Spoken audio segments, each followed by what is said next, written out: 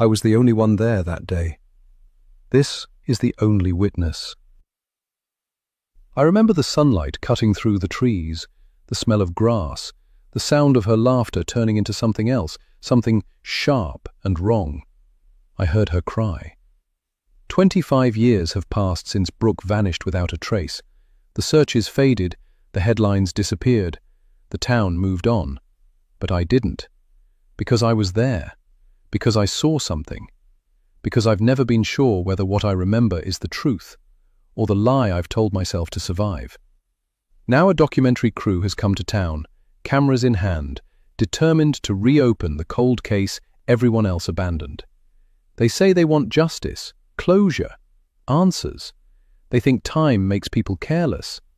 But the person who took Brooke has had 25 years to prepare. Secrets don't stay buried without effort. And when the questions start getting too close to the truth, someone becomes nervous. Someone who knows I'm the only witness. And if they think I'm finally ready to remember what really happened, they're right. But they'll do anything, anything at all, to make sure I never speak.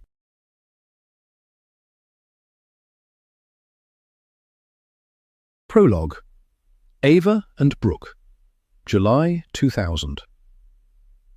Two little girls sat on the swings in the nearly empty playground, eating their ice cream cones, oblivious to the person who had been watching them for half an hour. Ava Hammond and her best friend Brooklyn Peters were 10 years old and lived down the street from each other. Currently, their favorite thing to do was hang out at the Pleasant Street Park playground, a block from their houses, and race on the swings. Brooke was the current champion, having been able to get her swing so high she was in danger of wrapping herself around the swing set's top bar. Ava would watch her friends screaming with laughter as she pumped her legs faster and faster, pushing her swing as far as it would go. Ava would never admit it, but she didn't like the swing races nearly as much as she liked hanging out with Brooke. Brooke was fun and fearless. She was the leader to Ava's follower. Ava always knew that when she was with Brooke, fun and adventure was sure to follow, and she needed all the fun and adventure she could get to distract her from her parents' divorce. 6 months ago, Ava and her mom were supposed to be moving to Seattle to join her father, who had gotten a job there. Ava hadn't been happy. She'd prayed and prayed that God would let her stay in Elmhurst so she could still be friends with Brooke. God answered her prayer, but not in the way she had hoped for. Being able to stay in Elmhurst, Ohio, the only home she'd known, meant she had lost her father. He had met someone else in Seattle, who he decided he wanted to be with more than he wanted to be with her and her mom. And now her mom was sad all the time, sometimes lying on the couch sleeping all day long, with empty bottles of wine sitting on the coffee table next to her. Ava had become just one more thing she had to deal with. So, her running off every morning to hang out with Brooke was a godsend to her mom in the midst of her emotional breakdown. "Are you almost finished? Hurry up, I have to be home in 15 minutes. Brooke glanced at the half-finished chocolate ice cream cone still in Ava's hand. Ava could tell Brooke was impatient to get started on their last race, before they both had to be back at home. Not that Ava's mom would care whether she was home or not. She also knew there would be no dinner waiting for her when she got there, and she'd be heating up instant mac and cheese in the microwave again. "You know I can't eat ice cream as fast as you," whined Ava. "I'll get brain freeze." "Then throw it away," commanded Brooke. When Ava continued to take small licks of her chocolate ice cream, she snatched it out of her hand and rushed over and tossed it into a nearby trash can. "Hey, why'd you do that?" Ava jumped up from her swing. "I wasn't finished." Tears sprang into her eyes. She'd been looking forward to that ice cream cone all week, since she only ever had money to get ice cream from the truck once a week. She already had so few things lately to look forward to. "You were taking too long. Now come on so we can race and I can beat you again." Ava's tears were quickly replaced by anger, and even she was shocked when her hand shot out and she shoved Brooke so hard she stumbled backwards and almost fell. Brooke, momentarily shocked that Ava had shoved her, pushed her back even harder, causing Ava to fall on her butt. "You're no fun. I don't know why I hang out with you. Even your dad doesn't want to be around you. That's why he left, to get away from you." Ava sat in stunned silence. Tears filled her eyes as she watched Brooke stomp off towards the grassy field between the playground and the parking lot. She already worried her parents' divorce was her fault, and now her favorite person in the world was telling her the same thing. She slowly got to her feet. By the time she'd finished brushing playground dirt off the seat of her jean shorts, Brooke was halfway to the parking lot. She wasn't alone. She was talking to someone Ava had never seen before.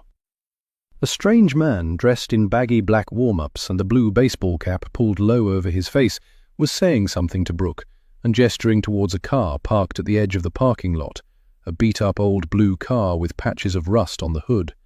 Ava stopped what she was doing to listen. The man was looking down at Brooke and smiling. "Do you want to see some puppies?" "What kind of puppies?" asked Brooke excitedly as she looked beyond the man to the car. "Black lab puppies. Come on and I'll show you." Ava also noticed another person behind the wheel of the car, but she was too far away to tell if it was a man or a woman. All she saw was a brown hand draped over the steering wheel. Ava instantly got a knot in the pit of her stomach. This felt all wrong. Neither one of them were allowed to talk to strangers. Both of their moms reminded them constantly, at least her mom used to before her dad left. "Brooke, come back! I'm sorry!" Brooke briefly glanced over her shoulder at Ava, who was quickly walking towards her and the man, and rolled her eyes. "Go away," said Brooke, stopping Ava in her tracks. But then the man also looked back at Ava. The only thing she could focus on were his eyes, which were hard, dark, and angry. Mere seconds ago, he'd been smiling down at her best friend, but when he turned to look at Ava, his entire face changed. The smile was gone, and his lips were pressed into a hard, thin line as he glared. Before Ava could even open her mouth to tell Brooke to stop, the man grabbed Brooke by her upper right arm and dragged her the final few feet to his car. Startled, Brooke yelped as she pulled back frantically and screamed. Ava jolted into action and ran towards the car, but it was too late. The man yanked the back passenger side door open and forcibly pulled a flailing Brooke and shoved her into the back seat of the car, slamming the door shut before he jumped into the front passenger seat. Ava screamed and yelled, "Stop!" as the car peeled out of the lot. That was the last time Ava ever saw Brooke. 1 Ava, present day. I was sitting at the back of the Elmhurst County Courthouse fighting tears. Unlike most of the tears I hadn't allowed myself to cry lately, these were happy tears. I'd been invited to the adoption ceremony of 6-year-old Caden and his 4-year-old sister Marley by Charles and Gracie Benton, the foster family I'd placed them with 2 years ago, when their mother died of an overdose. It hadn't been an easy road. The couple had taken on 2 scared and traumatized kids who'd lived with their mother's lifeless body for 2 days, before 4-year-old Caden used his mum's cell phone to call 911. He told them he couldn't wake up his mummy, and he and his sister were hungry, but the couple didn't hesitate to open their home and their hearts. And now 2 beautiful children were getting their forever family today. As happy as I was for all the parties involved, I couldn't help but feel my own heart break just a little. But I managed to successfully push my own sadness aside to congratulate the Bentons after the ceremony. "This never would have happened without you, Mrs. West," said Gracie, pulling out of the big hug I'd given her after the judge had declared the adoption official. "Hey, I thought I told you to call me Ava. I just put the process in motion with the placement. You guys were the ones who changed those kids' lives. Caden and Marley are so very lucky to have found you. You guys are natural-born parents." Gracie mouthed, "Thank you," and gave me a big smile before she rejoined her husband and the kids. I watched the new family leave the courthouse, thinking how Gracie Benton and I had more in common than she knew. Gracie had suffered numerous miscarriages and had never been able to carry a pregnancy to term. At least she'd been able to conceive. I couldn't even do that. After my last failed Clomid treatment, I had pretty much resigned myself to the fact that I would have to take a different path to motherhood. I wanted to adopt, but the only thing standing in my way was my husband, Evan. He wanted his own biological children, and no argument that I presented to him in favor of adoption would sway him. We were at an impasse, and I had absolutely no idea what to do about it. As a result, Evan, who owned his own construction company, worked long days, and when he was at home, he avoided me. Things were not good, and I didn't know how much longer we could go on like this.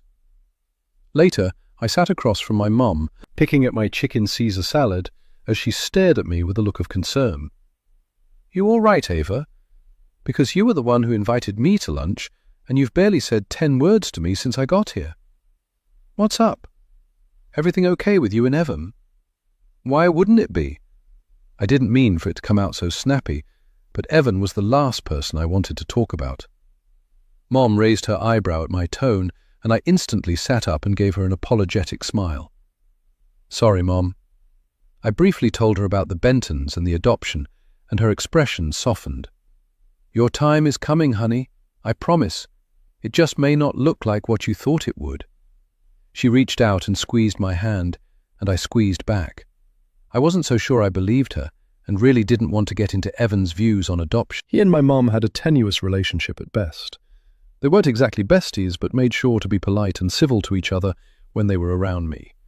Maybe it was his tattoos, or the fact that he'd been to prison. Whatever the reason, she never really warmed to him.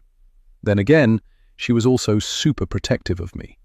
I thought maybe you were upset because it's almost that time of the year. Between my infertility issues, what was going on in my marriage, and attending an adoption ceremony, watching other people get to be parents, I had pushed that time of the year out of my mind momentarily. Here it was, back again, and this time it was a milestone year.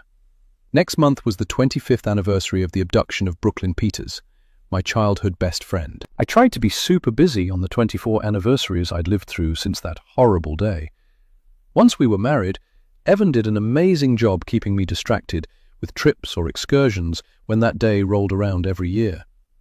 Though I knew this year would be different, and I'd most likely be alone. I'm good. It's not like it hasn't been 25 years. It's not anything I'll ever get over, but I'm definitely used to it coming around every year. So, don't worry about me, Mom. I'm fine. A look of indecision flashed across my mom's face, and she reached for her purse, which was hanging on the back of her chair, opened it, pulled out a business card, and slid it across the table to me.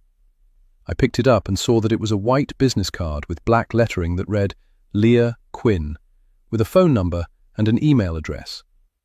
"What's this?" "She came to the house looking for you. She's doing a documentary on Brooke's abduction. I told her you wouldn't be interested in contributing, but I promised her I would give you her contact information in case you wanted to talk to her." "Why does she need to talk to me? Everything she needs to know about Brooke's case is public knowledge and has been written about 1,000,000 times in the last 25 years. There's nothing I can add that will be anything different than what's already been written." I took the business card, ripped it in half, and tossed it on top of the table. "I know that, honey," she said with a sigh. "That's why I told her I would give you her contact information, and I have." I hated that my mom was walking on eggshells around me about this. Even after all this time, what happened to Brooke still caused a visceral reaction in me. It was easily the worst thing that had ever happened to me. Seeing my best friend abducted right in front of my eyes and not being able to help her. If there was one silver lining from what happened that day, it was that my mom, who had been well on her way to becoming an alcoholic after my dad left her, snapped out of her spiral and realized how fortunate she was that I hadn't been abducted that day along with Brooke. I lost my best friend, but I got my mom back. "You know," she said casually after taking a sip of her iced tea, "I've often wondered if the reason why you still have such a hard time with this is because you've never allowed yourself to really talk about it. Survivor's guilt is a terrible thing to have to go through alone." "Ava." This was another not-so-subtle attempt to get me back into therapy. It wasn't like I was against therapy. I was a social worker and suggested therapy all the time to the people whose cases I worked on. I knew I wasn't strong enough to relive that day over again with a therapist asking the questions that have haunted me for 25 years. Why Brooke and not me? Or, more importantly, why Brooke and not me too? Whoever had taken her could have just as easily grabbed me too. Why didn't they?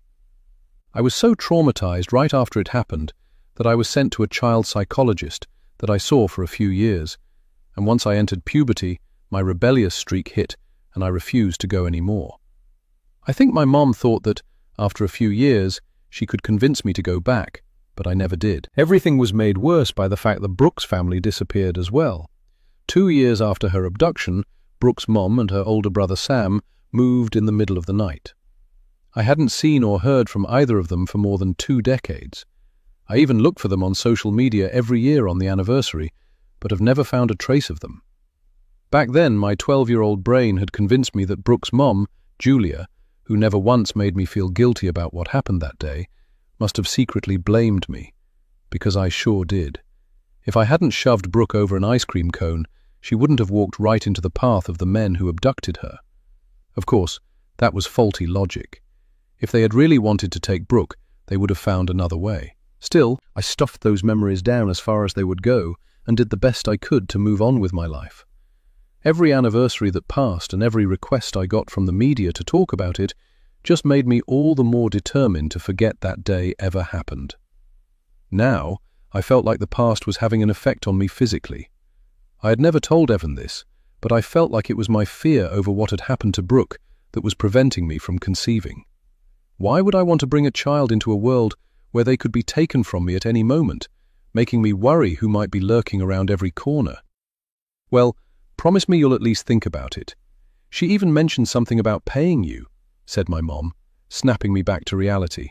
I promise I'll think about it. I grabbed the 2 halves of Leah Quinn's business card from the table and made a show of putting them in the side pocket of my purse.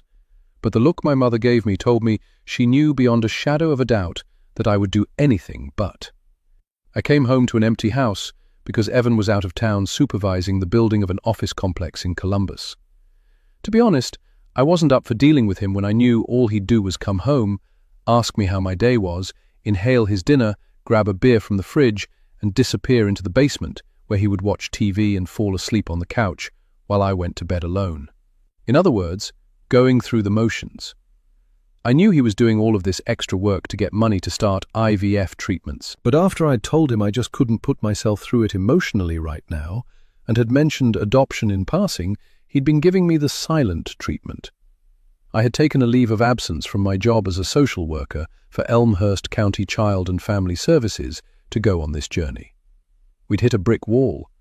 I knew I needed to get back to some kind of daily routine.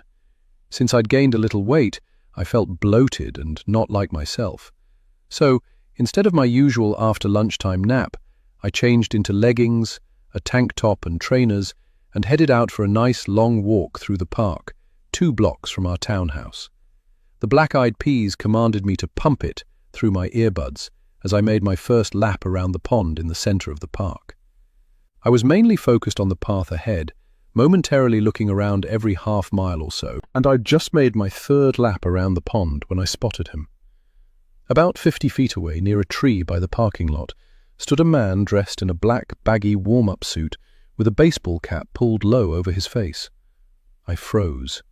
My stomach knotted up as sheer panic gripped me. I was rooted to the spot as beads of sweat popped up on my forehead. Logic told me this couldn't be the same man who'd taken Brooke. It had been 25 years. What would he be doing here now? Was he following me? Did he still have Brooke? My fear quickly melted away in the muggy July heat, and I was just about to rush over and confront him. Much like before, I couldn't get a good look at his face. Suddenly, a hand clamped onto my left shoulder, and I let out a shriek that would wake the dead. I whirled around to see a young, red-haired white woman staring at me in alarm. I looked back towards the tree near the parking lot.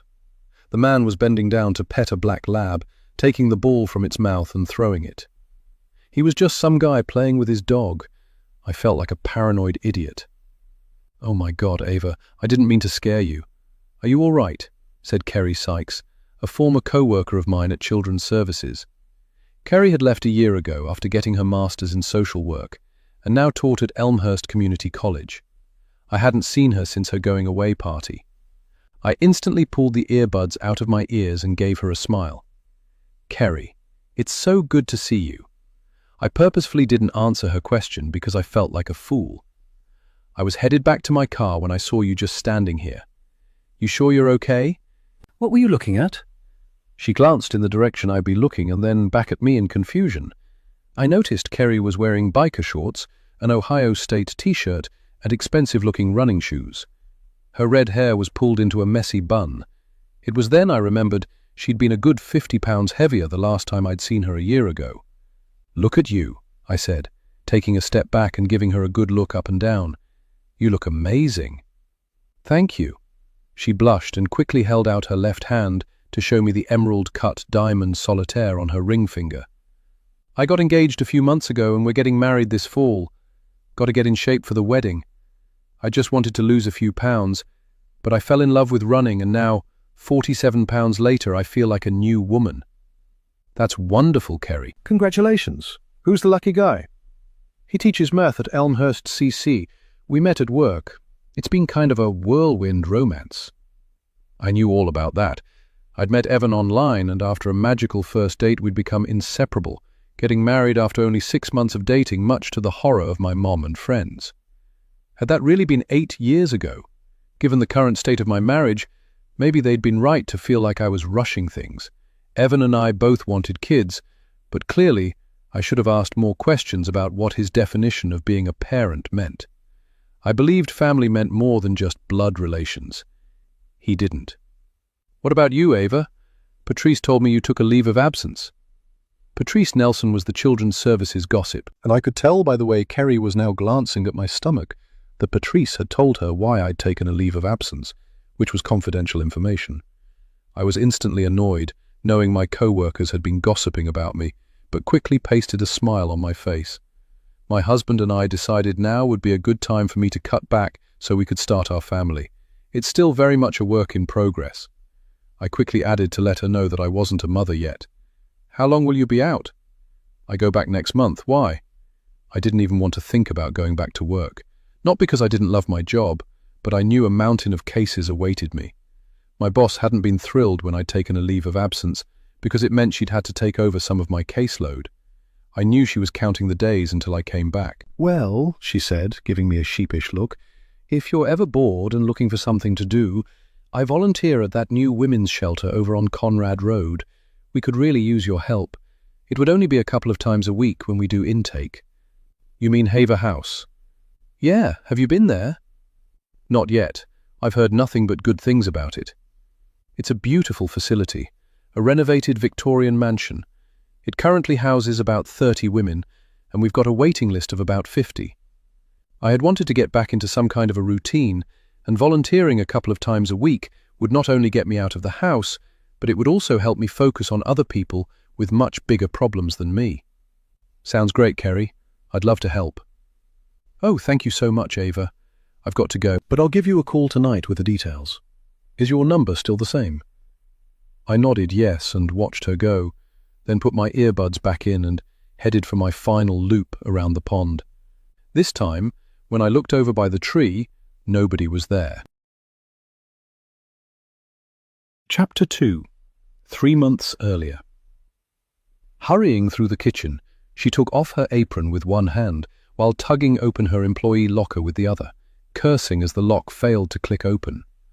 Sweat was already beginning to trickle down her back, and she knew it wasn't because of the heat of the kitchen she'd just been working in.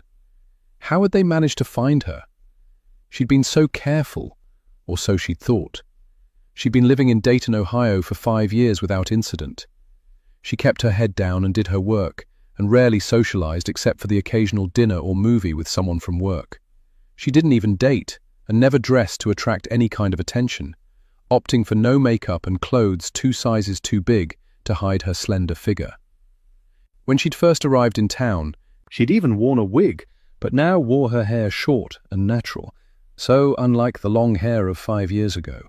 Yet, when she'd served her last table, she'd seen him. She'd know him anywhere, no matter how he'd tried to hide himself in a far corner of the restaurant. His eyes even locked with hers as she walked past his table. It took everything in her not to flinch under his gaze and stare right through him like she'd never seen him before. But she knew he'd recognized her because why else would he be here? She quickly shrugged out of her apron, tossing it into her locker, and grabbed her coat and purse. "You okay, Cindy?" asked her supervisor, Mr. Cox, with a look of concern. She knew she probably looked like she'd seen a ghost because she had. No, that wasn't right. He wasn't the ghost. She was, and had been for 25 years. "Migraine," she said in a low voice, like she was afraid the man sitting out in the diner would be able to hear her. "Sorry," she told her boss. "I'm going to go home." "No problem. You go on home and rest up. Let me know if you need to take tomorrow off too." She merely nodded and watched him go back out to the front of the diner. Then, when she was sure he wasn't looking, she slipped out of the employee locker room and across the hall to Mr. Cox's office, where the safe was. Feeling horrible that her boss had trusted her with the combination, since she was the one to deposit the diner's money in the bank each morning, she emptied the safe of $2,800. As an afterthought, and feeling guilty as hell, she left a note, apologizing and promising to pay the money back. Once she was behind the wheel of the 10-year-old Hyundai, she had to relax and let out a breath, because she was gripping the steering wheel so tight her fingers hurt. Once her breathing got back to normal, or as close to normal under the circumstances, she'd had a realization. She'd gotten way too comfortable, too complacent. She should have known he'd never stop looking for her. How long had he known where she was? And how did he find her? She'd been using a new identity and lived a life so far under the radar, she may as well be dead. With a heavy heart and a last look at the diner, where she'd made some of the only true friends she'd had in years, she started her car with every intention of leaving Cindy Ford behind, wondering who she was going to be next. The thought overwhelmed her, and she turned off the ignition. She was tired of running, tired of hiding, and so very tired of lying. She couldn't remember the last time she'd told anybody the truth. As she sat there contemplating her next move, she looked up to see the man in question.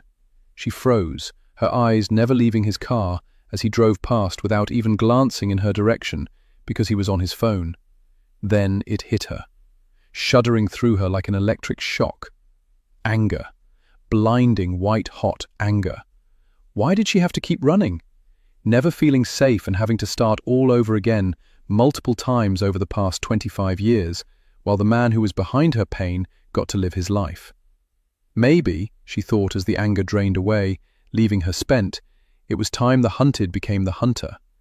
Maybe it was time she took her life back. Without thinking about how stupid and dangerous what she was planning to do was, she turned on the ignition and followed the man who had ruined her life out of the diner's parking lot.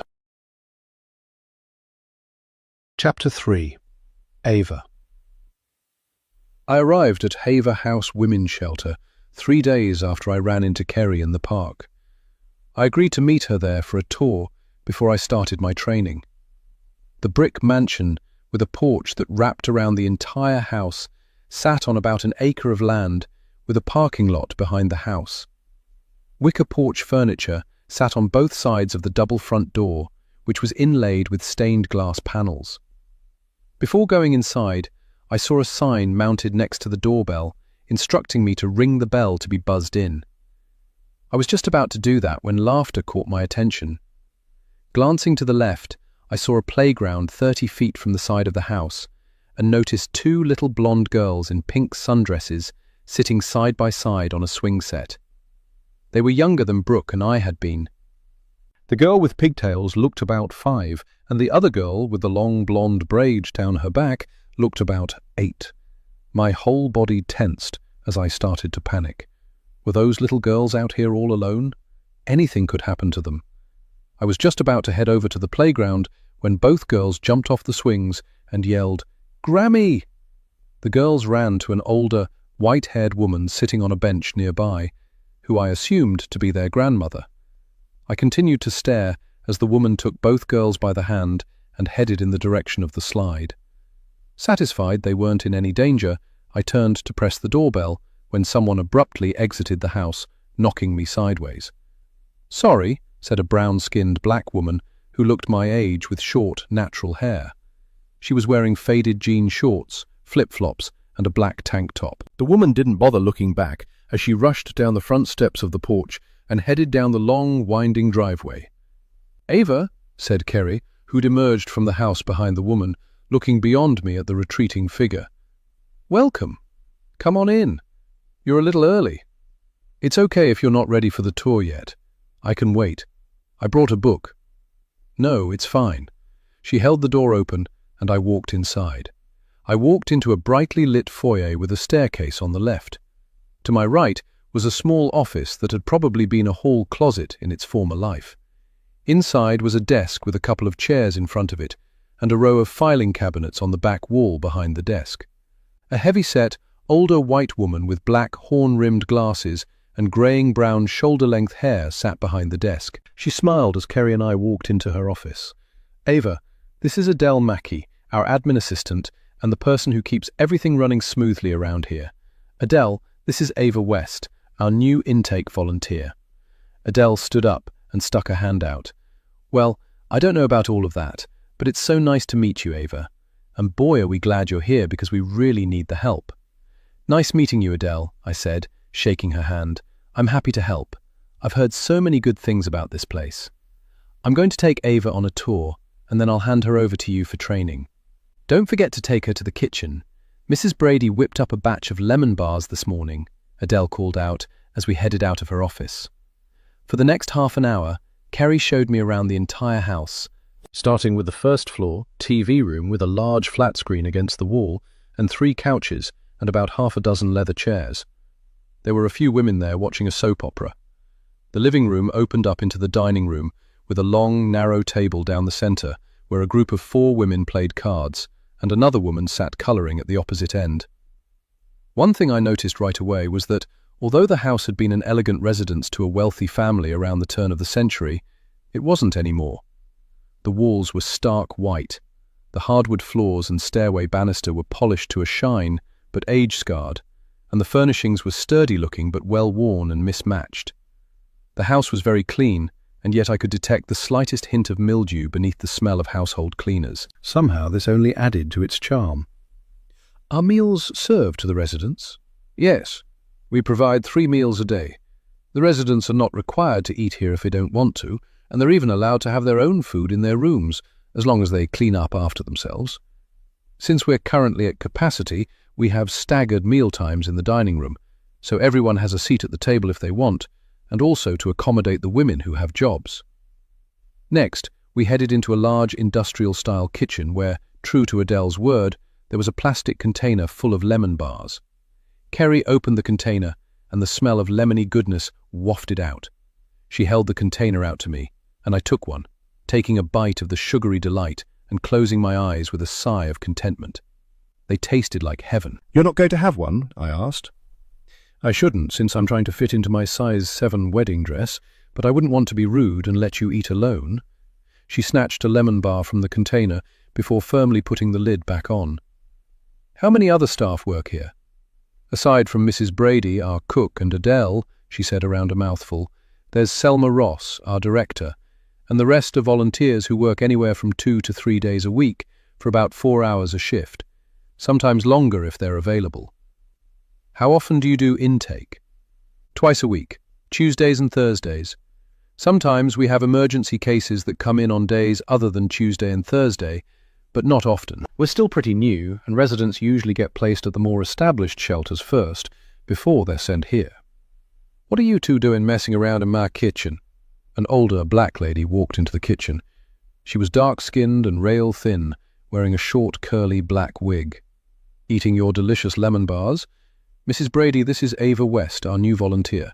Ava, this is the illustrious Mrs. Brady, our fabulous cook." Mrs. Brady looked me up and down and then crossed her arms and gave me a big grin. "Are you Natalie Hammond's girl?" "Yes, ma'am." I didn't know this woman from a hole in the wall, but I shouldn't have been surprised she knew me because of what had happened to Brooke, so everyone in town also knew my mom. What's she been up to? I used to see her at church every once in a while, but she stopped coming. "She's just fine. She got a promotion at work, and that means she's on the road a lot more. My mom worked as a sales rep for a medical supply company and was on the road at least once a month." "I'm so glad to hear that. I think about the two of you often. I know it's been a long time, but you're doing okay, aren't you?" The concern in her eyes was genuine, but I quickly looked away. I should have known this was coming. Kerry had been born in Elmhurst but didn't grow up here, and didn't know about my past. She glanced from Mrs. Brady to me with a quizzical look on her face as she shoved the last of her lemon bar into her mouth. It was time to cut this short. I didn't enjoy talking about what happened 25 years ago with people I knew well. So, I definitely wasn't going to talk about it, or how I was doing, to Kerry, who nodded and then looked at her. "Doing just fine, thank you for asking. I think Adele is probably wondering where we are, don't you think?" I directed the last part to Kerry, who nodded and then looked at her watch. "I've actually got a class in about 20 minutes, so We probably need to get you back to Adele so you can start your training." "It was nice to meet you, Mrs. Brady. Your lemon bars are amazing," I told the older woman, who smiled and nodded. From the look in her eyes, I could tell she understood. For the next few hours, I sat in Adele's office with her as she went over the policies and procedures for Haver House, with an emphasis on intake procedures. There were a lot of things to remember, and I'm glad I brought a notepad to take notes. "Do you have any questions?" We'd been at it for at least 2 hours at that point, and my eyes were starting to cross. "Not right now, but I'm sure I will." Nothing she told me sounded too complicated. It was just a lot to remember. But, working in the social work field, with so many laws and regulations I had to follow, this job should be a piece of cake. "Well, I'm usually around, so if you have any questions, don't hesitate to ask." Then a question came to me when I thought about the 2 little girls in the playground when I arrived. "How many children are living here?" Adele paused to think before answering. "Currently, we have 4 kids here, aged 14, 9, 7, and 5. I think it must have been the 7- and 5-year-old I saw in the playground with their grandmother when I got here." "You must mean Callie and Kaylee Burns, blonde hair?" I nodded. "They live here with their mom, Hannah. Their grandmother, Vivi, watches them while she works. Hannah's lucky her mom is willing to watch them. Most of our residents with kids aren't so lucky. The plan is to have an on-site daycare here sometime in the future for residents because many of them can't work without childcare, though that won't be for a few years at least. Do you have kids, Ava?" "Not yet, but my husband and I are trying." I couldn't meet her eyes as I lied. Did I still want kids? Of course I did. What I didn't want was for it to be so hard. Maybe that was the whole point. Maybe I was being tested to see how badly I wanted to be a mother. I'd managed to ruin my own good mood, and Adele noticed. "Everything okay?" "Excuse me?" I feigned confusion. "All the light just went out of your eyes. Are you feeling okay?" "I'm fine, just a little overheated." It was sweltering in the tiny office, where the small, rotating fan on Adele's desk did nothing but blow hot air around the room. My sleeveless silk blouse was plastered to my back with sweat. "How about you? Do you have kids?" Adele let out a laugh that almost sounded bitter. "No, my husband James and I tried for years, but it was never in the cards. But just because I never gave birth doesn't mean I've never mothered." She gave me a big smile, and I smiled back even though I had no idea what she was talking about. "Are you and your husband from Elmhurst?" "I am. James is originally from New York City. We met when he moved here looking for work. Then we got married, and 3 years later we moved to Indiana, and that's where we were until 6 months ago." "Really? What brought you back to Elmhurst?" "We own a property in the area that we've been renting out, and the person who was managing it for us died. Since it's grown so much in value, we just decided it was time to come back and put it up for sale." "What does your husband do?" I picked up a brochure from her desk and started fanning myself. I couldn't help but notice Adele suddenly seemed very uncomfortable, and I realized I was being nosy. "Sorry about that," she said, giving me an apologetic half-smile and nodding towards my makeshift fan. "This house is a bear to heat and cool. Central air wasn't in the budget, I'm afraid. Here." She reached beside her desk on the side nearest the window that looked out onto the front porch and grabbed a bottle of cold water from a dorm-sized fridge and handed it to me. "Why don't you go outside and take a break for 15 minutes? There are just a few more things I need to go over with you before I turn you loose." I took the bottle with a smile of thanks and headed out onto the porch, surprised it was cooler outside than it was inside. A refreshing breeze swept across the porch as I drained half the bottle of water, and I was suddenly ashamed. In less than an hour, I was leaving to go back to my air-conditioned townhouse. I didn't have to worry about having a roof over my head or money in my pocket like the women that called Haver House home. Granted, my problems were apples and oranges in comparison to these women, but having basic needs like food and shelter weren't among them. In that instant, I resolved to be grateful for what I had, even if it wasn't everything I wanted. I had it so much better than so many people. I'd finished the last of my water and was about to head back inside, when the black woman with the short, natural hair who I'd collided with when I arrived appeared at the bottom of the porch steps. This time, she had a grey backpack and was pulling a rolling suitcase, which she left at the bottom of the porch steps before disappearing around the corner, returning a minute later with a large plastic laundry basket. "Hey, do you need some help?" She hesitated for a few seconds before replying, "Yeah, that would be nice, thanks." Once again, she barely looked at me, but I got a good look at her this time. She was pretty, petite with big brown eyes and full lips. She wore no makeup, but didn't need it because her skin was flawless and glowed with a sheen of sweat from the muggy heat. Since she still had her hands full with the laundry basket, I grabbed her rolling suitcase and together we walked up the wide porch steps. I walked in ahead of her and held open the door. "Where is your room?" I asked, planning to help her get her things to wherever in the house she was going to be staying. "Not sure yet, but I'm good. You can just leave my stuff here and I can get it to my room myself. And thanks, I appreciate it." "You're welcome. By the way, I'm Ava West. I'm going to be volunteering here." I held out my hand. "Dana Shields." She gave my hand a brief, hard shake before turning away from me and heading into Adele's office to get checked in, obviously having already gone through the intake process. I pushed down the handle on her rolling suitcase and left it near the staircase. I was about to sit on a chair in the hall outside Adele's office so she could finish up with my training when she was done with Dana, but froze when I saw Dana take her backpack off and set it on the chair next to her. She was wearing a tank top, and I could see her exposed shoulders. On the back of her right shoulder, I saw something that made my blood run cold. It was a raised, star-shaped birthmark. I recognized it instantly, although I hadn't seen it in more than 2 decades. It looked like the exact same birthmark Brooke had. Chapter 4. Leah. No, I haven't heard from her yet, but I have a good feeling she's going to get back to me. And if she doesn't? I could tell by the way my co-producer Ray's voice had dropped an octave that he wasn't happy. The only reason he'd agreed to co-produce a documentary about the abduction of Brooke Peters was because I'd assured him that I could get an interview with Ava West, the only witness to the abduction. She'd refused all interview requests the last 25 years, but lying to Ray had become second nature. It was a necessary evil, especially when the one person that could make or break this documentary hadn't gotten in contact with me and probably never would, despite the money I'd told her mother about. I thought everyone had a price. Maybe Ava West was different. She'll get back to me, I promise. Look, I've got another call coming in. I'll call you later with an update. Bye. I hung up quickly. I practically cornered Ava's mother in her driveway after following her home from the grocery store 3 days ago. I told her what I was working on and that I would really love to talk to her daughter Ava.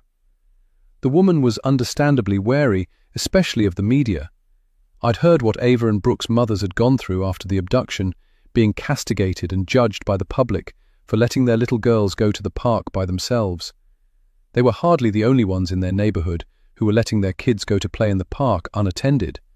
The public needed someone to blame in the absence of a kidnapper, and the only targets the public had access to were the girls' mothers, especially Brooke's mom, Julia. I've been awarded a large grant to make this documentary, and already had to dip into the grant money to supplement my income when I lost my full-time gig writing for a women's magazine when they shut down. What was I going to do? I was pretty sure that if Ava West truly wanted to talk to me, she would have called by now. I guess I could have gone to her workplace to try and catch her in person, but she was taking a leave of absence.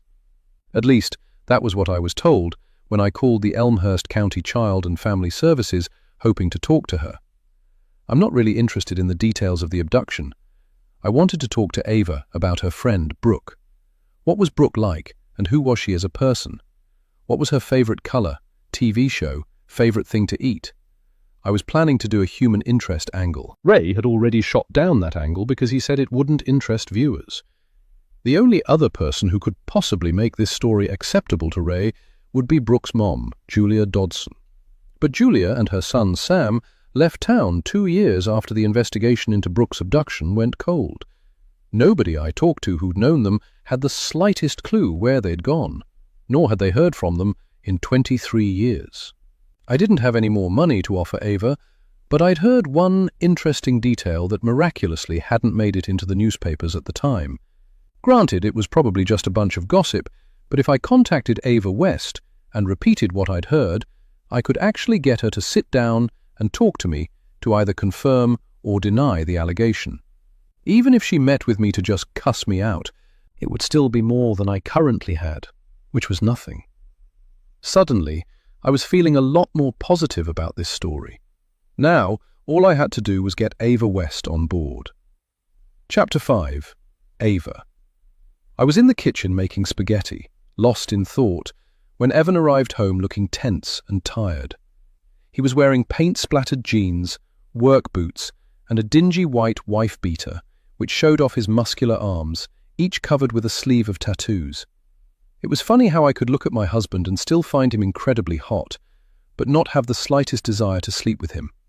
Our fertility issues had pretty much killed our sex life, and now intimacy with my husband felt more like a chore, with both of us racing towards more than an orgasm. We'd lost all our spontaneity because of scheduling sex sessions to coincide with when I was ovulating.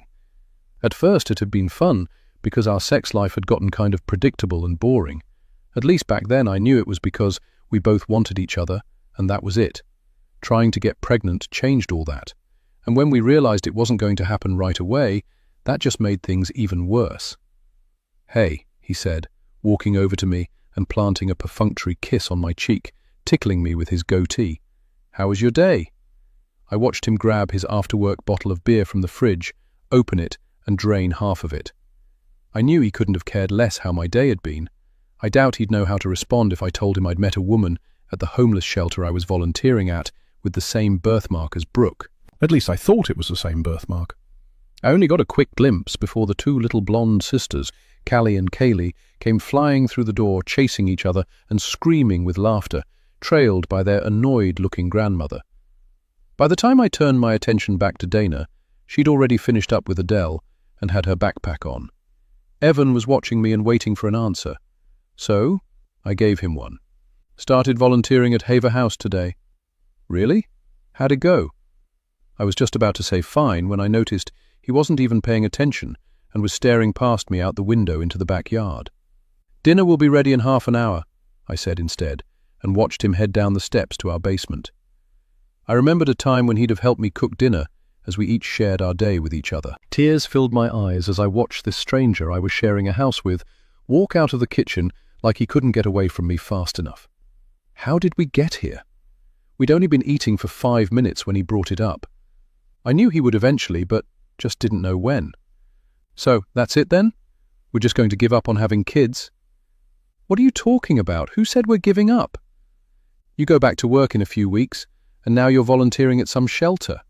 Looks to me like it's a done deal." He tossed his napkin onto his plate in disgust, making me wince. "Me going back to work doesn't mean we're giving up. I just told you I needed a break before we explored IVF. It's expensive, Evan. Our insurance won't even cover half the cost." "I told you not to worry about the money," he insisted, but couldn't quite meet my gaze. What is that supposed to mean? Where would you be getting this money? My pulse started to quicken, blood pounding in my ears. When I first met Evan, he was very upfront about his criminal past, having spent time behind bars for theft. Smash and grabs he and a crew pulled off at high-end jewelry stores until the walls came tumbling down and they got caught. A former member of the crew, who'd been arrested for a different crime, had snitched on them all in order to get a lighter sentence. Evan called it no honor amongst thieves. I called it karma. Evan had a good lawyer who got him off with minimal time, and he'd been on the straight and narrow ever since. After prison, he started his own vending machine business, which earned him enough to start West Construction. He was already a successful businessman by the time we met, but business wasn't as booming as it was when we'd first met, and he was having to go further afield for jobs. I couldn't quit my job because we needed the money, and I was carrying our health insurance, hence the paid leave of absence. Now he was pushing for IVF, which we couldn't afford. How far was he willing to go to become a father? What was he willing to do? "Did you land that bid contract for the new housing development out in the county? What's it called?" "Bristol Estates." "And no," he said, pushing his empty plate away and leaning back in his chair. They went with a big company out of Cincy. Then where is this money going to come from? Why can't you just trust me? Why can't you just tell me? I'm going to rob a Brinks truck. Is that what you were expecting me to say? Thanks a lot for having so much faith in me. He got up abruptly, nearly tipping his glass of water over, and stormed out of the house. He still hadn't answered my question. After I'd cleaned up the kitchen, I retrieved the 2 halves of Leah Quinn's business card from my purse and laid them out on the kitchen counter, then proceeded to stare at the torn card until my eyes crossed. Mom had said Leah was doing a documentary on Brooke, and she was willing to pay me to participate. I wondered how much money she was talking about. I didn't know what Evan was willing to do to continue our journey to parenthood, but what was I willing to do? Could I dredge up all those horrible memories on cue for financial gain, to save my marriage and possibly become a mother? I guess it was time I found out. Leah Quinn looked about my age, curvy with russet brown skin and a makeup-free face. Her thick brown hair was slicked up into a high ponytail. She showed up to our meeting in a belted denim dress and red leather espadrilles laced around her ankles. Her black leather backpack purse reminded me of the one Dana Shields from Haver House had, and instantly reminded me of what I thought I'd seen on her shoulder. Could this be a sign that I needed to agree to participate in this woman's documentary? Thanks for agreeing to meet with me, Mrs. West. We were sitting in the same diner I'd had lunch at with my mother just the other day. I remembered how annoyed I'd been when she brought up Leah Quinn approaching her, and now here I was meeting her. Well, I had a feeling if I didn't, you'd be cornering my mother on her driveway again. Leah had the good grace to look embarrassed. Sorry about that. Desperation fuels poor decisions, and I was desperate to get a hold of you. That brings me to my first question. Which is? She asked eagerly. Why me? I beg your pardon? Why are you so hot to talk to me? I have nothing new to add to this story that hasn't already been written about 1,000,000 times. Why do you need to talk to me in particular? I took a sip of my iced tea, not taking my eyes off her. She didn't flinch or fidget and didn't look away. You were Brooke Peters' best friend, Mrs. West. I know most parents think they know their kids, but everyone has 2 sides. The side they show their family, especially their parents, and the side reserved for friends. Since no one has seen Brooke's mom or brother in more than 2 decades, that leaves you, the best friend. Again, what new information do you think I might be able to give you? None of those other stories told us who Brooke was. They concentrated on the details of her abduction. None of them focused on her as a person. You knew her better than anyone. She wasn't wrong. Every article ever written about Brooke's abduction was laser-focused on what happened the day she was taken. Maps of the park and playground were dissected ad nauseum. Reenactments were shown on every major true crime show, as were potential getaway routes used by her abductors. One show even had a cigarette butt and a can of cherry cola, found near where the abductor's car had been parked, analyzed for DNA evidence at the show's expense. They both belonged to a park maintenance worker who'd had his lunch in his car the day before. He ended up suing the show when the court of public opinion put a target on his back, making his life hell, and he had to move out of state. The reenactments even showed the 2 female child actors portraying me and Brooke entering the park and heading to the swings. Nothing about how I'd hung out at Brooke's house all morning before her mother shooed us out the door to go play so she could clean.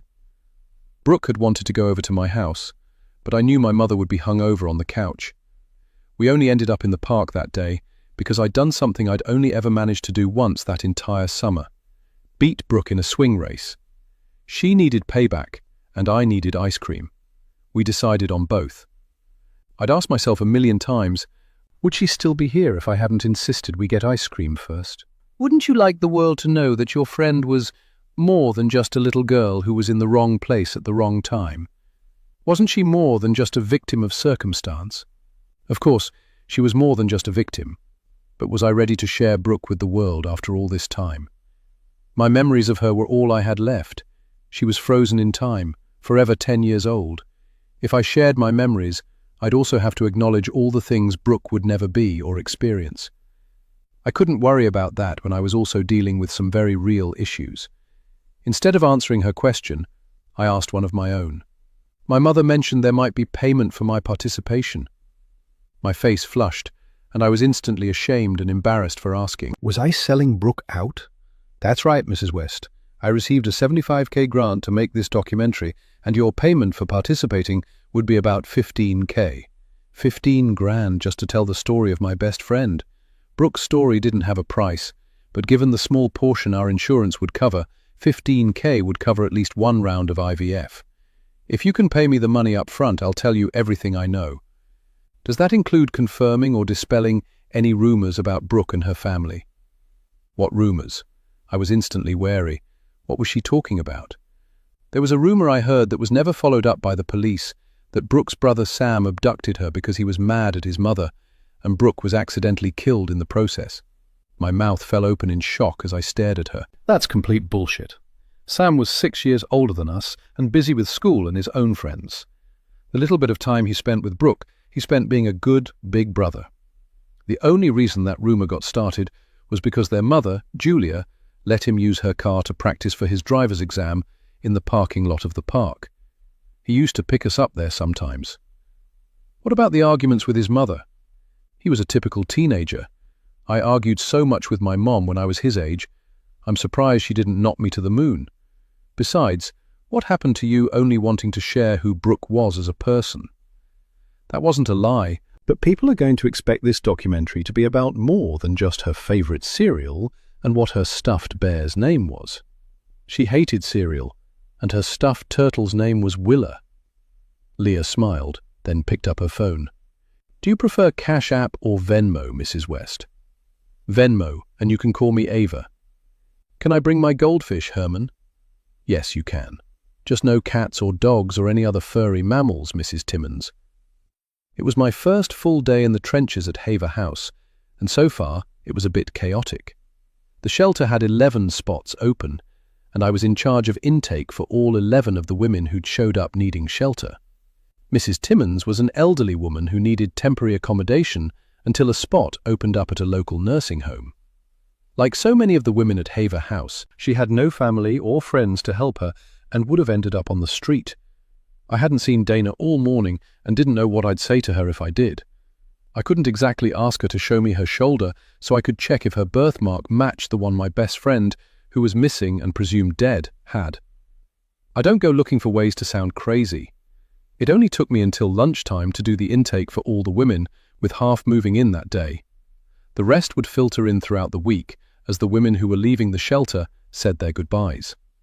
Haver House wasn't a long-term facility. Residents could stay as briefly as a week and as long as 90 days. The staff worked diligently to find permanent housing for the residents, and even if permanent housing couldn't be found, a referral to long-term shelter could always be arranged. I was eating a bowl of Mrs. Brady's delicious vegetable soup and a slice of sourdough bread in the dining room when Dana finally made an appearance. She glanced my way as she fixed her food and then promptly went and sat down at the opposite end of the table, despite me smiling and waving her over. Feeling a bit stung, I quickly finished my soup before emptying my tray and dumping my dirty dishes in the plastic tub on the table next to the kitchen. I had 1 more hour left on my shift before I could leave, and that was to cover Adele's lunch hour. I'm just going to zip out to pick up my prescriptions. Don't worry, I won't be gone long. I'll be fine. Take your whole lunch hour, I assured her as she rushed out the door. I sat behind her desk checking my phone every 5 minutes to see if I'd had a call back from the fertility clinic I'd been trying to make an appointment at since that money from Leah Quinn had hit my bank account. I'd told Evan about it, and although he'd been happy, he wasn't nearly as happy as I'd thought he'd be. I wondered if he'd gotten himself into something to get money for the IVF that he couldn't get out of. Either way, I wasn't going to let whatever was going on with him ruin this. I had another shot at conceiving, and I was going to take it. The phone on Adele's desk rang, and I was happy to have something else to focus on besides my personal life, and quickly answered it. Haver House, how may I help you? My greeting was met by staticky silence. Hello? This is Haver House. How may I help you? Mother? The voice was raspy, and I couldn't tell whether it was a man or a woman. I'm sorry, but you've reached Haver House Women's Shelter. Is your mother a resident here? I need to speak to my mother. What is your mother's name? My question was met by several more seconds of static. "Hello, are you still there?" "Mosby. Her name is Mrs. Mosby." "Let me just check to see if she's a—" The call suddenly dropped, filling my ear with dial tone. I hung up and called back, only to get a message that the number I had reached was not accepting calls. There wasn't even a prompt to leave a voicemail. I put the phone back on the receiver and looked up just in time to see Dana standing in the doorway looking confused. "Sorry, didn't mean to bother you." She turned to go and I jumped up. "No, it's fine. "Did you need something, Dana?" She looked a bit taken aback that I remembered her name and took a tentative step inside the office. Today she was wearing the same jean shorts and flip-flops from yesterday, but with a faded blue and white striped t-shirt. I stared at her, trying to find any trace of Brooke, though it had been 25 years. We were only 10 back then and hadn't gone through puberty yet, and all the changes that brought with it. I didn't look a whole lot like I did when I was 10. Did anyone? And why was I looking anyway? Brooke was not the only kid with a star-shaped birthmark on the back of their shoulder. More importantly, wouldn't she remember me? Even if she didn't remember my face, wouldn't the name Ava stir some kind of memory in her? Again, this was ridiculous on my part. This woman wasn't Brooke. "I was looking for Adele. She's at lunch. Is there anything I can help you with?" "Yeah, my room is hotter than the 10th circle of hell. She said she'd get me a fan last night, but by the time I remembered she never gave me one. She was gone for the day. It's hard to sleep in a pool of your own sweat." "Sorry about that. I'll get you a fan from the supply closet." I rummaged around Adele's desk drawer until I found a ring of keys, one of them labeled Supply Closet Number 2. I found out during my training that each floor in the house had a supply closet. The one that held the box fans was on the 2nd floor. By the time I walked the flight of stairs to the 2nd floor, trailed by Dana, a light sheen of sweat had broken out on my forehead, and my shirt was starting to stick to my back. How in the world did they function in this heat, especially on the upper floors, since heat travelled upwards? I inserted the key into the lock and was met with mild resistance before I was able to turn it and get the door open. Hot air wafted out of the small room. I reached around on the wall next to the door, trying to find the light, but Dana reached past me to pull the string that was dangling from a naked light bulb in the ceiling. "Thanks." I gave her a sheepish grin before walking into the small, claustrophobic space. On one side were shelves with blankets, bedding and towels. The top shelf held cleaning supplies and toiletries the residents most likely didn't have upon arrival, such as soap, deodorant, lotion, as well as industrial-sized boxes of tampons and sanitary napkins. 4 brand-new window fans, still in their boxes, were stacked on the bottom shelf. I grabbed one of the fans and noticed a clipboard hanging next to the door. It showed what supplies had been taken from the closet, the date and time, and the resident's signature. The initials AM were by each signature, and I assumed Adele had been the one to sign off on everything that had gone out of this closet. I grabbed the clipboard and handed it to Dana. "I guess you need to fill this out, so we know who has what." "No problem." She took the clipboard from me and used the pen to fill out the next available space. Then I signed my initials next to her signature. She turned to walk away after a mumbled thank you, but for some inexplicable reason, I called out to her. "How is everything going so far? Do you like it here?" She gave me an unreadable expression before replying, "It's better than being out on the streets or living in my car, but my goal is to not be here longer than I have to be." Well, that's the goal for everyone here. I wasn't sure what else to say because it had been a stupid question to begin with. What person in their right mind was going to say everything was fine and dandy and that they were enjoying living in a homeless shelter? "You are such an idiot, Ava," I whispered under my breath before adding, "Let me know if there's anything else you need. I'm here for another 20 minutes. You can help me get my window open so I can put this fan in it. I can't believe I'm the only one in that room who's having problems with the heat." "Sure, lead the way." I'm not sure why I was so happy she was letting me help her. Maybe it was making me feel less guilty about everything I took for granted in my life. Dana was staying on the 3rd floor of the house. It had once been a ballroom and was now a dorm-style bedroom with 10 sets of bunk beds, with a row of 5 on either side of the room. Between each set of bunk beds was a narrow locker big enough to hang a minimal amount of clothing, and underneath were two large drawers, one for each occupant of the bunk. There were two large picture windows at either end of the room, with two sets of 3 windows on either side of the room between the bunks. The room wasn't nearly as big on the inside as it seemed from the outside, and I realized that part of the room had been turned into a large bathroom. I'd seen every area of the shelter during my tour, except this space.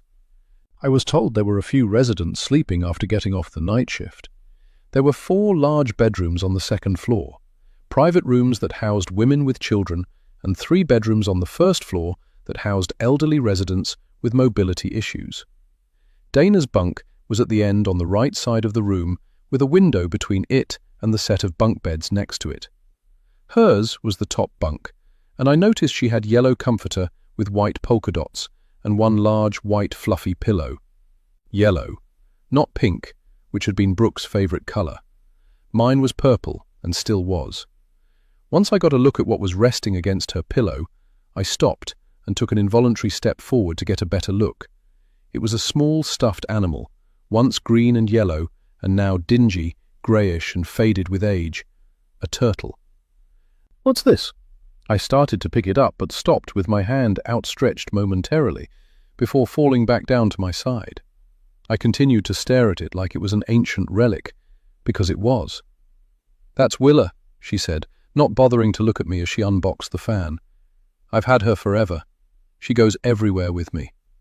If someone had punched me in the face, I wouldn't have been nearly as shocked as I was over that one little word.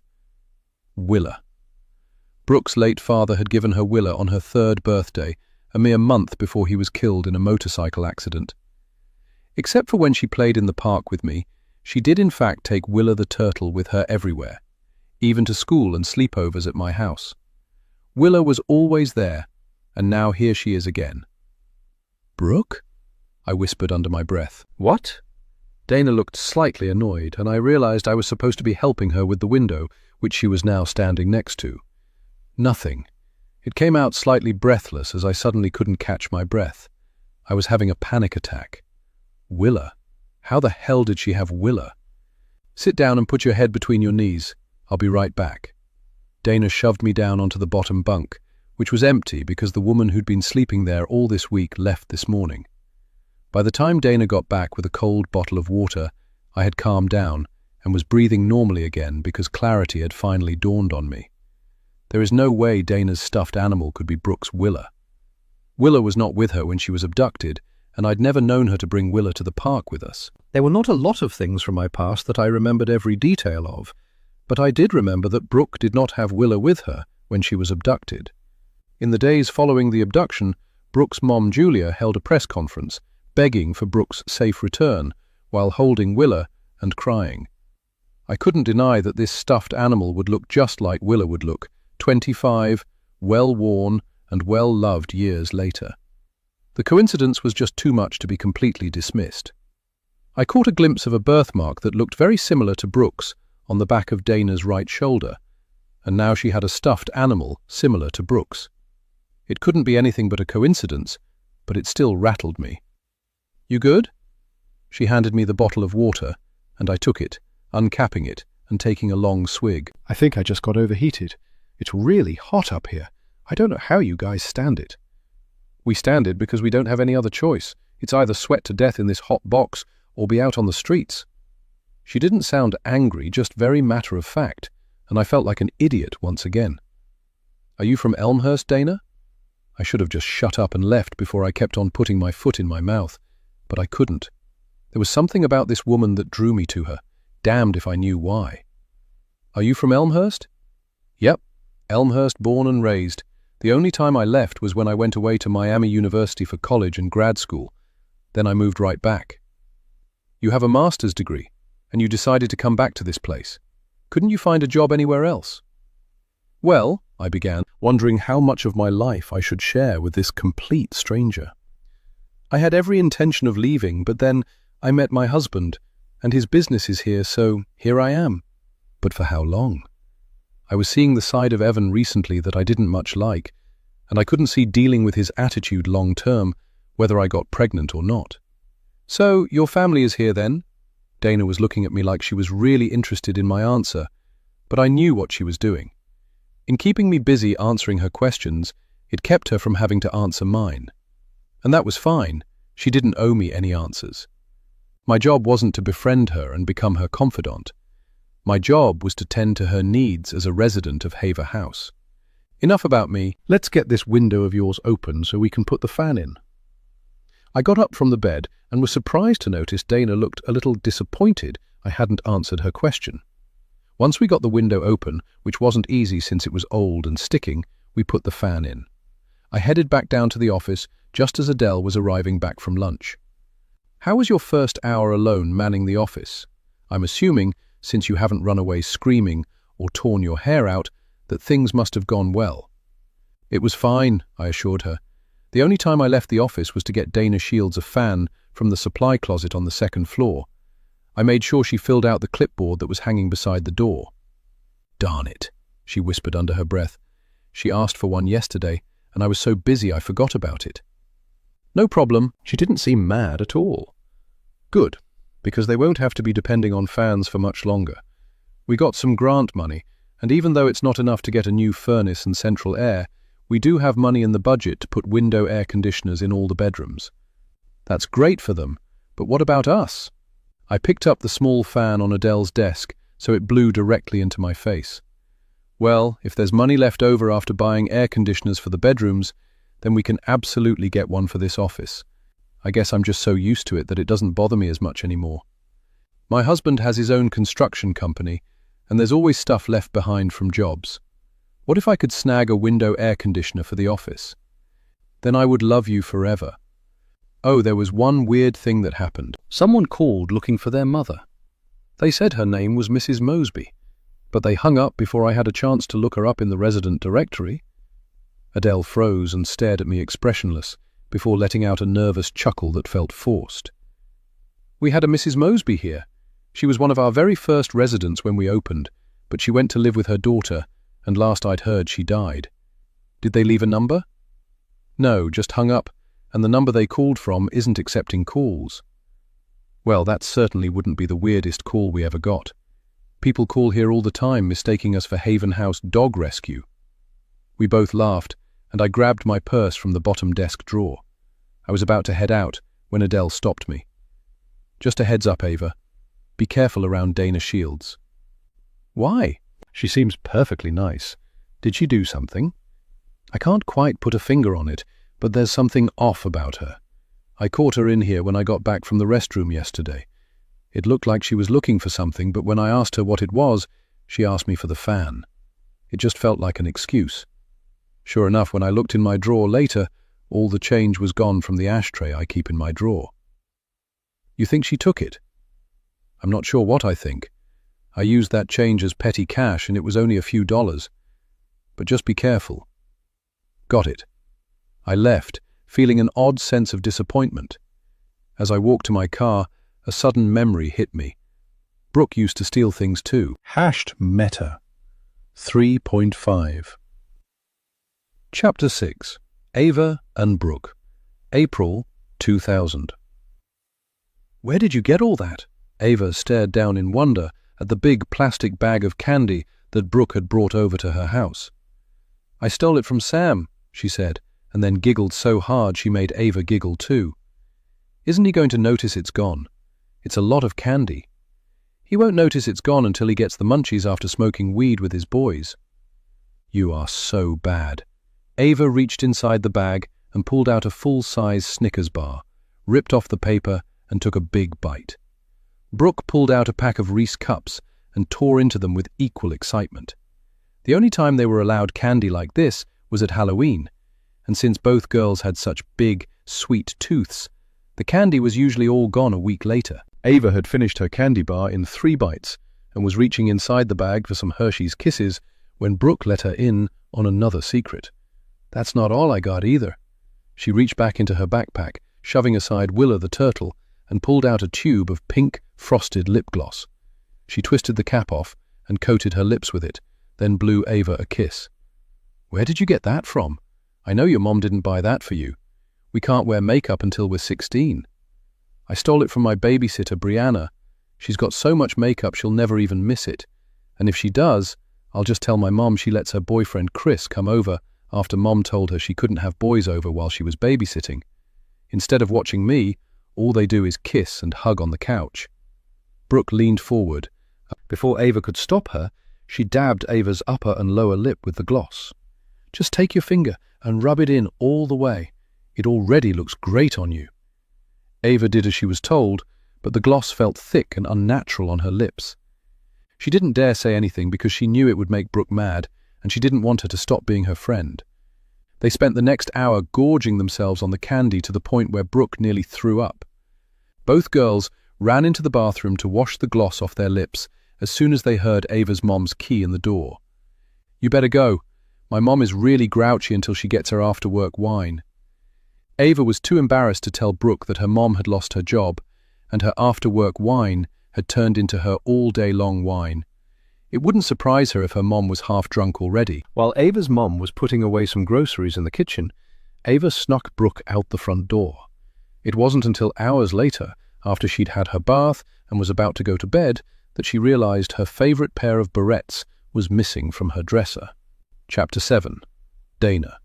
Dana left her car at the shelter and took a city bus to the Elmhurst Community College campus. With her shorts, tank top, flip-flops, and black backpack slung across her back, she looked just like a student.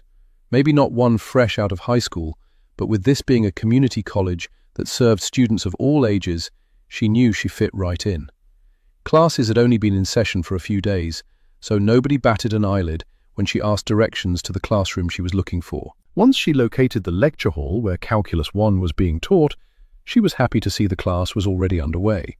She slipped inside the lecture hall, taking a seat in the back. The instructor, a white guy in his early 40s, was teaching, and Dana made just enough noise when she entered to cause the instructor, whose back was to the class, to turn to see who had just come in. She could tell by the tightness of his mouth that he was about to chastise her for being late. Instead, when he looked at her, all the color drained from his face, and he did a double take before quickly turning back to the chalkboard to finish whatever he was writing. She sat there for the entire 45-minute class, with him occasionally looking up to where she sat to see if she was still there, and probably hoping she was a figment of his imagination, but she wasn't going anywhere. At least, not yet. When the lecture was mercifully over with, because the instructor's delivery had all the personality of wet paint, she waited until all the students had left before putting her backpack on and heading down the steps to talk to him. It had been a very long time since she'd last seen him, and close up, she couldn't help but notice how badly he was aging. He pretended not to notice her standing there as he quickly gathered his things to put inside a large leather briefcase that he probably thought made him look more important than he actually was. Finally, when he realized she wasn't about to leave, he looked up with an exasperated sigh. "Can I help you? And make it quick because I have another class I'm running late for. It'll probably be best if you catch me during my office hours." "Now, Joshy, you're just being rude. It's been a long time, but I know you remember me. I'm probably the one person in your entire miserable life that you can't forget." That got his full attention. He looked up at her, and then to the doors of the lecture hall, where students for the next class were waiting in the hallway to enter. "What do you want?" "I want a lot of things, and none of them would be very beneficial to you. I just came here to warn you." "About what in particular?" He looked at her again, with the same disdain he always had for people like her, people with brown skin. It was a look that reminded her that, had things been different, he wouldn't be associating with her at all. Back in the day, their circumstances made them equals in the eyes of society, and she wasn't going to let him forget it. "I came to tell you to get your affairs in order, Joshy. Justice is coming." She turned to go when he stopped her, a frantic edge to his voice. "What do you mean?" "The mother of our big secret is about to sing like a bird. The 25th anniversary is coming up next month, and she wants to clear her conscience, and she's got all of the receipts. All of them." "Well, if she's got my receipts, then she's got yours too," he called out after her as she climbed the steps. Once she got to the top, she turned and gave him a smile. "Yeah, but I was an innocent victim, and my receipts won't land me in jail." "Get the hell out of my classroom," he hissed. Dana exited the classroom quickly, heading out the nearest exit to catch the next bus back into town, satisfied that her plan to be free of her past was in motion. Chapter 8. Leah. Now that I had Ava West on board, I could breathe a little, just a little. Ray was certainly happy, but for the first time I wondered if she'd be able to give me enough information to carry this documentary. So far, I had scheduled interviews with Brooke's teachers and a few of her former neighbors, and now her best friend was willing to participate. I was surprised she'd been so willing, but I guess it was true that everybody had a price, even me, though something was still missing. I still needed that big plot twist. I needed information that nobody else had, and as much as I didn't want to, I pulled the phone number up on my phone that had been given to me by someone who had gone to church with Brooke's family every Sunday. A woman named Mavis Brady. I took a deep breath and dialed the number, hoping that this wouldn't be like pulling teeth. Getting people to talk about this poor girl who disappeared 25 years ago was proving harder than I ever imagined. It wasn't just that their memories were foggy, since it had been more than 2 decades. There was something else going on here. There was a reason these people were so reluctant to talk about Brooke Peters. Maybe when I found out why that was, I'd find my big plot twist. Chapter 9. Ava. For once, Evan and I had a good day. We spent the morning at Asher Clinic with a fertility specialist named Dr. Regina Glenn. Dr. Glenn thought we were the perfect candidates for IVF. She told us to have realistic expectations, as it may take more than 1 round, and I needed to have 1 normal menstrual cycle before we even started the process. I was paying for this first round, and Evan promised that if we needed to do a second round, he'd pay for it. Beyond that, I didn't know what would happen or where the money would come from if 2 rounds didn't work. Thanks, babe. Evan reached over and squeezed my thigh while we were in the car on the way home. For what? It had been so long since my husband had touched me in an intimate way, I was shocked at my response. A couple of months had passed since we'd made love, and now I was feeling shy and awkward at his touch. For putting up with my ass. I know I haven't been the easiest person to live with. There's just a lot going on. Like what? I knew he'd been disappointed when I told him I wanted to put having a baby on hold for a while, but he never let on that there was anything else bothering him. I had to let a couple of my guys go. I hate that shit. I've never had to let anybody who worked for me go for reasons other than doing a shitty job. Now, instead of managing the day-to-day business, I've had to take their places on the construction site. Why didn't you tell me this sooner? IVF is going to cost a lot of money. We could have waited for a while, possibly even next year until your business is more stable again. Neither one of us is getting any younger, and if it's not now, then something else may come up next year to push us back even further. We were silent for a while with Evan still massaging my thigh. Suddenly, the flame his touch had ignited was snuffed out. I knew I needed to get over these feelings. I squeezed his hand instead and said, "Why don't I make us a special dinner tonight to celebrate?" He gave me a big, grateful smile, which I knew was because I'd stopped asking questions he didn't want to answer. At the next red light, he leaned over and gave me a soft kiss. As my lips parted and the kiss deepened, my mind couldn't shake the fact that something still felt off with him. Later that night, as we lay curled naked in bed, I was falling to sleep with Evan's soft snoring in my ear, when my phone beeped with a message. It was after midnight. Who in the world would be texting me at this time of night? Fearing it might be my mother or some other kind of emergency, I reached out and grabbed my phone from the bedside table. I'd been wrong. It wasn't a text message. It was an alert from our doorbell camera that someone was on the front porch. I pulled up the camera feed and let out a loud gasp. Standing on our front porch, looking dead into the camera, was a figure in a black, baggy suit, a baseball cap pulled low over their face. I sat bolt upright and screamed, waking Evan. "What's wrong?" I went to show him my phone, but there was nothing in my hands. I looked over and saw my phone on my bedside table where I'd put it before I climbed into bed. That's when I realized it had just been a dream. I couldn't stop trembling, and Evan pulled me into his arms. "It was a nightmare," I said, still trembling as he stroked my hair and back. "It was just a nightmare. I'm sorry. I didn't mean to wake you up." I tried to pull out of his arms, but he held on fast. That small act of kindness from my husband after weeks of being frozen out and made to feel wrong made me cry. "It's okay, babe. I got you. I've always got you," he whispered into my hair, making me instantly tense up. What had he just said? "Well, where the hell have you been for the past 2 months? Why didn't you have me then when I needed you the most?" I pulled out of his embrace, got out of bed and grabbed my robe from a nearby chair as I headed downstairs to the kitchen. I poured myself a glass of water and was half finished with it by the time Evan came down the stairs, giving me a contrite look. "I am so sorry. I'll do anything to make it up to you. Just tell me what you need. I know it won't make up for the last couple of months, but I'm here now."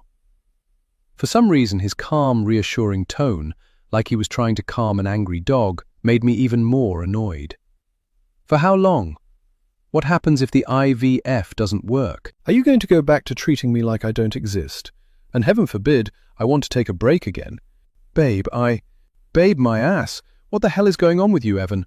Why are you so against adoption? What does it matter how we get to be parents as long as we get to be parents? I thought you, of all people, would understand that." My husband sighed heavily and leaned against the kitchen island. I could see the indecision flitting across his face and was suddenly terrified of what he was about to say. He gently took my hand, and I resisted the urge to yank it out of his grasp. I allowed myself to be led over to the kitchen table and sat down. He sat across from me, but seemed hesitant to explain himself. "Evan, what is it?" I said, reaching out to touch his hand, causing him to finally look at me. "Something happened 6 months ago." "What?" "I got a letter from a lawyer claiming to represent my mother's estate." "Your mother?"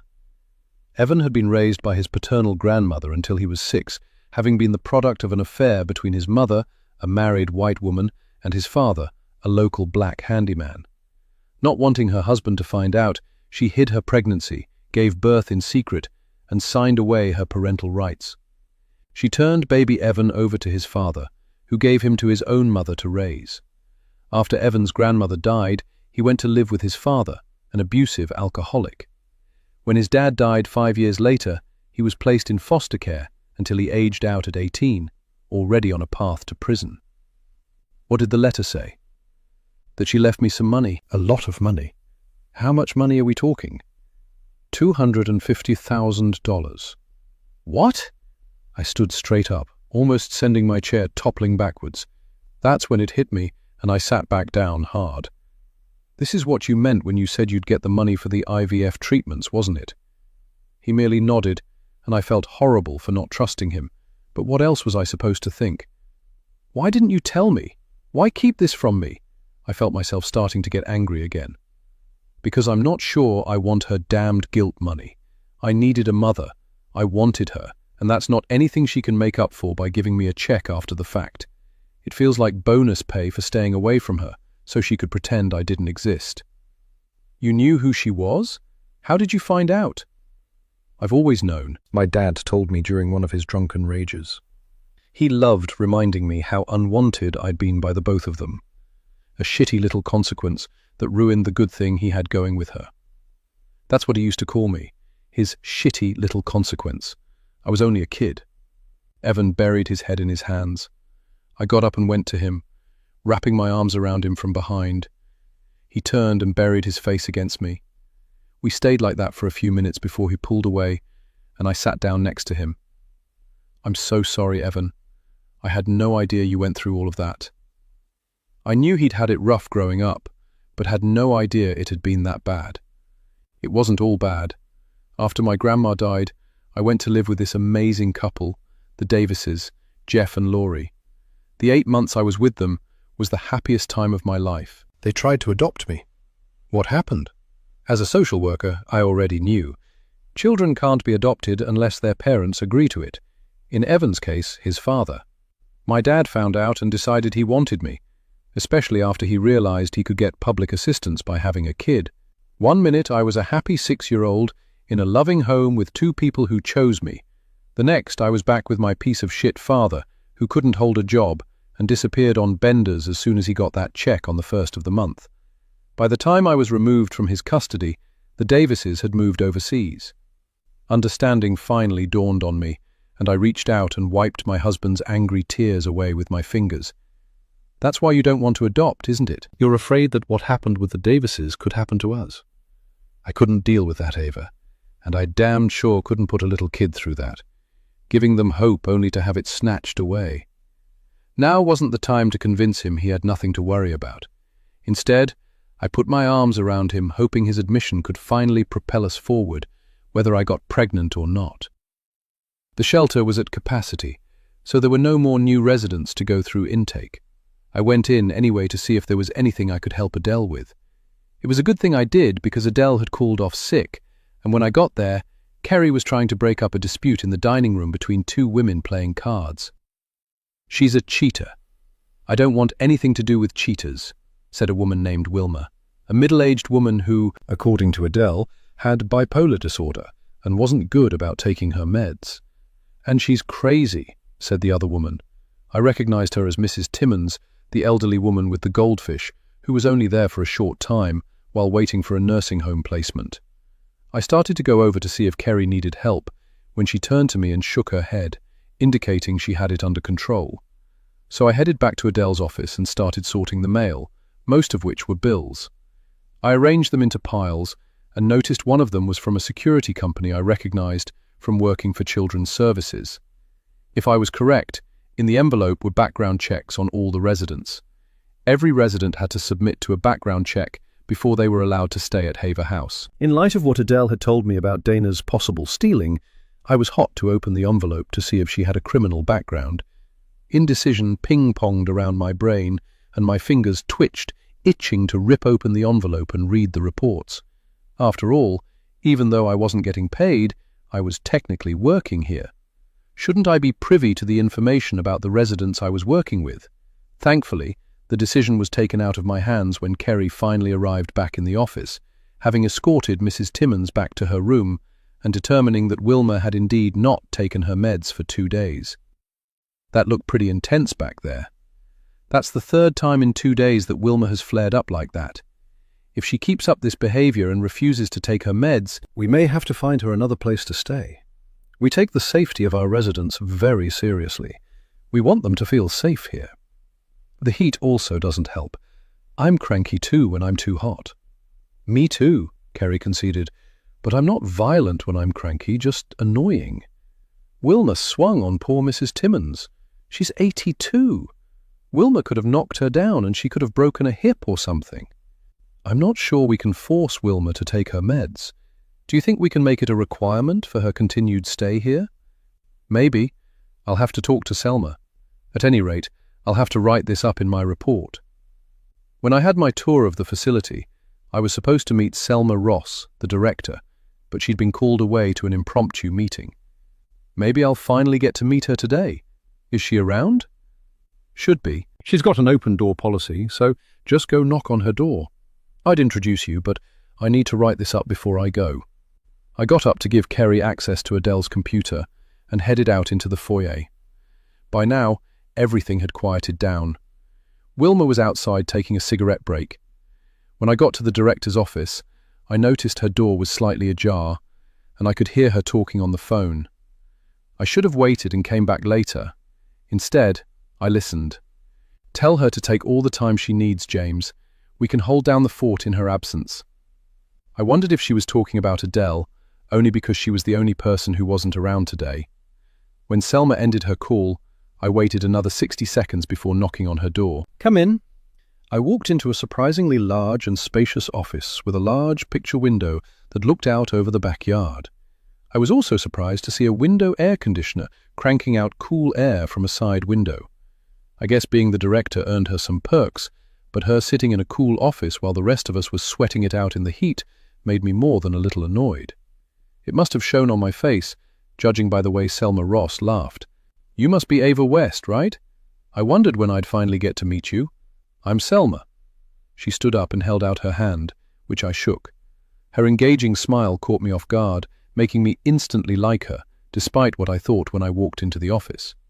It still sucked that the rest of us weren't able to work in such comfort, but the woman's palpable charm suddenly took the sting out of my anger. Selma Ross was an attractive older black woman. I guess she was around my mom's age, late 50s. Selma wore a black t-shirt with a floral print wrap skirt. Her dark brown hair, liberally sprinkled with streaks of grey, was pulled back into a messy bun at the back of her head, and large gold hoop hung from her earrings. Her perfume was subtle. Although there was nothing fancy about what she was wearing, I could tell that everything was well made and expensive. "It's so nice to meet you, Selma. I figured I better come and finally introduce myself, since you were at a meeting on my first day." "I'm so glad you did. I was planning to come introduce myself today, but haven't been able to pull myself away from the phone all morning. Welcome. We are so glad you're here." I hear you've already been through your first intake. How did that go? "It was fine. I'm happy to be of service to these women. Kerry tells me you guys are former co-workers at Children's Services." "That's right. I'm on a leave of absence right now, but I go back to work full-time next month." "Are you planning to stay on here in some capacity after you return to work?" "That's the plan. Truthfully, I hadn't given what happens after I went back to work much thought. I liked it here and hoped I could continue. Then I remembered how fried I felt at the end of most of my days working for Children's Services. I would go to work so full of hope and ready to help every morning, and come home completely heartbroken over the situations where my hands were tied. Here it felt like I was making a difference in a way that I couldn't at my regular job. The realization of that brought unexpected tears to my eyes. If Selma noticed, she didn't let on. "I'm glad to hear that. Whatever time you can give us is greatly appreciated." "Thank you. I can see that you're busy, so I'll let you get back to work." I turned to go when she stopped me. "Ava, there's a window air conditioner for Adele's office in the supply closet down the hall. Adele is the one who pays all the shelter's bills, and she can be very frugal when it comes to saving us money. She's the reason why none of the window units have been installed yet. Running them raises the electricity bill. She's trying to come up with rules for everyone, so they aren't running all day, but she's just stalling. So please don't think I'm in here living it up in comfort while the rest of you are suffering. Maybe you can talk her into finally putting these window units in. Kerry tried and failed, but maybe she'll listen to you." "I most certainly will, and thanks for letting me know." When I left the director's office, I wasted no time pulling one of the window units out of the supply closet, wondering why Adele hadn't mentioned they'd already been purchased when she'd told me about the grant. I dragged it into the hot, stuffy office and proceeded to unbox it. If Adele got mad, so be it. She could always turn the air conditioner off when she was working here. Making the rest of us toil in this humid environment meant a hostile work setting as far as I was concerned. To get to the window that I would have to install the unit in, I had to pull a short filing cabinet away from in front of the window. On top was an aloe plant and a picture of Adele and her husband. It looked a good 20 years old, with a much slimmer Adele smiling from underneath a veil, standing next to a tall, handsome black man. Both were beaming like they'd just won the lottery.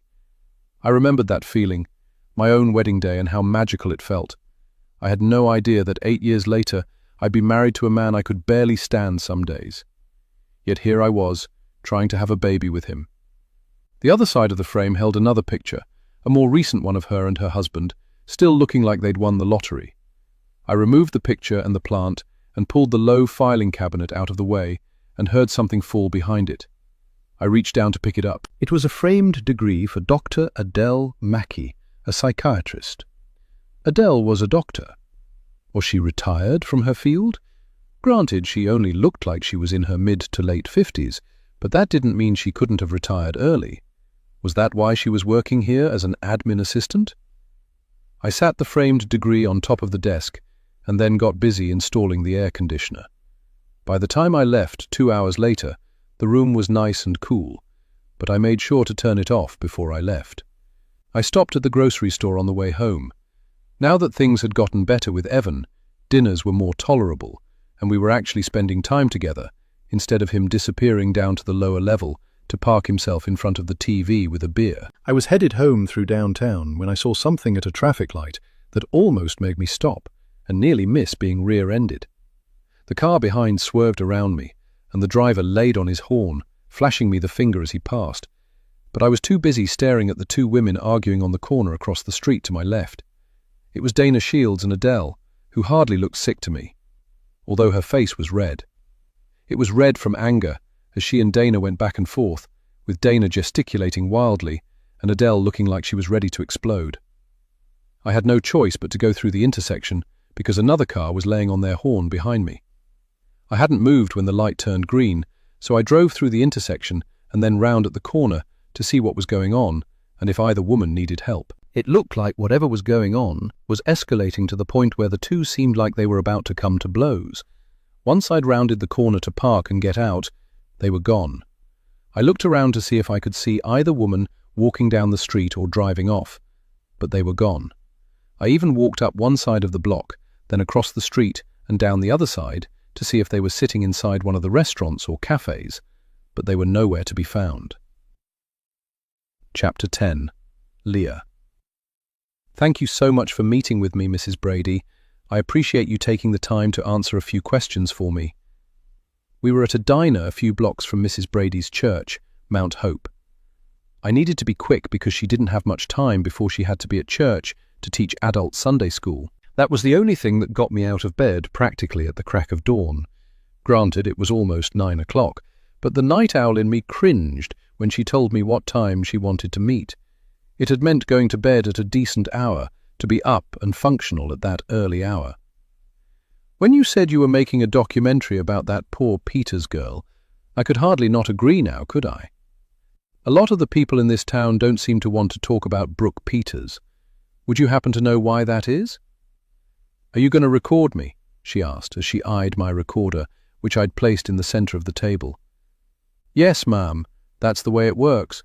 You tell your story, and I go over it to see if it's something that we can use for the documentary. Do I have your permission to do that? Shouldn't you have asked me that before you brought that recorder out? My face burned with embarrassment, but she threw her head back and laughed. I don't care if you record me. What I'm going to tell you is nothing but pure facts, and everybody in this town knows it. All I ask is that if you put me in front of a camera, make sure you get my left side because that's my best side. You got that? Absolutely. I like this woman already and had a good feeling about this interview. What is it you want to know? What were the Peters like? And I'm not just talking about Brooke. I'm talking about her mom and her older brother Sam, too. You need to be asking me about that deadbeat daddy of hers. Despite the time I'd spent doing research on Brooke Peters and her family, her father was someone I had very little information on. And what about her father? I was under the impression that he was deceased. Mavis Brady let out a snort of laughter before taking a sip of her black coffee. And how did you come to that conclusion? Did you find an obit on him? No. That was because I hadn't bothered to look for Brooke's father's obit. When everyone I talked to just said he was gone, by gone I thought they meant dead. Now I felt stupid for not having done my due diligence. Well, what does that tell you, young lady? That man is alive as you and me, although Julia told Brooke he was dead because he may as well have been. What about Sam? Was he also told his father was dead? Brooke and Sam didn't have the same daddy. Julia was actually married to Sam's daddy. They split up when he was 7, when she found out she and her husband had a little bit too much in common, if you know what I mean. It took me a few seconds to realize exactly what she was talking about. You mean he's gay? Yep, he's gay. Last I heard he's living in Florida with his partner, and they've been together twice as long as he was with Julia. I don't think he's in Sam's life, but who knows about now? I haven't seen them in years. What about Brooke's father? Was he ever in her life? Every once in a while he'd turn up with some gift for Brooke and spend a little time with her, just long enough for Julia to think he'd straightened himself out and was home for good to be the man she'd always dreamed of.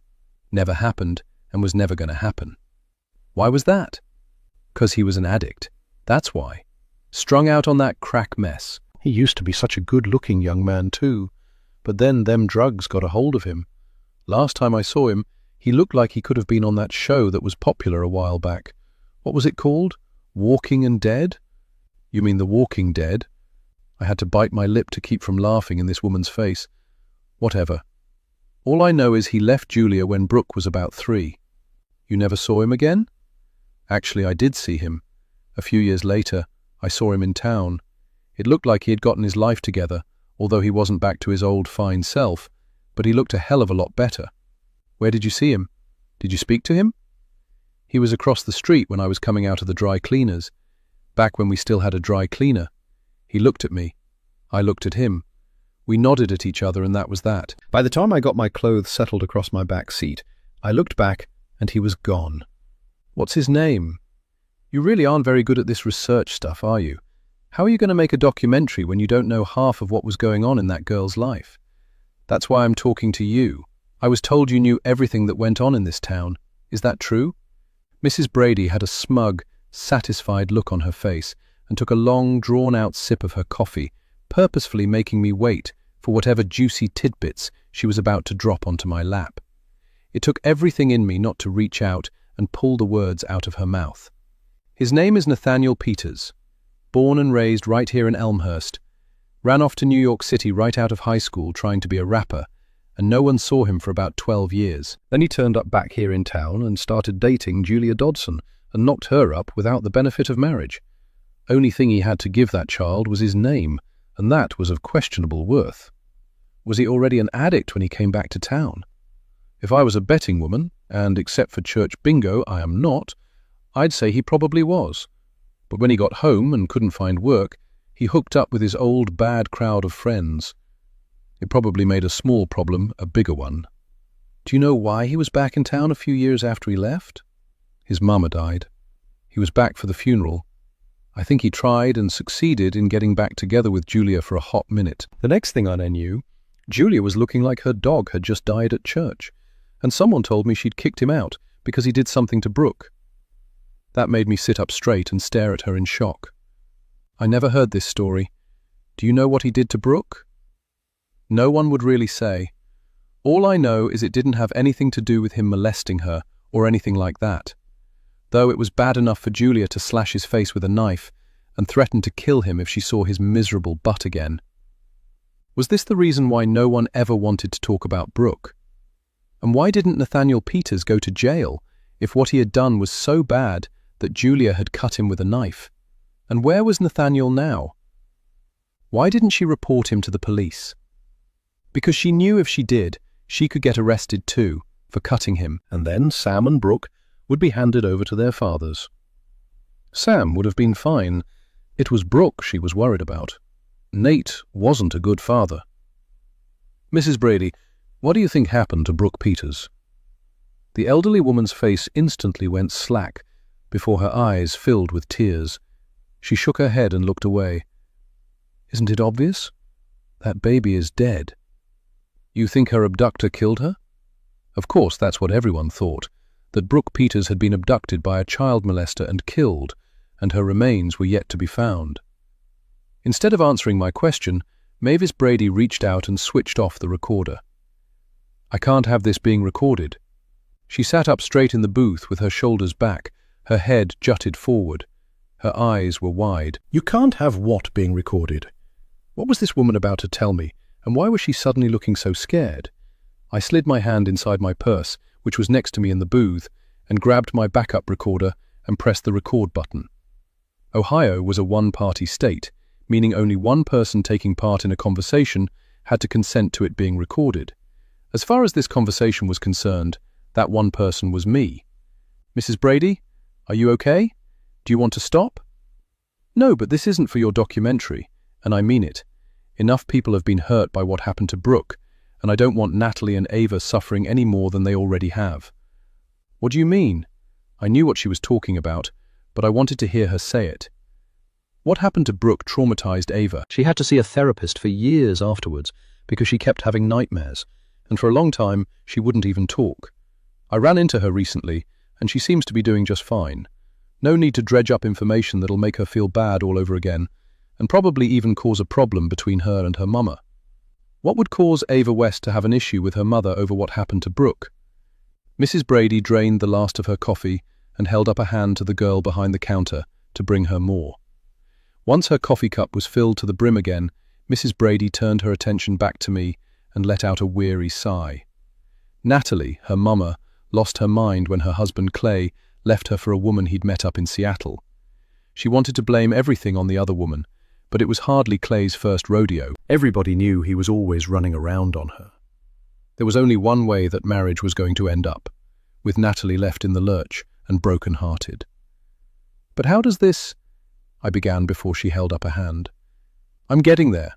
Don't rush me, young lady, it's rude." "Sorry, please continue." I was not a patient person, and it was killing me waiting to hear what she was about to tell me. Now, like I said, Natalie completely fell apart when Clay left. Usually, he was content just to run around on her. I honestly don't think she cared as long as he kept coming back to her every night. Once he made it clear he wasn't coming back, and she and Ava weren't welcome in Seattle, she had a breakdown, started drinking. She was about to lose the house too, because Clay refused to send her any money. He was too busy spending it on that other gal. Instead of letting the house go and getting an apartment she could afford, she did something truly stupid and borrowed money from some people she had no business borrowing money from. Then she couldn't keep up with the payments. These are people you do not want to leave hanging. They want their money, and they get it by any means necessary. I stared at her, and she fixed me with her steely gaze, willing me to understand what she was trying to say. It took a minute, but I finally got it, and the bottom dropped out of my stomach and adrenaline rushed through my veins. "You think they got the wrong girl, don't you? You think the plan had been to kidnap Ava because of Natalie not paying her debt, but the kidnappers made a mistake and got Brooke instead?" She nodded as a single tear trickled out of the corner of her eye, and she angrily wiped it away with the back of her hand. I think Brooke saw those men's faces, and when they realized they had the wrong girl, they got rid of her. More tears followed, and I knew I should have handed this woman a tissue, but I was too excited to think about anything other than the two words that instantly popped into my head. Plot twist.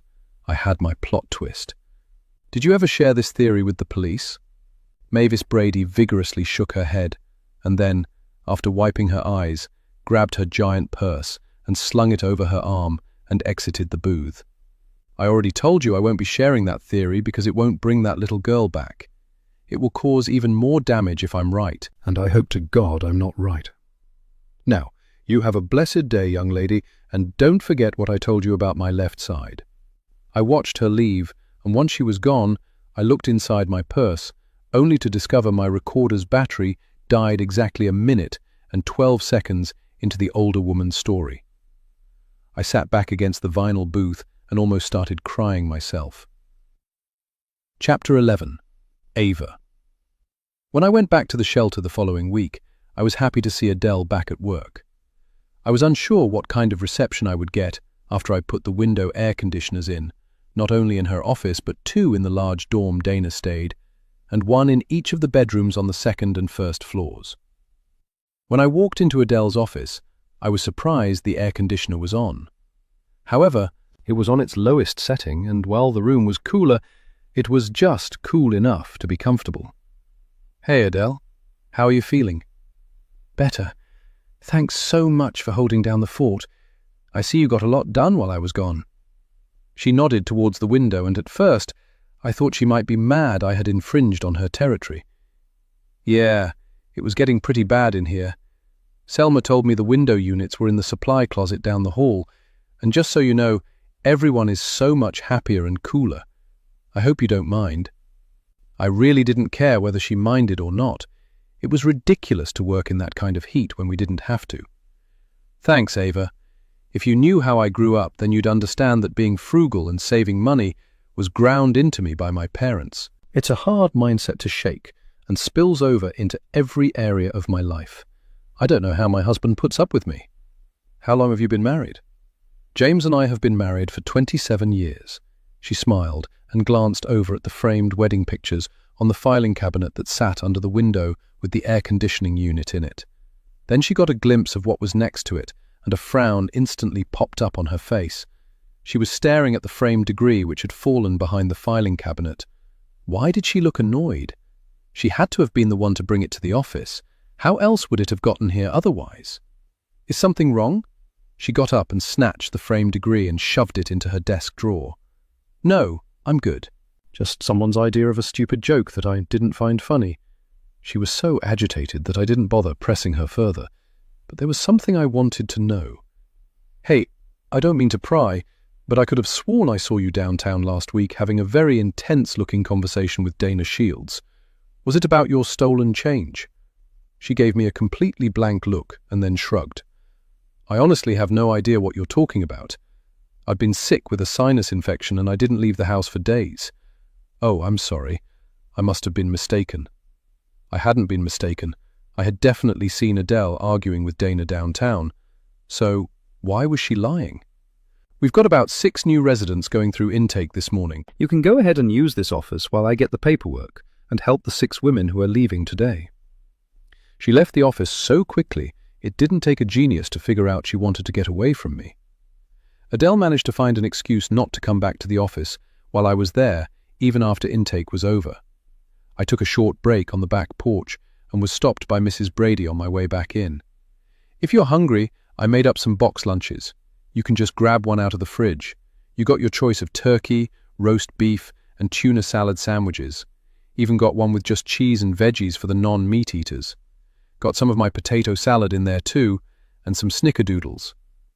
That sounds delicious, Mrs. Brady. Thanks for letting me know. I headed past her into the kitchen to snag a box of lunch, even though my shift would be over in an hour.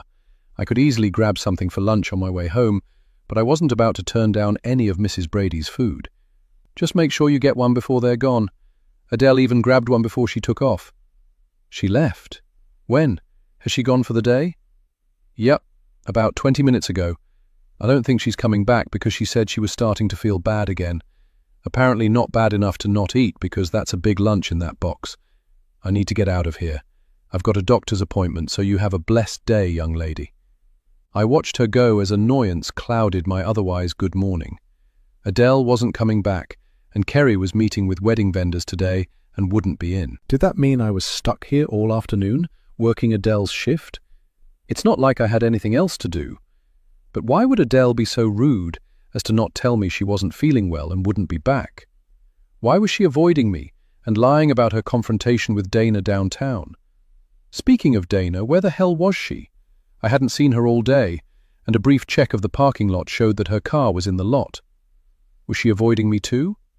That made no sense because she didn't even know I'd seen them arguing, unless Adele had told her. Then another thought struck me. If Adele and Kerry weren't going to be in the office for the rest of the afternoon, that meant I had access to the office and everything in it, including all of the residents' files. I snagged the box lunch with a roast beef sandwich and headed into the office. I powered through the sandwich and potato salad and was munching on a snickerdoodle as I perused the files. Most of them I avoided because I already knew what was in them since I had done their intake. There was really only one file I wanted to see, Dana's. Except, when I pulled her file from the back of the drawer, I was sorely disappointed to see a mostly blank form. Dana Shields, age 35, and that was basically it, aside from the registration for her late model Hyundai. There was a note attached to her file, in Adele's handwriting, reminding her to ask for Dana's driver's license, which she hadn't had with her at the time of her intake. One of the things that Adele had drilled into me during my training was that all the shelter's residents must have at least one form of picture ID, either a state ID, driver's license, or passport. That was non-negotiable, and if they didn't have it, they would lose their spot in the shelter and have to be added back to the queue. So, why had she let Dana slide? Was that what they were arguing about downtown? Had Dana still not provided her ID? Should I ask Adele the next time I saw her, whenever the hell that was, since she seemed to be purposefully making herself scarce? I put Dana's file back in its spot, careful not to get cookie crumbs on it, when I spied another folder that I was desperate to look through. It was the folder with the residents' background checks. Then another thought hit me. Dana's file should have had her completed background check in it, like everyone else's file, but it didn't. How could she have had her background checked when she hadn't provided a photo ID? The envelope with the most recent background check was still sealed. Why hadn't Adele opened it? Knowing she probably wasn't going to be happy, but realizing it was not addressed to a specific person, such as Selma Ross, I figured I may as well open the envelope and sort them into the proper files, since it seemed I was going to be stuck here all afternoon. I opened the envelope, which contained 12 background checks, and put them in alphabetical order. I quickly scanned each of them, looking for felony arrests or violent offences that would need to be brought to Director Ross's attention, but only found minor charges like traffic tickets shoplifting, and trespassing. I wasn't surprised to not find one for Dana. Who was this woman, and where had she come from? Why did she have a birthmark similar to Brooke's on the back of her right shoulder? And why did she have a stuffed turtle precisely like Brooke's beloved Willa? I was so caught up with all these thoughts whirling around my brain, I nearly jumped out of my skin when I looked up to see elderly Mrs. Timmins smiling at me. "You must be having a really nice daydream. I've been standing here for almost a full minute." "I am so sorry, Mrs. Timmins. Was there something you needed?" "Well," she said, taking a step forward and glancing over her shoulder before lowering her voice, "that air conditioner you put in my room stopped working. I hope I didn't break it. I don't have any money to fix it if I did." She sounded close to tears, and I instantly got up and put an arm around her. "Don't worry, Mrs. Timmins. Let me take a look and see if I can figure out what's going on." I highly doubted she'd broken a brand new air conditioning unit, but I needed to see what she was talking about. I followed Mrs. Timmins out of the office and around the corner to her small, single room, which consisted of a twin bed, a dresser, a rocking chair, and a window overlooking the playground in which sat a window air conditioning unit. It had only been a week since I put the air conditioning unit in the window of her muggy bedroom, and it had worked just fine. I walked over to the unit and saw that it was indeed plugged in and set on the very lowest setting. Mrs. Timmins had commented that she only needed to turn it on at night because by the end of the day the heat in her room had gotten unbearable and the fan she was using wasn't cutting it. "I swear I haven't touched it at all, except to turn it on and off." "It's fine, Mrs. Timmins," I said to reassure her. "You didn't do anything wrong." I wasn't quite sure what I thought I could do by looking at the air conditioner other than ease the elderly woman's mind. I unplugged and replugged it and actually pulled the unit out of the window to make sure the cord hadn't come loose from the back. It had. I pushed buttons and did everything I could, but the air conditioner was very obviously dead, which confused me since it was brand new out of the box. Or was it? I set it on the floor and noticed something that I hadn't when I installed it. The words "Property of ECC" was written on the back of the unit with what looked like a black Sharpie. This air conditioning unit was used. "I'll be right back. I just need to check on something," I told the elderly woman. I left her room and headed back to the office, where I pulled the air conditioning unit that was in Adele's office window slightly out of the window to check the back, and sure enough, there were the words "Property of ECC" written on the back. I spent the next 20 minutes running around to all the bedrooms, which were thankfully empty at that time of the day, and checked all of the window air conditioning units to find the same thing on all of them. The only one that didn't have writing was the unit in Selma Ross's office. The rest of them were all used units. I was so confused because I had taken them out of brand new boxes. I even went out to the dumpster area next to the playground, where the boxes were stacked, waiting to be broken down by the handyman and put into the dumpster. I must have been so excited to stick these units in all the windows that I'd failed to notice that, while similar, they did not look like the pictures on the boxes. What the hell is going on? Had Adele cheaped out and bought used units to save money? I wasn't sure what annoyed me more, the fact that she was gone for the day and I couldn't ask her about this, or the knowledge that one by one these units were going to break down and more money would have to be spent replacing them. In the meantime, I took the window air conditioning unit from Adele's office and put it in Mrs. Timmins' room, for which she was very grateful. A few hours later, as I was gathering my things and heading to my car to leave for the day, I ran into Selma Ross, who was arriving for her evening shift. "Ava, it's kind of late for you to be here, isn't it? Kerry had meetings with vendors for her wedding, and Adele was here, but left because she wasn't feeling well. I guess she's not 100% yet." "Really? I hadn't heard anything about her leaving. Normally she's very good about keeping me informed about things like that." "She didn't tell me either. I heard it from Mrs. Brady." Yes, I snitched on her because I was still annoyed and very confused. I hadn't known Adele for that long, but she exuded professionalism through her pores. So what was up with her now? She should be very glad that I wasn't about to tell the director that she had allowed a woman with no ID or background check a spot at the shelter. I was annoyed, but I wasn't that mad. That could be a firing offense. Well, thanks for letting me know. Let me give her a call and make sure everything's okay. You have a nice evening.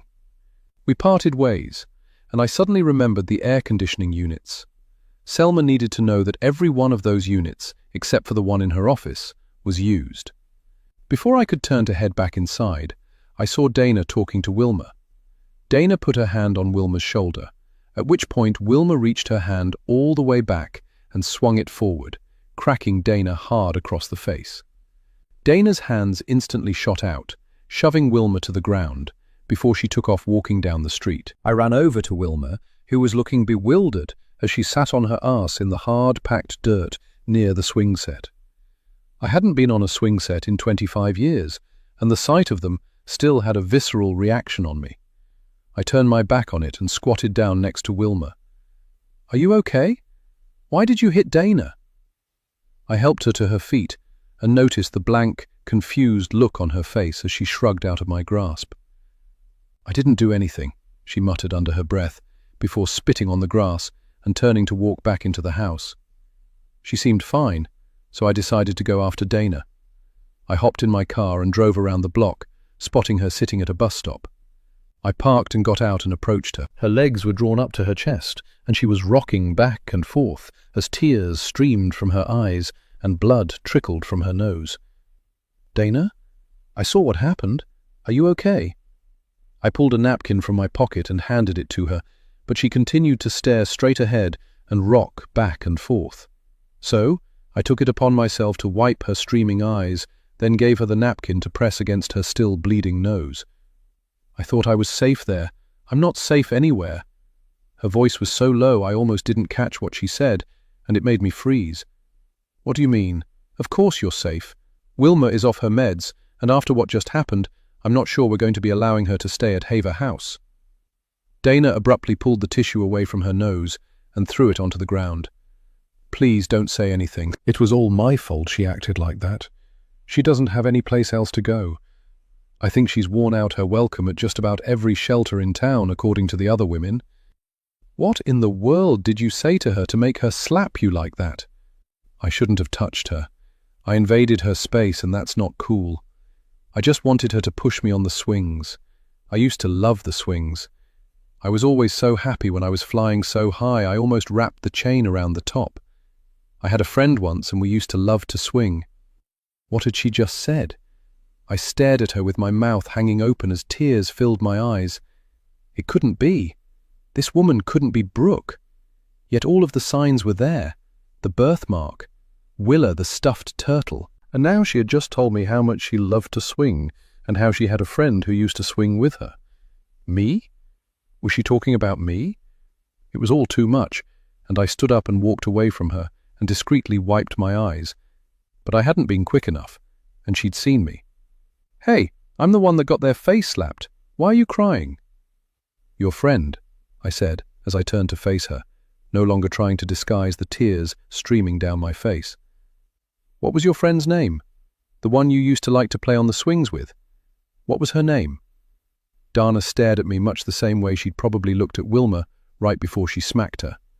She shrugged and then looked down at her feet before replying. "That was 1,000,000 years ago. I was just a little girl. I had lots of friends back then." It wasn't a lie. Brooke had been very popular and had lots of friends when we were in elementary school. Everyone wanted to be her friend, but I was the lucky one who got to be her very best friend, which also meant I got to be the one to witness her ripped away from her life in an instant. Could everyone have been wrong, and whoever took her didn't do horrible things to her before killing her? All of the evidence was pointing away from a truth that I had accepted a long time ago. My best friend was gone, but here I was, talking to a woman who seemed to have come from nowhere. Her memory loss and homelessness could easily be explained by having lived through trauma that had left her unable to participate in normal society. Who was this woman? How could I find out? If by some miracle this was Brooke, where had she been for the last 25 years? "Thanks for helping me. It's Ava, right?" I merely nodded and watched as she started heading back towards the shelter. "Where are you going?" I asked, trailing behind her. "Back to the shelter to take a shower." I've got my car, let me drive you back. No thanks, I'm good. Promise me you won't tell them what Wilma did. They'll put her out and I can't have that on my conscience. I have to file a report on this. I'm sorry, Dana, but my hands are tied, and I thought you said you felt unsafe. She rolled her eyes and wiped away a thin trickle of blood that ran from her nose as indecision flitted across her face. She finally sighed. I never said it was Wilma that was making me feel unsafe. Who then? Tell me, and I'm sure we can get it all sorted out. Dana let out a mirthless chuckle and shook her head. It's that admin assistant, Adele. Can you sort that out? She didn't wait for my reply and took off running back towards the shelter, leaving me standing open-mouthed on the sidewalk in shock. A couple of minutes passed before I finally got into my car and headed back to the shelter. I went to check on Wilma and found her in the dining room, playing cards with 2 other women, laughing and joking as if nothing had happened. Then I went to write up the report of Wilma's attack on Dana. I felt horrible because I knew this was probably the final straw for her, and we would have to find someplace else for her to go. She was clearly a danger to the other residents.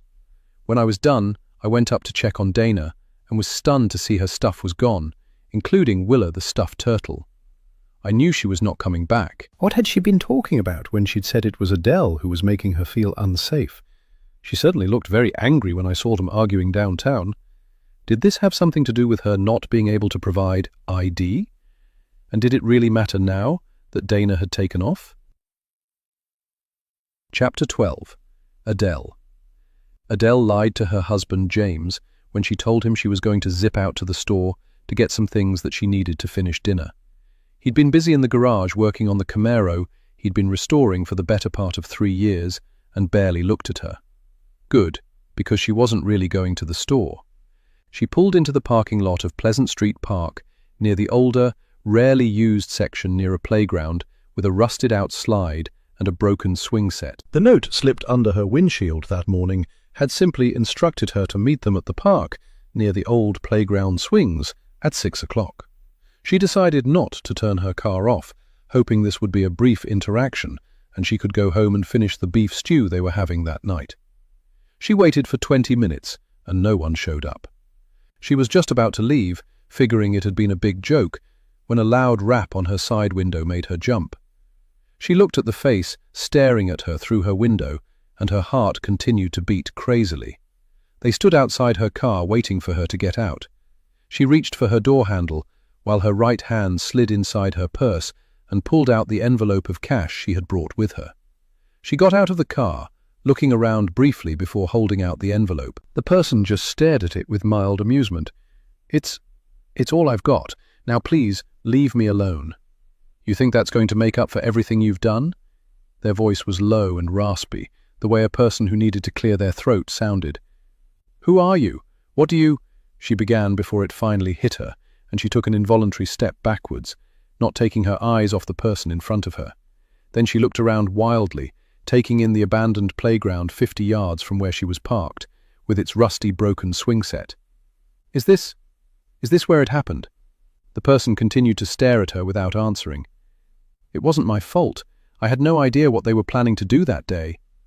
Instead of replying or taking the money, the figure rushed at her, pinning her against the side of the car. The knife they'd stabbed her with slid into her like a hot knife through butter. She didn't even realize she'd been stabbed until the person pulled back, revealing the knife covered in streaks of blood. Her blood, which seeped through a wound near her heart, staining her blue t-shirt. She looked down at the growing stain in bewilderment. She started to open her mouth to ask why, but she knew why. Instead, she slid wordlessly down the side of the car into a heap on the ground, as blood quickly pooled beneath her, the money envelope still clutched in a death grip as her life bled away. Chapter 13. Ava. I was startled awake by my phone ringing. I'd fallen asleep on the couch after a dinner of pizza eaten alone because Evan was still in Columbus. Still groggy, I grabbed my phone from the coffee table. It was Selma Ross from Haver House. It was also after 11. Why in the world was she calling me so late? Hello? My voice was thick with sleep, and I quickly sat up and took a sip from my glass of water sitting on the coffee table, noticing the condensation from the glass had left a large water ring on the table. Ava?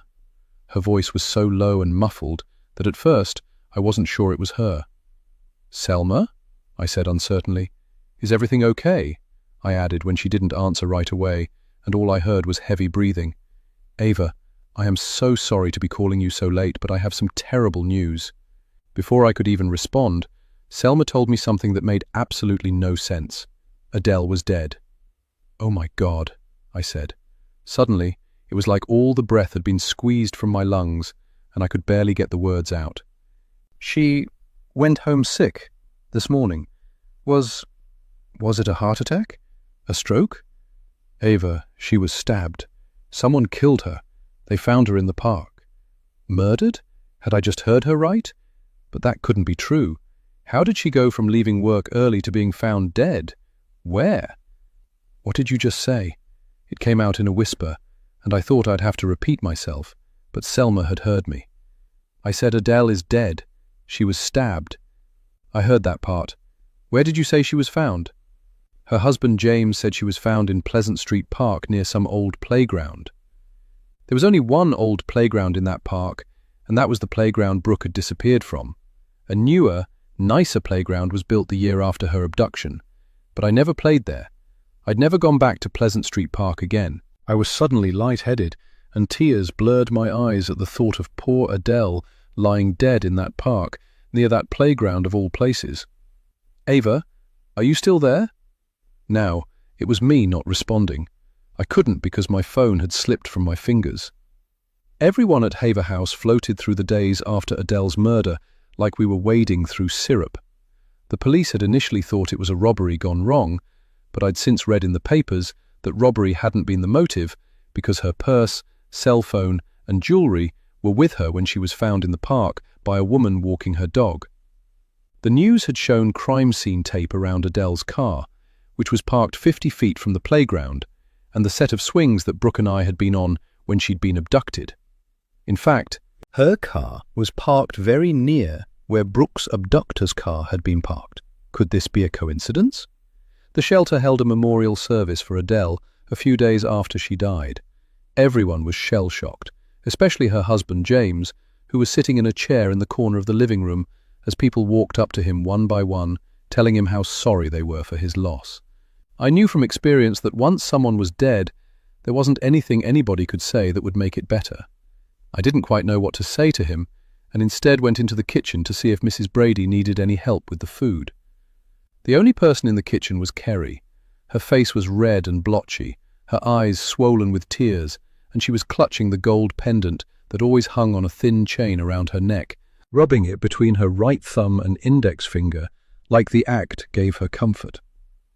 Of all the people at Haver House, both staff and residents, Kerry was taking Adele's death the hardest. "I just can't believe it.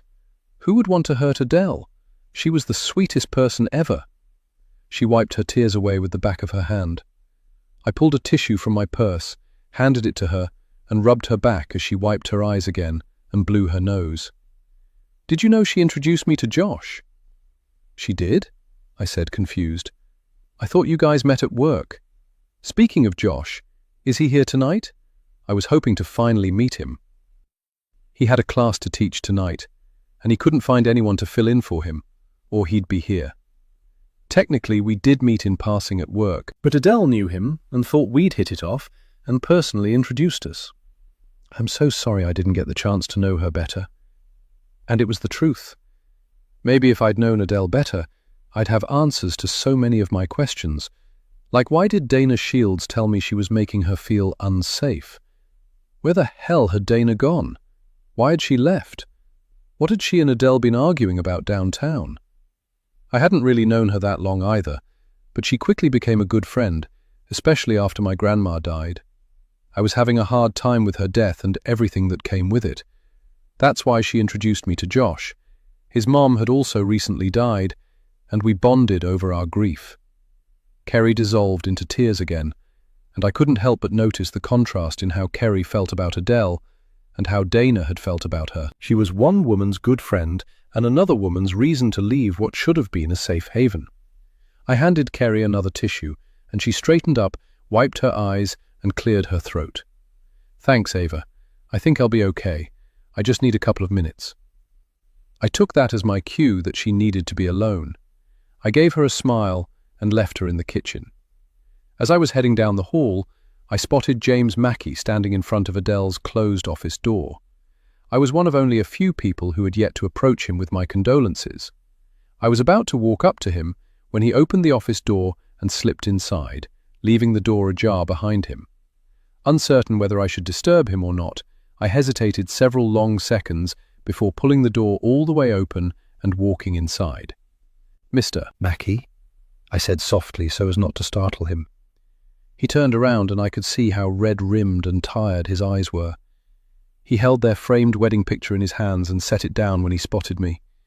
He was even more handsome in person. "Yes?" His voice was surprisingly deep. "I know there is nothing I can say to make any of this better, but I just wanted you to know that even though I only knew Adele for a brief time, I really enjoyed working with her. She was a very special person." He nodded and then walked over to her chair behind her desk, where her sweater was still draped over the back, and stroked it as a tear streamed out of the corner of his eye. "I'm happy to box up all of her things for you if you'd like." "I'd really appreciate that. I'm sorry, I don't know your name." "Ava West." "I've only been working here for about 2 weeks as a volunteer. I think I remember Adele mentioning you and what a nice person you are. And thank you for the offer. I can barely look at her stuff right now. I still can't wrap my head around all of this. It's like a nightmare I can't wake up from. She just told me she was slipping out to go to the store. I have no idea what she was doing in that park. Whoever killed her must have forced her to go there. I didn't dare bring up the fact that the papers said it wasn't a robbery because nothing was taken. Now was not the time. A robbery gone wrong was what James Mackey needed to believe, and I wasn't going to take that away from him. Instead, I offered him a tissue from the packet in my purse, and he gladly accepted it. Though there was one thing I needed to know, and I knew I might not get another chance to ask him. "Mr. Mackey, why did Adele stop being a psychiatrist?" His right eyebrow lifted in surprise. "You knew about that? That's not something she shared with a lot of people." "No, she didn't tell me herself. I found her framed degree. It had fallen down behind a filing cabinet. She didn't seem happy that I'd found it." He gave me a small, sad smile and shook his head. "My wife practiced psychiatry for almost 3 decades. She had a particular specialty that she had a high rate of success with, but then something went wrong and she walked away and never looked back." "If you don't mind me asking, what happened?" James Mackey hesitated only for a moment before leaning against the edge of his wife's desk and clearing his throat. "My wife worked with people struggling with addiction. She worked to free them of the mental and emotional hold their addictions had on them. Like I said, she had a very high rate of success, but she couldn't get through to everyone. Every addict that turned their back on their families, friends, and old lives to go back to whatever drug had gotten its hooks into them was a knife in my wife's heart. There was one particular patient who was the final straw for my wife. No matter how hard my wife tried, she couldn't get through to this patient, and they ended up taking their life. My wife soured on psychiatry, and her love of the profession died with that patient." Now, I understood why Adele had seemed so angry and dismissive when I found the framed photo of her degree, but why display it at all if she felt that way?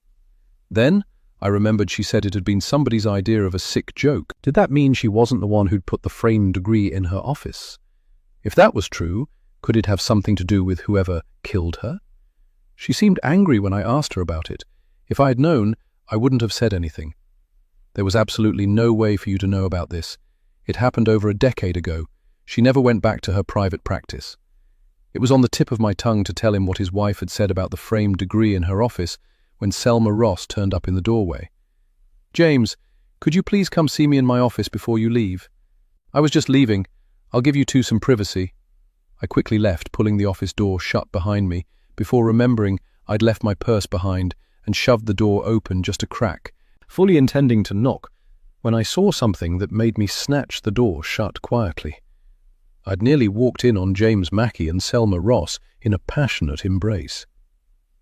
Half an hour later, after Selma went back to her office, James rejoined the gathering in the dining room, where Mrs. Brady had laid out a spread of food.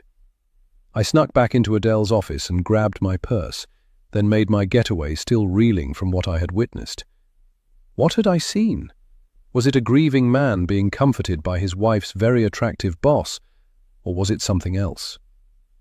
I sat behind the wheel of my car and thought hard, remembering how James Mackey's hand was on Selma's lower back, pressing her close to him, and how I'd seen Selma's glossy red lips pressed against the side of James's neck. That was not the kind of embrace you gave a man grieving his wife's death. I wonder how long it had been going on. Was James Mackey so hot to be with Selma Ross he'd gotten rid of his wife? His grief had seemed so genuine, or maybe that was guilt. However, it was entirely possible my own father's affair had clouded my judgment. All I knew was that it was time for me to get home. I was about to start my car when a loud rap on the passenger side window nearly made me jump out of my skin. What shocked me more was who it was. It was Dana Shields. I was about to press the button to lower my window when Dana impatiently jerked the door open and got into my car, uninvited. She tossed her backpack onto my back seat. "Where have you been? Do you know what happened to Adele?" Of course. "I know what happened to her," she snapped at me before giving me a contrite look. "Sorry." "Dana, what is going on? I saw you and Adele arguing downtown last week. What was that about? And why was Adele even letting you stay at Haver House when you didn't have ID? Are you going to let me talk, or are you just going to keep asking me questions? And I don't want to talk about this here, anywhere but here." "Wait a minute," I said, looking around. "Where's your car and the rest of your stuff?" She let out an exaggerated sigh. "I had to leave my clothes and stuff in a locker at the bus station, and I sold my car because I needed the money. Plus, I couldn't afford gas and car insurance anymore anyway. Now, can we please go?" I started the car, wondering why she was in such a hurry, when I noticed the strong stench of body odor that had filled my car. Dana must not have bathed since the last time I saw her. That, and the overall aura of desperation rolling off her just as strongly as her body odor, caused me to make a snap decision I hoped I wouldn't regret. I pulled out of the shelter's parking lot and made a right once I'd driven to the end of the drive. "Where are we going?" Dana asked with a slight edge of panic to her voice. "Someplace where you'll be safe, I promise. You'll even be able to shower and get some clean clothes and some food to eat." "And where would that be? I only got a few $100s for my car and—" "You won't need any money," I said, cutting her off. "I'm offering you something that doesn't cost money." "What would that be?" "Because everything has a price." The suspicion in her voice cut me to the core. How long had it been since this woman had been able to trust anyone? Then again, if she was Brooke, I already knew the answer to that question. Hospitality and human kindness. 5 minutes later, we were turning into the narrow alleyway that led to the garage of my townhouse. Evan had been in Columbus for the week and probably wouldn't be home until late the next day. I didn't want to think about what his response would be when he found out I'd brought work home with me. I love my husband, but I was always surprised by his mistrust of strangers. It's not that I didn't think a healthy dose of mistrust was a bad idea, but my husband and I lived our lives with differing degrees of empathy that had caused more than a few arguments during our time together. "Who lives here?" "Who do you think?" I gave her a bright smile and then got out of the car and gestured for her to do the same. She followed me to the side door, and we entered the townhouse through the spacious kitchen, which was my favorite room in the entire house. I turned to see Dana still lingering in the doorway, looking around, unsure about whether she should come in. "Close the door behind, or you're going to let flies in." Dana did as she was told, but still lingered a few steps away from the door, still looking around suspiciously. "Are you sure about this? What will your husband think?" "This is just a temporary situation, and my husband's not home right now. Now, what would you like to eat? I've got leftover spaghetti or leftover pizza. Pick your poison." Dana took a tentative step towards the refrigerator and gave me a small smile just as I heard the loud rumble of her stomach. When did she eat last? "How about both? I'm starved." I quickly left the kitchen and returned with a towel and a washcloth and handed them to her. "While I get dinner together, the bathroom is up the stairs. Second door to your left. When you're done, I have some pajamas you can wear, and then we can eat. How's that sound?" Like heaven. She took the towel and washcloth, and I watched her disappear up the steps. A few minutes later, I heard the shower running and pulled food from the fridge to heat up. Later, as we were settled on the couch in the TV room with a glass of white wine for me and one of Evan's beers for Dana, I asked her again what I needed to know. "All right, now I need to know what happened with you and Adele, and where did you run off to?" It took her almost a full minute to answer, and by then she'd drained half her beer and set it down on the table, wiping her mouth on the sleeve of the pajama shirt that I'd lent her. I had to get out of there. I felt like the walls were closing in on me. "Why? Was it because of Adele? You made it sound like she was the reason you didn't feel safe at Haver House." "She was the reason, but it's not because of what you think. She never did anything bad to me. She was trying to be my therapist, and I didn't need that shit. I just needed a nice warm place to lay my head and food in my stomach.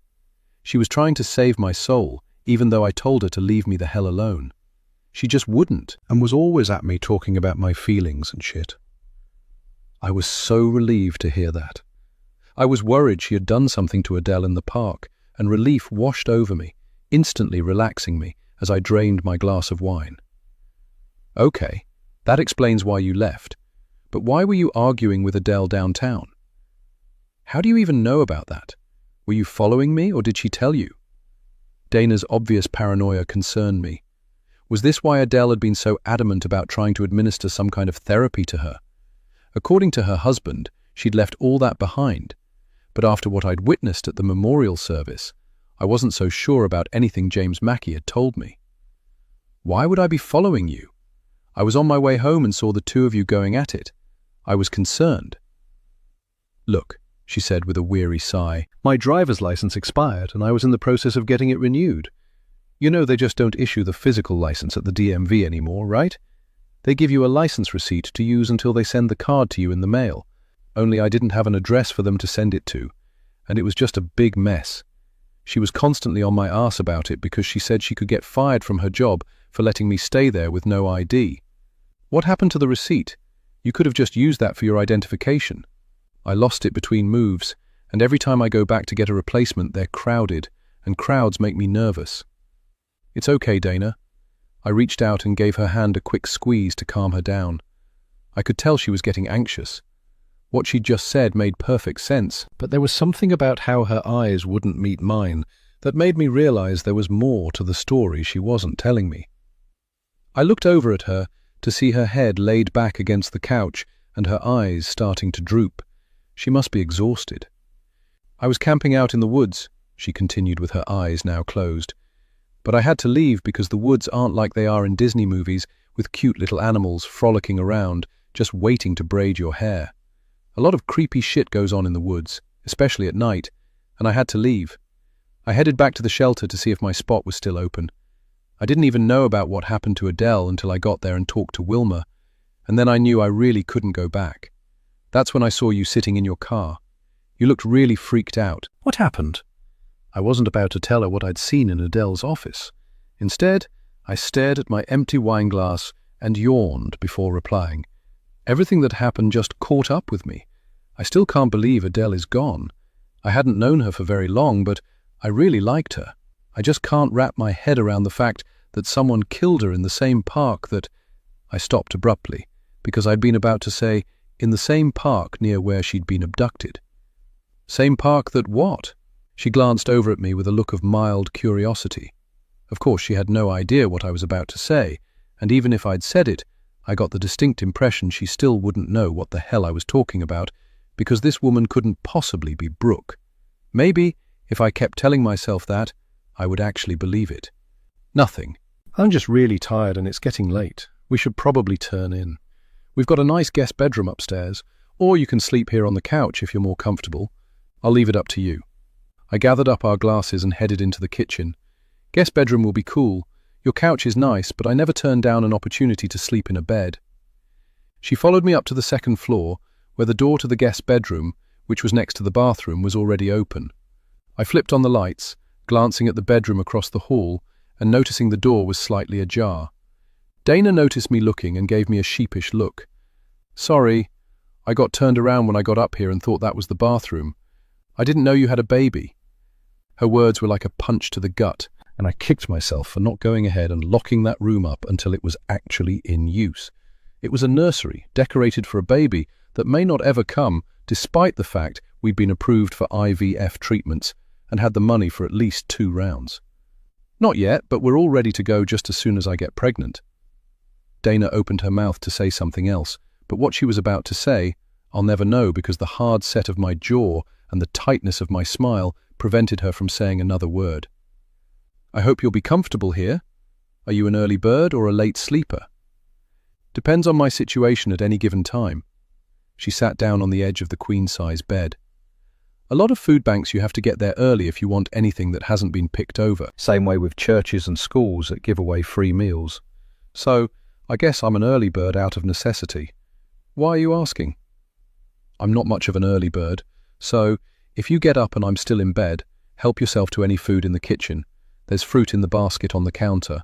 There's a coffee maker if you want coffee, and there's also tea bags, and bagels and cream cheese in the fridge. If you're feeling really adventurous, there's eggs and bacon in the fridge. Now, I'll let you get some sleep. Good night." "Ava," Dana called out before I could close the door. I turned. "Thanks. I really appreciate you letting me crash here. And don't worry, I won't be the guest that wears out their welcome." "You're very welcome, Dana. And why don't we just take it one day at a time?" I headed into the master suite, changed into my bedclothes, then slid under the cool covers and lay there, staring at the ceiling. What had I done bringing her here, and what did I hope to accomplish by helping her? But I knew the answer to that question. I knew it the minute I laid eyes on the raised birthmark on the back of her shoulder and the stuffed turtle on her bed at the shelter.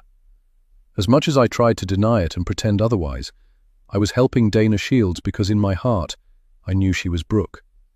I didn't think I'd be able to sleep, but I was out in less than 10 minutes. When I rolled over and looked at my bedside clock the next morning, it was nearly 9:30. I grabbed my robe and quickly headed out of the bedroom towards the steps and the smell of coffee. The sounds of conversation floated up from the kitchen. My heart dropped into my stomach. Evan was home. He wasn't supposed to be home until later tonight, and I hadn't figured out what I was going to tell him about our guest. When I arrived in the kitchen, both he and Dana were sitting at the kitchen island, drinking coffee.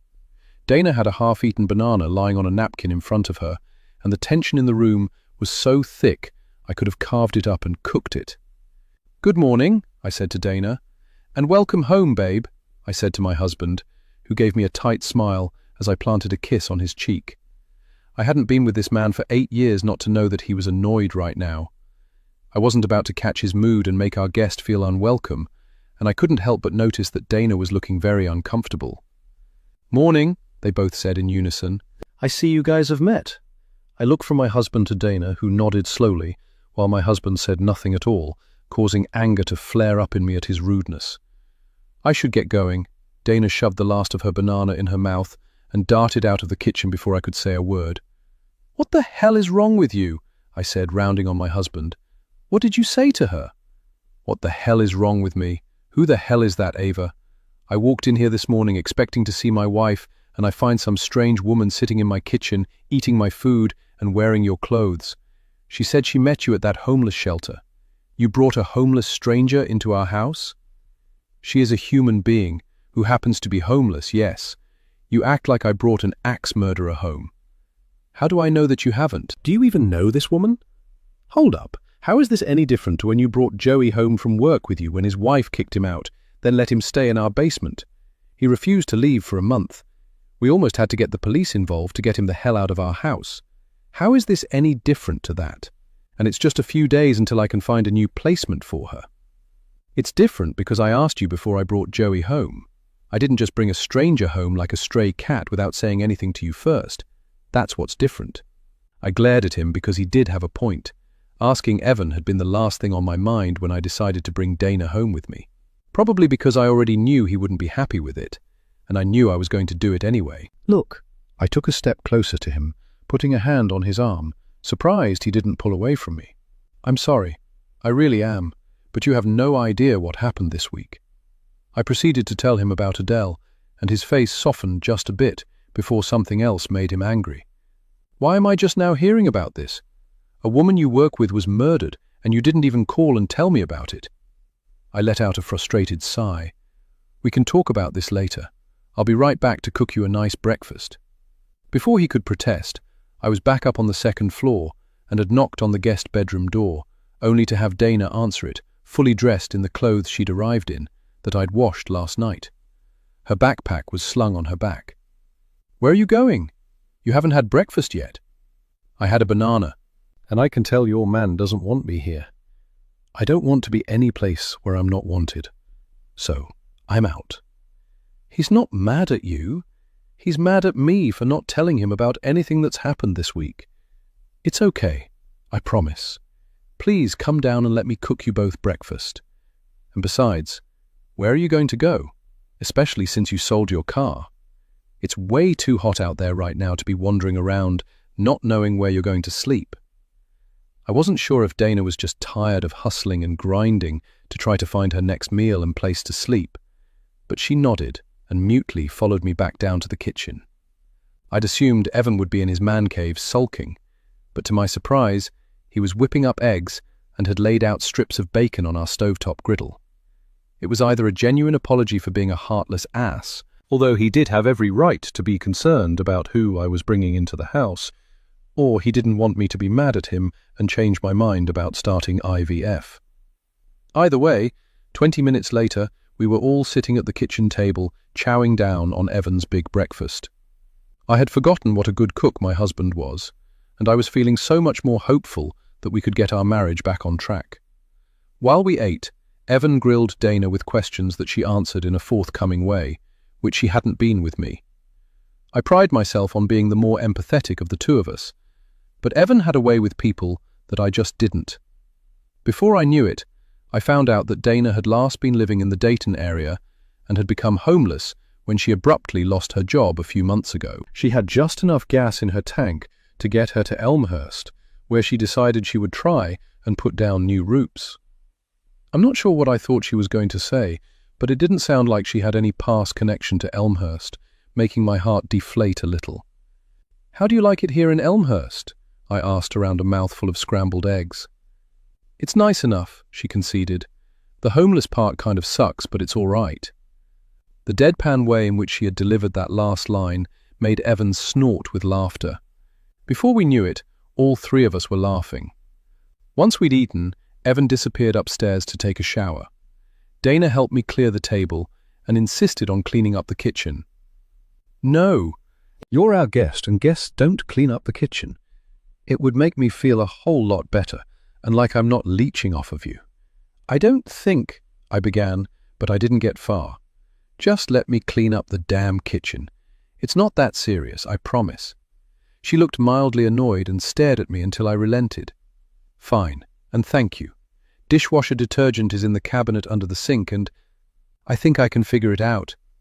She got busy scraping the breakfast dishes. I gave her a smile and headed straight for the bathroom.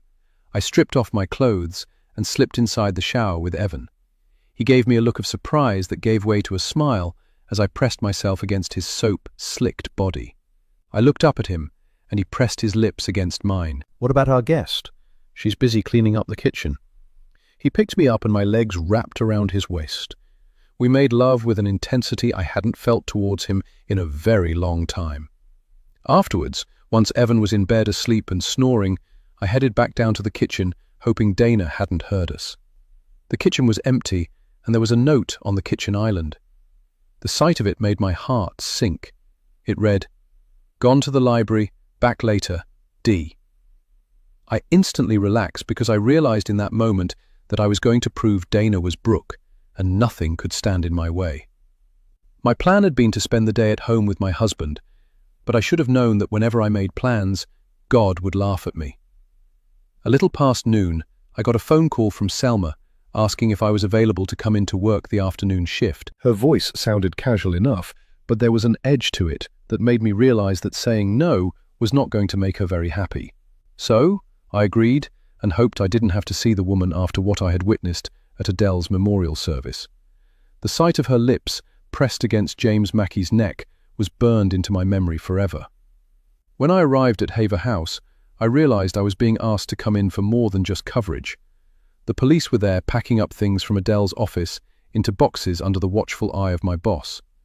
Annoyance flared up in me because Selma could have warned me about it over the phone but didn't.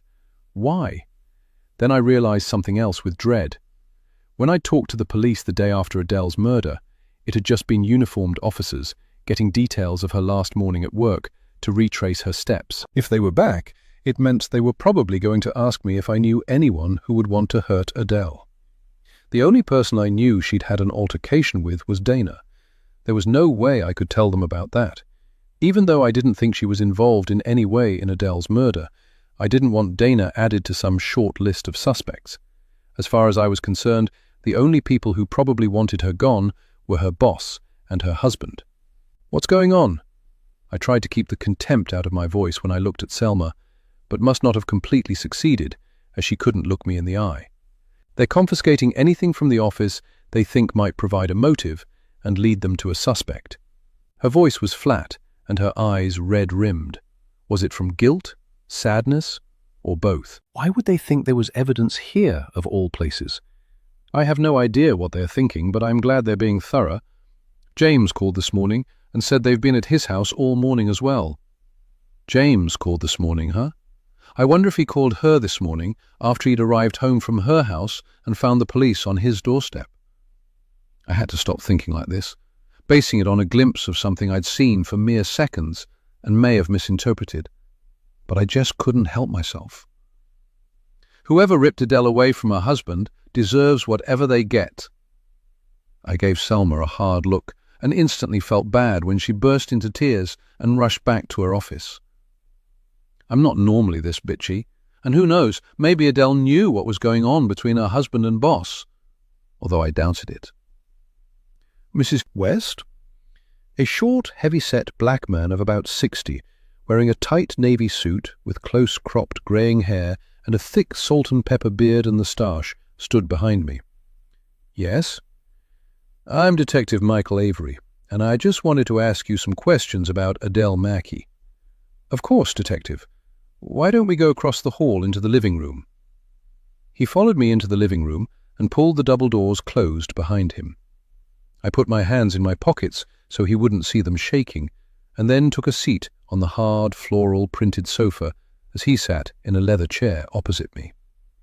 I understand you're volunteering here, Mrs. West. He was looking down at a notepad. That's right, but I've only been volunteering here for a few weeks. Then you didn't know Adele Mackey very well, correct? No, but I really liked her. She was very kind to me, professional, and good at her job. Although I wondered how well they would think she was doing her job when they looked through the files and found Dana's nearly empty folder. Would it matter that Dana had left and given up her spot, or would they think that was grounds for murder? Given the nature of this environment and the clients that you come in contact with on a regular basis, do you think any of them could have done Mrs. Mackey harm?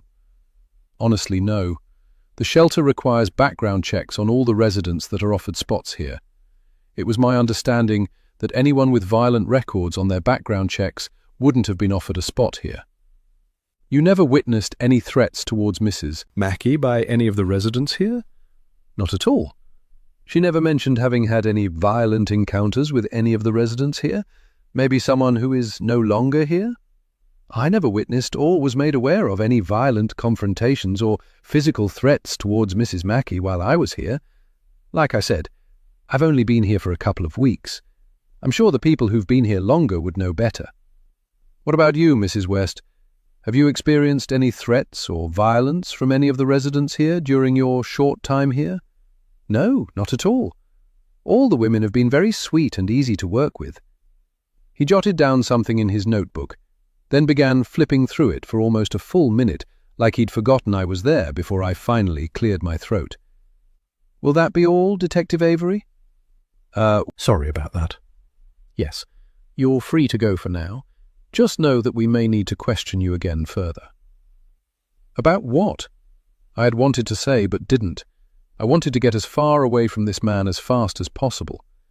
I headed out of the living room and made a beeline for the kitchen where Mrs. Brady was cleaning up. "Do you need some help?" "I need something to do." "You can empty the trash in here as well as in the dining room, and take both bags out to the dumpster." "Did the police talk to you too?" I asked as I started lifting the large trash bag out of the overly full kitchen trash can. "They did, and a fat lot of good it did 'em too. I'm mostly in this kitchen when I'm here, and I don't see a lot of stuff. I can't think of a single person who would have wanted Adele gone, except maybe." She didn't have to say another word. We both looked at each other and knew exactly what the other was thinking. She knew about James and Selma too. I looked at her and shook my head, indicating I knew exactly what she was talking about. She sucked her teeth in disgust and looked away. "Did you tell that detective about them?" "Did you?" I quickly shook my head. "Good, 'cause no telling what was going on in that marriage. People with these open marriages and swinging and nonsense, ain't nothing good ever come of that. Of course, a lot of women are in open marriages and don't even know it." "Do you think she knew?" "Hard to tell. All I know is it was none of my business, and I'm going to sit on that information a little longer until we get more details about what happened to poor Adele. I am so happy they don't have children, who would have been robbed of their mother and left with a cheating ass daddy." If anyone could relate to that, it was me. Shat Meta, Chapter 14, Ava and Brooke, May 2000. In her room, Ava turned the TV up a little louder to drown out the noise coming from downstairs. She wished she hadn't asked Brooke to spend the night. She thought she was being slick by asking her mom when she was hungover on the couch, knowing her mom would tell her yes, just to get rid of her so she could go back to sleep. But now she was wide awake, drunk, and screaming into the phone at her father, alternating between shouting and sobbing and begging him to come home. She'd even stooped so low as to tell him that Ava was having nightmares because of what was going on between them. It was a big lie. She wasn't having nightmares at all, and she hated listening to her mother's desperate lies. She wanted him home too, in the worst way. She wanted them to be a family again like they were. Even at the young age of 10, Ava knew there were things that had always been wrong between her parents. She'd lost count of how many times she'd been awakened in the middle of the night to her parents arguing. Ava never knew exactly what they were arguing about and would put her pillow over her head and hide under the blankets, usually drifting off to sleep and waking up that way. By now, she was used to her mother's hysterical phone calls to her father, but she wasn't used to Brooke being there when they happened. Ava had done such a good job of making everyone think everything was okay. She was the one keeping the house clean, using the step stool in front of the sink to wash the dishes, and knew how to run the sweeper and dust. She knew how to order pizza and microwave frozen dinners. Her mum had to get a job after Dad left because he'd stopped sending money. But she'd gotten fired and was now free to drink all day long. Ava didn't dare look at Brooke as her eyes filled with tears of frustration and embarrassment. What was her best friend thinking? Would she run home and tell her mum, and then her mum would never let her stay at Ava's house again? "It's okay, Ava. We can stay at my house next time." Brooke put her arm around Ava, and Ava rested her head on her shoulder and cried silently as the show Even Stevens played on the TV. Chapter 15. Leah. I was sitting in my rental car in front of Natalie Hammond's house, wondering how I was going to ask her about what Mavis Brady had told me, and asking myself who else knew. Mavis Brady could not have been the only one who'd known about Natalie borrowing money from scary people to save her home.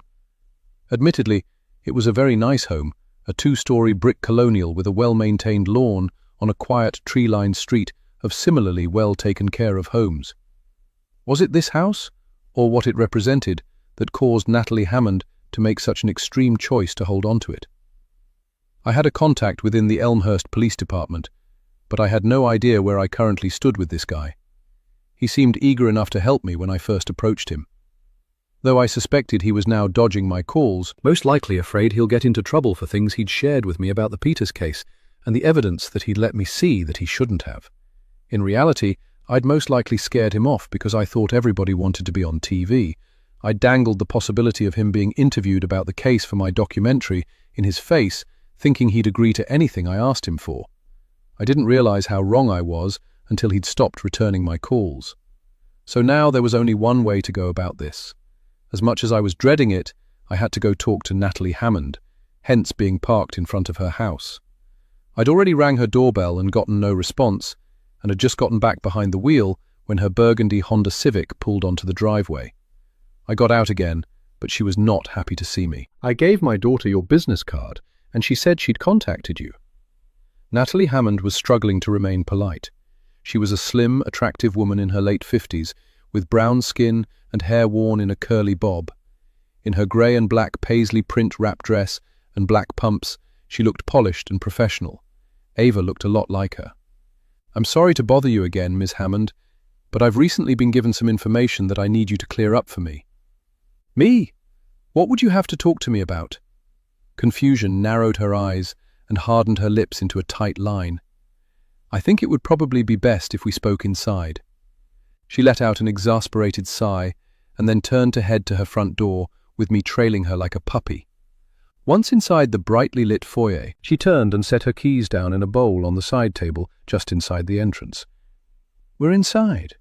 Now what's this all about?" There was no reason to hesitate, so I went for it. "I was recently told that you owed a lot of money to some very scary people, and because you didn't pay them, Brooke Peters may have been abducted when it was Ava they were after." I took an involuntary step back as Natalie's face contorted with rage, making a mental note of how close the door was in case I had to flee. But as quickly as the anger popped up on the other woman's face, it dissipated, and she sank down onto a bench next to the table and burst into tears. I let her cry for a couple of minutes before pulling a tissue from my purse and handing it to her. "I am so sorry, Ms. Hammond, but I had to ask. By your reaction, can I assume the rumor is true?" "Yes," she said, before wiping her eyes and blowing her nose with a tissue. "I was stupid enough and desperate enough to borrow some money at an extremely high interest rate to save this house. I wasn't getting any kind of support from Play, my ex-husband. So yes, I was desperate. And yes, I did borrow that money. When Brooke was first abducted, I did think that maybe they'd been after Ava and got Brooke by mistake. So you're not telling me anything that hasn't gone through my mind for years." She looked down at the floor as another tear trickled out of the corner of her eye. "Why are you so sure they wouldn't have taken Ava?" Her head whipped up and she glared at me. "What would they possibly have to gain by taking my daughter?" I stared at her like she was stupid. "Do I really have to spell this out for you?" "No," she shook her head vigorously. "Those people were into a lot of illegal things, but not that. They never would have gotten a single dime out of me if they had. There was no incentive for them to take my daughter if they wanted their money back. Maybe taking her would have been their way of making sure they got their money back, like an insurance policy. I made a deal with them, and before you ask, I'm not telling you what that deal was." "Why is that?" "Because it's none of your business and has absolutely nothing to do with Brooke's disappearance." Her hostile stare didn't intimidate me. Instead, I was angry. As a mother, how could you not share this information with the police, even privately? Ava would have never needed to know. It could have shed a whole new light on Brooke's abduction. How do you know I didn't? How do you know they didn't look into it and found out the people I owed money to didn't have Brooke? And how do I know you're telling the truth and not trying to keep me from telling Ava? The hostile look Natalie Hammond gave instantly turned into a blank stare as her face went slack. She held her left hand out to me, palm side down. "What am I—" I began before I saw it and gasped. Half her pinky finger, up to the knuckle, was gone. "They didn't take Brooke, but they took this when they found out I'd led the police to their doorstep." "Oh my God," I whispered as my hands flew to my mouth. "This is nothing," she said in a flat voice. "They could have cut off my head." Chapter 16. Ava. It's been 3 days and Dana is still staying with us. Not because she wants to, but because she can't find any place else to go with no job and no money. And also because every time she tried to leave, I gave her a reason to stay. Evan still isn't thrilled, but when I pointed out that I was afraid after Adele's murder and I didn't want to be alone in the house when he was away at his job site, he reluctantly relented. I was scheduled to undergo my first IVF treatment in 2 weeks, and could tell he was willing to agree to anything to keep the process going. Although he was polite to Dana, he wasn't exactly enthusiastic, and she knew deep down he didn't want her there. But I refused to let her sleep in the woods again. She didn't even have a car to live in anymore since she'd sold it. I could tell she'd rather be anywhere but at my house. Unfortunately, her spot at the shelter had been given to someone else. I was now working every morning at the shelter.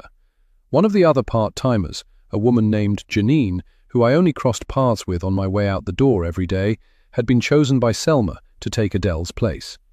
She was currently at home recovering from a hip replacement, so wouldn't be available to take over Adele's position for 2 more weeks, which was perfect timing and coincided with my first IVF treatment.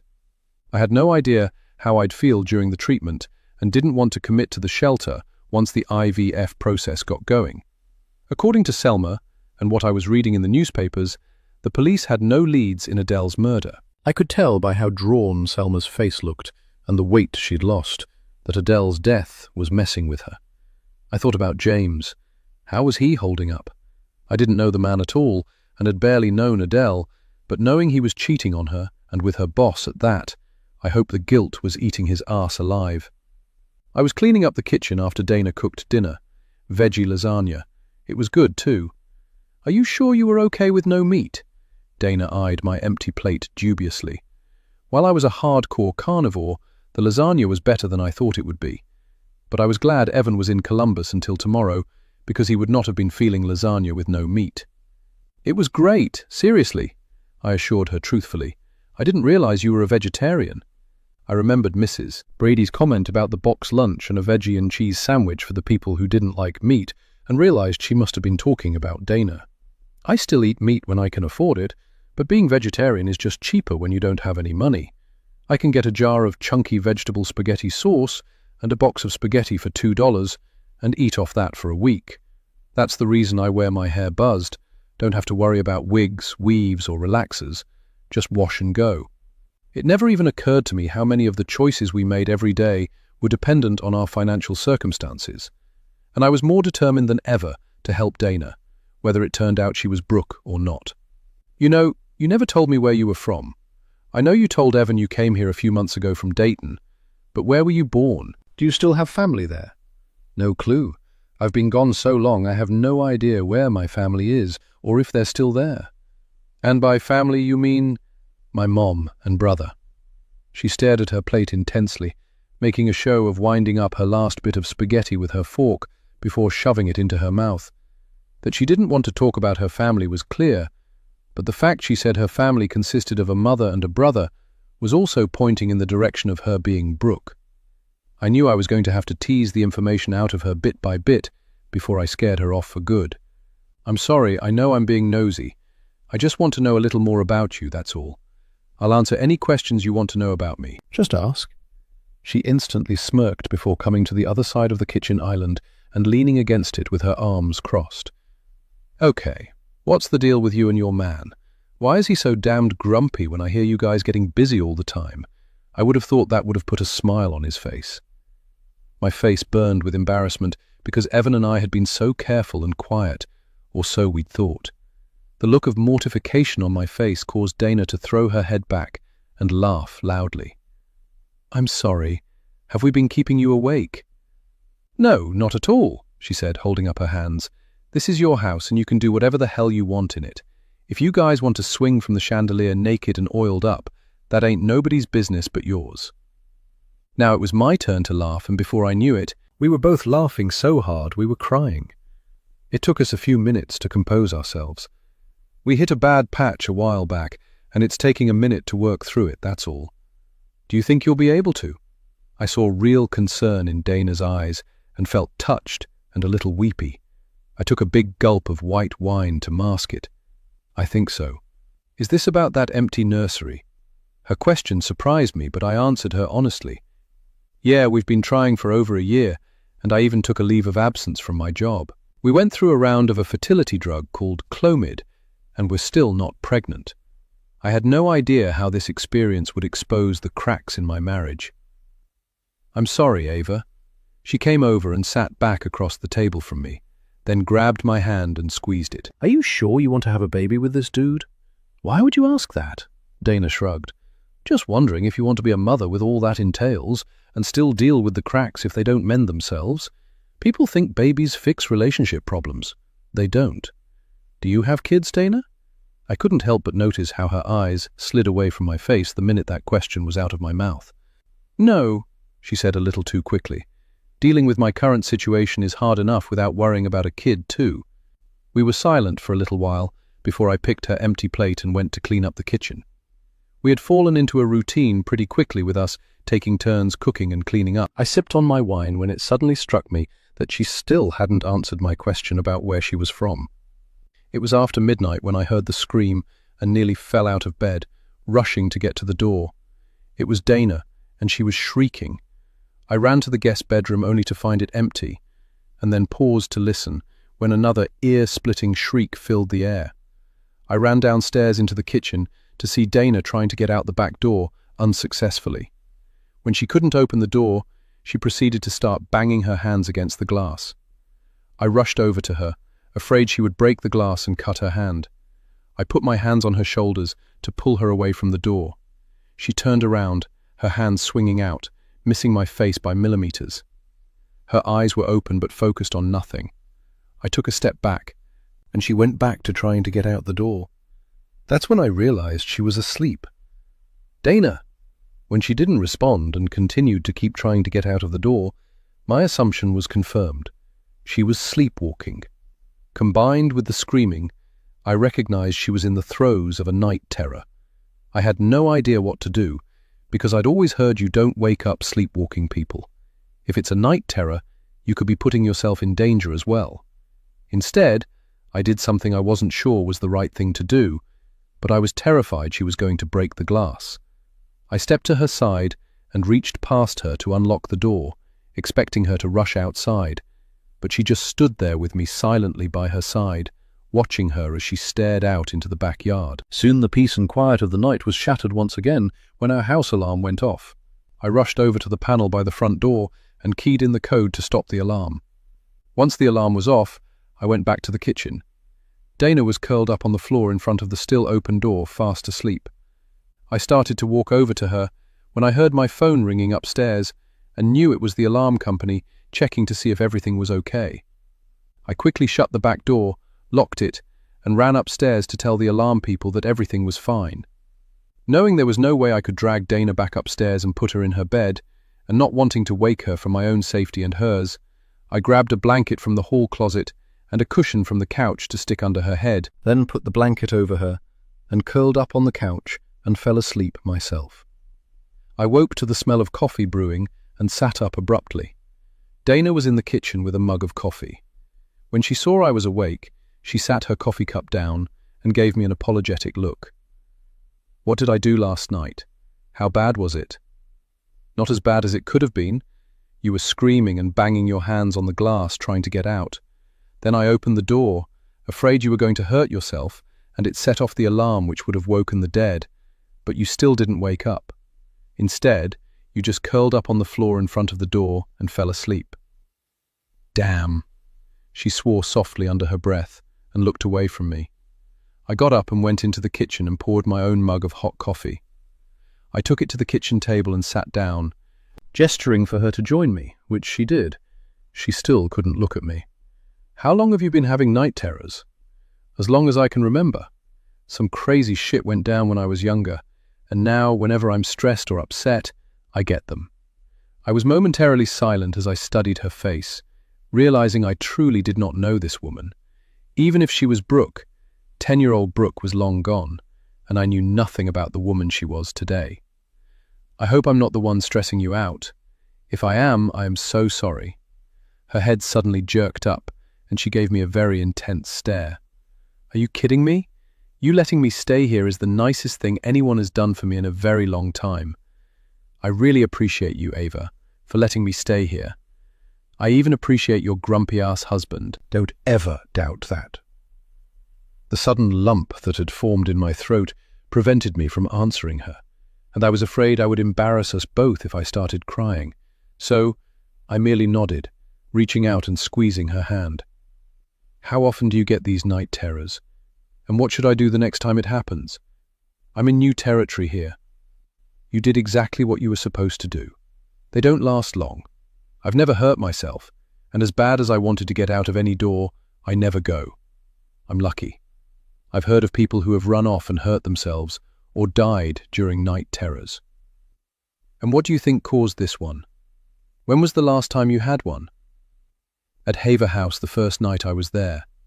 The stress usually comes when I move to a new location and haven't gotten used to everything yet. I was trying to get out of the shelter, but the front door was locked. You went all the way down 3 flights of steps, then tried to get out the front door, all while you were asleep, I said, more to myself than her. I was in awe of the fact she was able to do all of that while asleep and not fall down the steps and break her neck. Yeah, they found me sleeping on the floor in the foyer, just like you did this morning. Can we change the subject? Of course. I'm sorry, I just wanted to know what to do next time. Do you want some breakfast? I didn't even wait for her answer and got up and got busy getting eggs, veggies and cheese out of the fridge to make us omelettes. You're not sorry you invited me here, are you? Not at all. I'm not in the habit of inviting people into my home that I don't want here.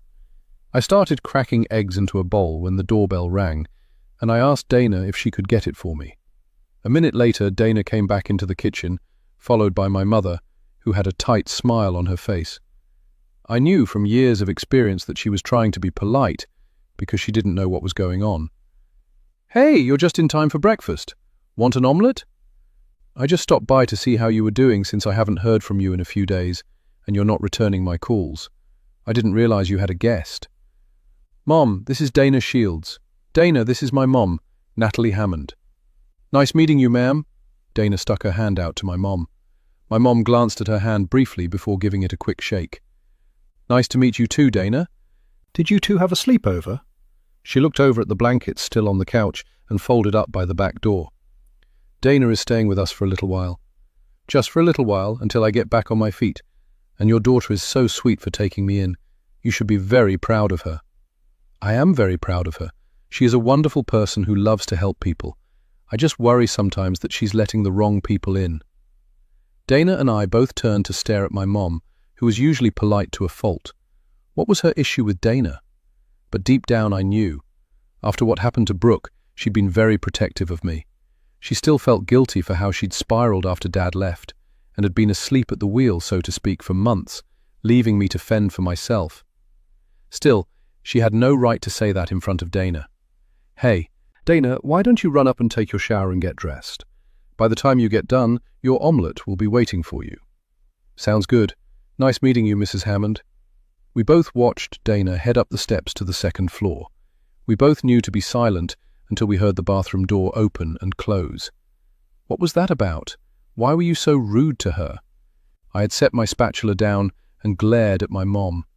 Where is that woman from? Please don't tell me you brought some stranger from that shelter into your home. What if I did? It's my home. I can have whoever I want here. I'm an adult, remember? What you need to remember is to watch your tone when you talk to me. Doesn't matter how grown you are, I'm still your mother, and I have a right to be concerned about you when you're making stupid decisions. What does Evan think about this? He's fine with it, and since when do you care about his opinion? You've never liked him. Let's stick to the topic at hand, shall we? She said, setting her purse down in one of the stools at the kitchen island. You're the one who brought up Evan, not me. Mom let out a frustrated sigh and continued her rant. You want to know how I know that you're not sure whether this was a good idea or not? Would it matter if I didn't? The fact that I haven't heard from you in days, and that you didn't tell me about any of this, shows me that you already know this wasn't a good idea. Who I have in my home and why is not up for debate, but I do have some news that should make you very happy. At least I hoped it would, because I was so over having to justify my decisions to my mother. And what is that? I called Leah Quinn back, and I'm going to participate in the documentary, and she's already paid me enough for one IVF treatment. A big smile broke out across her face. She came around the island and gave me a hug. Oh, baby, I am so happy for you. I think participating in this documentary is going to be good for you, but just a word of warning. I quickly pulled out of her grasp, because she was doing what she'd always done my entire life. No matter how happy or excited I was about anything, she always found a way to make me second-guess my decisions. Don't look at me like that, Ava. Leah Quinn came to see me the other day, and I just want you to be careful, because she's trying to stir up a bunch of mess."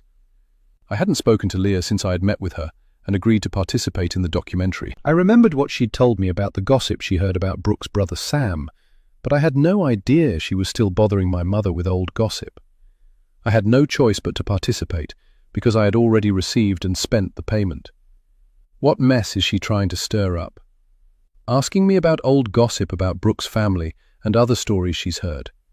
I know she has to look into these things, but don't let her smear the reputations of innocent people. She wouldn't quite look at me when she said that, and it instantly put me on my guard, making me wonder what she was talking about. "You know, you really don't have to tell me that. I would never go along with anything that wasn't completely factual when it comes to Brooke or her family. You know that, right?" Leah had left me a couple of messages that I had been intending to return when Adele had been killed. I was going to make it a point to get back to her today and hopefully talk to her about whatever my mother was talking about. Plus, I knew it was no use trying to get any more details out of my mom when I wasn't sure what her motives were for even telling me this information. Suddenly, I was confused. She was the one who told me I needed to talk to this woman to possibly get some closure about what happened to Brooke. Now, here she was showing up at my house unannounced to tell me not to trust Leah Quinn, and she was trying to make me feel paranoid about giving Dana a safe place to stay. I love my mother to death. We've been through a lot together, but I didn't need this right now. "Do you want an omelette?" "Do I want—" "Girl, stop trying to change the subject. I'm serious. You need to be careful about who you trust." "So who shouldn't I trust, Mom? Leah Quinn or Dana?" "You shouldn't truly trust anyone until you figure out what their motives are.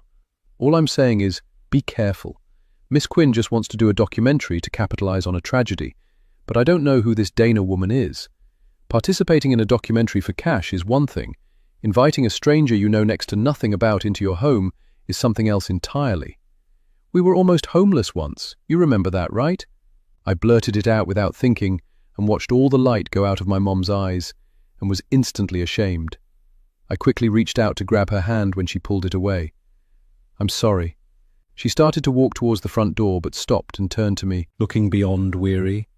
"I know better than anybody that we were almost homeless once. I also know that it was my fault. You don't need to remind me of that." "Mom, But she held up a hand, cutting me off. I don't know this Dana person or her story, but I was willing to do anything to keep a roof over our heads. I couldn't tell if she was angry or hurt or both as she marched out my front door. It wasn't lost on me that this was the first time she had ever alluded to what she had done to keep a roof over our heads. I briefly wondered what she was talking about before realizing I probably didn't want to know. Chapter 17. Ava. For the first time in a long time, my shift overlapped with Kerry's, and we had a chance to talk, which we hadn't been able to do since I'd started. I'd seen her at Adele's memorial service, but hadn't talked to her much because I left after witnessing the clinch between James and Selma. Understandably, she wasn't in the mood for much conversation either, and was distracted, to the point that I wondered if something else besides Adele's death was bothering her. "How are the wedding plans coming along?" If there's anything that could distract her from what happened to her colleague, it was her upcoming nuptials. And I was right. She instantly perked up. "I had another fitting for my wedding dress. It's going to have to be taken in again because I've lost 10 more pounds. I had noticed that she'd lost more weight. I actually thought she was getting a little too thin, but I wasn't about to say this to her. "I bet you look beautiful in your dress." I remembered how I felt in my wedding dress. Evan and I had a small wedding, but I still made sure to wear my dream dress. I feel like a princess in my dress. It's all I ever wanted. My only requirement was that I feel like a beautiful bride on my special day, and I know I will. Men have it so easy. It took Evan all of an hour to pick out his suit. It took me weeks to pick out my dress, as well as everything else that went into planning the wedding. All he had to do was show up. "Really?" she said, looking genuinely surprised. "Josh has been very active in our wedding plans. He picked out the invitations and the venue, and he gave me ideas on what kind of dress he wanted to see me in." I was momentarily speechless. What kind of dress he wanted to see her in? Why was he involving himself in her right to pick her own wedding dress? "What kind of dress is that?" I purposely kept my tone light, so she wouldn't pick up on the judgment I was feeling towards her fiancé, who I'd yet to meet. You know, modest, nothing too low-cut or revealing. He said he wanted a bride walking down the aisle to him, not a lingerie model. I know how that sounds, but I trust Josh and value his opinion. He's a man of faith. That's one of the things I love so much about him, that and how brutally honest he is. He just wants what's best for me and our relationship. I noticed Kerry's smile was tight, and her words of praise for her fiancé weren't reflected in her eyes. Her fingers immediately went to the pendant around her neck, rubbing it between her fingers the same way I'd seen her rubbing it at Adele's memorial. I recognized a stress response when I saw it. I simply nodded and smiled. There was so much I could have said, but didn't because it was really none of my business. So, I changed the subject. That's a beautiful pendant, Kerry. I meant to tell you that at Adele's memorial. Oh, this, she said, instantly taking it off and handing it to me. It was my Grandma Kay's, one of the things she left me in her will. I was surprised it had some weight to it, and I turned it over in my hand. It was a round gold pendant the size of a quarter, with the letter K in Old English script engraved on the front. I flipped it over and saw there was a tiny round symbol on the back. When I saw it, I did a double take. Was I mistaken, or did this symbol look just like the birthmark on Brooke in Dane? Without thinking, I held it up to the light to get a better look, when Kerry abruptly took it from my hand and slipped the thin chain back over her head and tucked the pendant inside her t-shirt. Sorry, she said, her face reddening. It's really old. I probably shouldn't be wearing it so much. I just feel closer to my grandma when I do. No worries. I held up my hands and took a small step back, suddenly embarrassed. I was just curious about the symbol on the back. Kerry pulled the pendant out and looked at the back, squinting at the symbol much the way I had. I have no idea what that is, but if I had to guess, it's some kind of Buddhist symbol. My grandma was big into stuff like that. Sounds like she was a woman ahead of her time. She was. For years she owned a little shop here in town that sold herbal remedies. She made them herself. Then she suffered a fall and broke her hip and couldn't work anymore, and she had to sell her shop. I think that was the beginning of the end for her. That shop was her life. Kerry looked like she might start crying again, so I snapped her back to reality. I'd never met Adele's husband, James. He seems really nice. My heart just broke for him at the memorial service. He was really torn up. Yeah, he's nice. The lack of enthusiasm in her response was evident. Uh-oh, I'm sensing a but. What's wrong with James? Of course, I already knew what was wrong with James, but I wanted to hear what Kerry had to say. He's nice. He's just a little too nice sometimes, you know what I mean? He's a flirty guy. I'm sure he doesn't mean anything by it, but sometimes he makes me a little uncomfortable. I knew exactly what she was talking about. I'd known plenty of men like James in my life, men who always seemed to be casting a net for whoever they could catch under the guise of simply being a nice, friendly guy. From what I had seen right here in this office, James had caught Selma in his nice guy net. Again, I wondered if Adele had known. I realized she probably didn't, because why would she be working for a woman who was having an affair with her husband? Kerry apparently didn't want to talk about James anymore, because she gestured to a stack of 2 cardboard boxes with handles sitting in front of Adele's desk. We got our files back from the police, and I could really use some help putting these away before I leave. Sure, if we each take a box, we should be able to get through them pretty quickly. Without waiting for her to respond, I grabbed the box that was marked N through Z. Then I grabbed a cart, loaded the box on top of it, along with the corresponding drawers from the filing cabinet, and pulled up a chair to get to work, while Kerry stood at the actual filing cabinet, putting away her part of the alphabet. While her back was turned, I grabbed the file that I really wanted to see, but quickly realized Dana Shields' file was not in the box. Where had it gone? Then it hit me. She had given up her spot at the shelter right before Adele was killed. Her file was probably pulled since she was no longer a resident. Was it still here? What happens to all the old files for the previous residents? How long do we keep those? I think for tax purposes we have to keep those files for at least 3 years, so all previous resident files are pulled and put into storage. I didn't realize we had storage. Where is it? Down in the basement, but I've never been down there. Adele and Selma were the only ones with the keys to the storage room. Why are you asking? No reason. Just curious. We worked for another hour before Kerry had to leave, and then I settled myself behind Adele's desk and wondered how long I would see this as Adele's desk. I glanced at my watch and realized I still had 3 more hours until I had to pick up Dana from the library. She'd been headed out the door at the same time as me for the bus stop. I insisted on giving her a ride to the library so she could use their computers to look for a job. I'd once again asked her about her ID, and she simply shrugged and stared out the window without responding.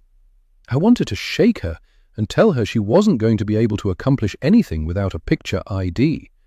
I knew Evan would have a fit if I offered to volunteer our address for her to receive her new driver's license. I knew the law.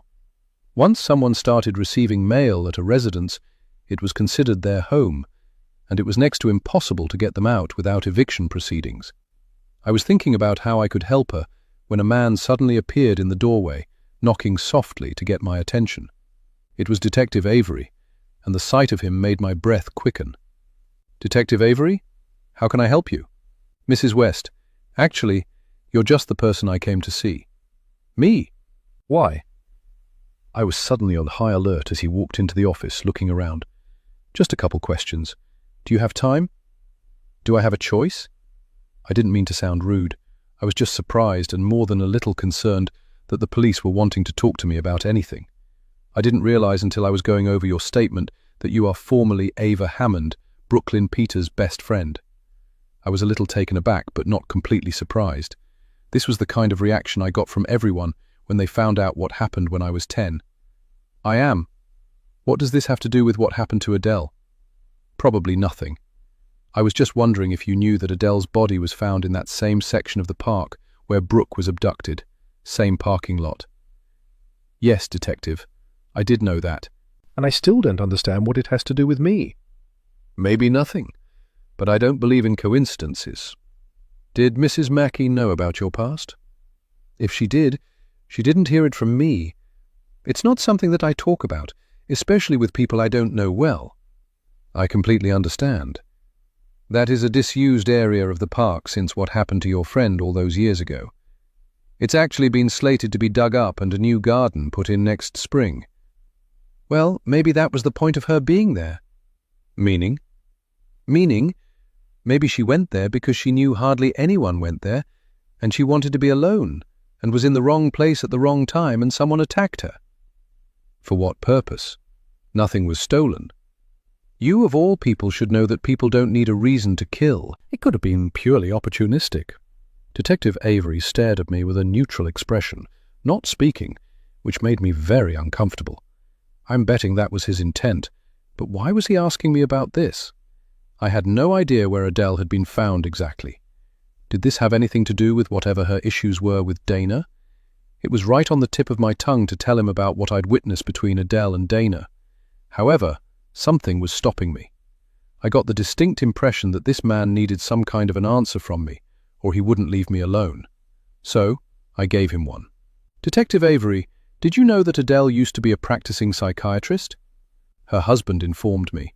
He also told me she stopped practicing a decade ago because of something that happened with a former patient. He told me the same thing. "Are you looking into this former patient? Could someone closely connected to this former patient have a grudge against her?" "We're looking at every avenue, Mrs. West. You have my word on that.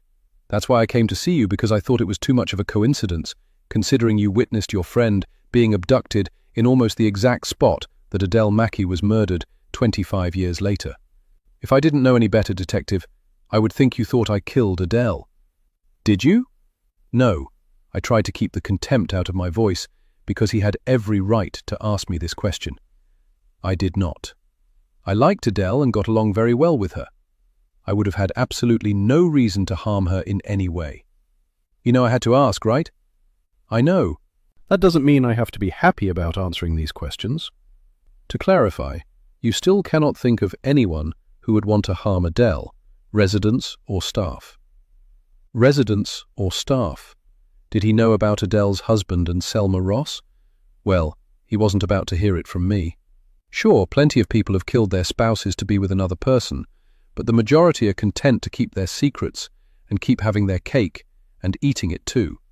Most people did not kill their spouses for an affair partner. Besides, I could have been completely wrong about what I'd witnessed here in the office, the night of her memorial. If James Mackey was as flirty and friendly as Kerry said he was, he could have been the one to take advantage of Selma when she went to embrace him in his grief. I realized Avery was still staring at me. And again, no, I have no idea why anyone would want to hurt Adele. And I know of no conflicts that she had with residents or staff here. Then I'll not take up any more of your time, Mrs. West. Thank you for talking to me, and you have my card if you need to contact me in case you happen to remember anything. I nodded at him and watched him leave. I couldn't shake the feeling that this would not be the last time I would see Detective Michael Avery. 2 minutes after he left, my cell phone rang. It was my doctor from the Asher Clinic, and it wasn't good news. Man, that sucks. I'm sorry, Ava. Dana was trying unsuccessfully to console me after I picked her up and proceeded to burst into tears when she asked me how my day had gone after seeing my red-rimmed eyes. The phone call I'd gotten earlier that day had been from Dr. Glenn's nurse at the Asher Clinic, informing me that the doctor was currently in the hospital in Switzerland after suffering a major accident while skiing. She would be laid up for the foreseeable future with a head injury and 2 broken legs. All of her colleagues at the clinic who would have gladly taken over my case were booked out until the end of the year. Evan and I had been lucky to get the appointment that we got. Now, everything was pushed back for 6 months or more. When I saw the Asher Clinic's number pop up on my phone, I thought they were scheduling our first treatment. How was I going to tell Evan? More importantly, how would he react? Thanks, I told her in a flat voice devoid of emotion. Well, Dana began tentatively, at least now you have more time. More time? What was she talking about? I gave her a quizzical look, and she hesitated just an instant before pressing on. You told me that you and your husband were having issues. Doesn't this give you more time to resolve those before you bring a baby into the picture? What she said made perfect sense, but I wasn't in the mood to hear it, and I had to practically bite my tongue to tell her to mind her own business. How could I tell her that when I was the one who told her my business? I had opened that door and let her in. Sorry, that's absolutely none of my business. No, it isn't, but you're not wrong, I agreed. As much as I hate to admit it, maybe this just isn't in the cards for us. Maybe this is some kind of sign that we need to slow our roll and reconnect. Isn't that what I just said? She said with a smile, and we both laughed. We were 3 blocks from my house when I drove past a newly opened ice cream shop that I'd been wanting to try. Nothing like drowning your sorrows in dairy. Hey, cheer me up and have some ice cream with me. I didn't wait for her response before pulling into the parking lot of Delphine's ice cream parlor. Not a big ice cream person. If they've got sorbet, I'll have some of that. It took me a long time to start eating ice cream again after Brooke was abducted, since I blamed myself and that chocolate ice cream cone for her abduction. It has only been in the last decade that I'd started eating it again. One thing I did remember with crystal clear clarity was that Brooke had loved ice cream. She wasn't a chocolate lover like me. Strawberry was her favorite. My heart instantly sank. Really? I don't know too many people who don't like ice cream. I didn't say I didn't like it. I can't eat it. Lactose intolerant, but I used to love it as a kid. Really? What was your favorite flavor? Chocolate, she replied, and headed into the shop ahead of me. 10 minutes later, we were seated at a table outside. I'd gone all out and gotten a banana split, while Dana dug into her pineapple sorbet. We were half finished when I brought up what else had happened to me that day. The detective in charge of Adele's case came to see me today. Why? Dana hadn't even bothered looking up and continued to scoop a big spoonful of sorbet into her mouth. He keeps asking me if I know of anyone who had any problems with Adele. That seemed to have gotten her attention, and her spoon froze halfway to her mouth before she set it down and gave me her full attention. And you told him about me, right? She leaned back in her chair, and her look was a hair's breadth away from hostile. No, I didn't tell him anything. It's not my place to tell him, but you should. Nope, I'm good. I don't have a damn thing to tell any cops about Adele. I saw you 2 arguing downtown. If I saw you, then most likely other people saw you guys too. Wouldn't you rather talk to the detective yourself to clear the air, before they show up at the shelter with your description, wanting to know if we know who you are? Even if I don't say anything, Other people at Haver House will. I pulled Detective Avery's card from my purse and slid it across the table to her. She stared at it, and then at me. "Didn't you hear what I said? I'm serious, Dana. You really need to talk to this man." But she would barely look at me, let alone pick up the card. I reached out and snatched it back, sticking it into my purse. Dana was finished with her sorbet. I was only halfway through my banana split when she stood up. "Thanks for the sorbet. I don't have time to sit here all afternoon so you don't get brain freeze, but I'll see you later." "Dana?" I called out after her, but she tossed up a hand and walked out the door. She crossed the parking lot and got to the corner just in time for the city bus to arrive. I watched her disappear onto it before it registered what she'd just said to me. Brain freeze? How did she know I got brain freeze when I ate ice cream too fast? I was finishing up my banana split when a minibus pulled into the parking lot of the ice cream shop, and a dozen or so kids who looked to be between 12 and 16 years old got out, laughing and horsing around. They filed past me into the ice cream shop, but it was the man who was driving the van that surprised me. It was James Mackey. I hadn't seen him since his wife's memorial, and he certainly looked better now. He didn't notice me and started to walk right past when I called out to him, "Mr. Mackey?" When he turned and saw me sitting at a table outside, his face broke into a grin and he walked over to me. "Hello, it's Ava, right?" "That's right." I stood up to face him. "I was hoping to see you after the memorial to thank you for coming, but you'd already left." "I had a prior commitment I had to get to." "It was a lovely memorial." "Thank you. I understand about prior commitments. I volunteer with my church's youth group, and we've had a trip to a Reds game scheduled for months. I know Adele wouldn't have wanted them to miss it. It keeps me from sitting at home missing my wife. It sure didn't look like he'd been missing her when he'd been in clench with Selma Ross, but I quickly pushed that thought away. With the state of my marriage, who was I to judge? "What church do you belong to? Looks like you guys had fun." "Grace United. We did have fun even though the Reds lost." We both laughed, and I noticed another person get off the bus and approach us. She was a light-skinned black woman who looked to be in her 40s with a sleek updo, wearing tight black jeans, red trainers, and an oversized Reds jersey. She was looking from me to James with a tight smile and hard eyes. I instantly knew what her problem was. She thought I was competition. I'd never forgotten my mother telling me about all the church ladies who were after my grandfather when my grandma died. They kept his fridge full of food for weeks afterwards. The man's wife wasn't even in the ground yet, and women were already staking claim to him. I wondered if Selma knew. Once she'd reached his side, the woman, whoever she was, just glared at me. "Mrs. West, this is Suzette Harper, our church's youth services coordinator." "Suzette, Mrs. West worked at Haver House with Adele." "Nice meeting you," she said, looking me up and down. "Nice meeting you as well. It was also so nice to see you again, Mr. Mackey. Please keep us posted about the funeral." I walked quickly towards my car, and when I looked back, they'd already disappeared into the ice cream shop. I wondered if one of James Mackey's lady friends could have been behind his wife's murder. Evan took Dr. Glenn's accident a whole lot better than I thought he would. He was home cooking dinner when I got home from the ice cream parlor, unable to finish my banana split. He pulled me into his arms and hugged me tight, and I realized just how much I'd missed my husband. "We'll get there, I promise. This time next year we'll either have a baby or one on the way. This is just a minor setback. If it doesn't work," he said, shrugging, and gave me a big smile, "there are always other options." "Other options as in fostering or adoption?" He nodded slowly. "Yeah, as in fostering or adoption, but only as a last resort, after all other options have failed." I stared at him in shock. Yes, I could definitely tell he still wanted his own biological children.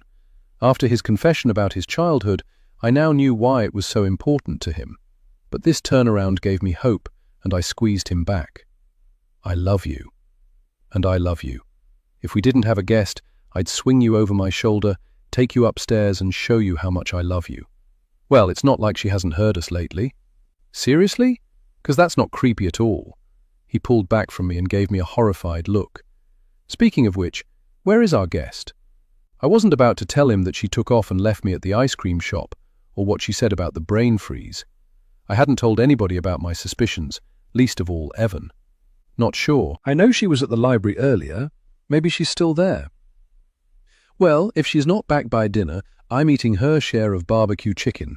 I outdid myself, babe. He headed over to the oven and pulled out a big casserole dish of baked barbecue chicken, setting it on top of the stove. The spicy aroma quickly filled the entire house. Next, he pulled out a dish of macaroni and cheese, and my mouth watered even though I was still full from my banana split. Mainly, though, I was thinking about what Dana had said. The only way she would have known about my brain freeze is if she was indeed Brooke. But there were other things that weren't adding up either. I was getting a headache trying to wrap my head around it all. "Why don't I whip us up a salad?" I told him as I pulled salad fixings out of the refrigerator.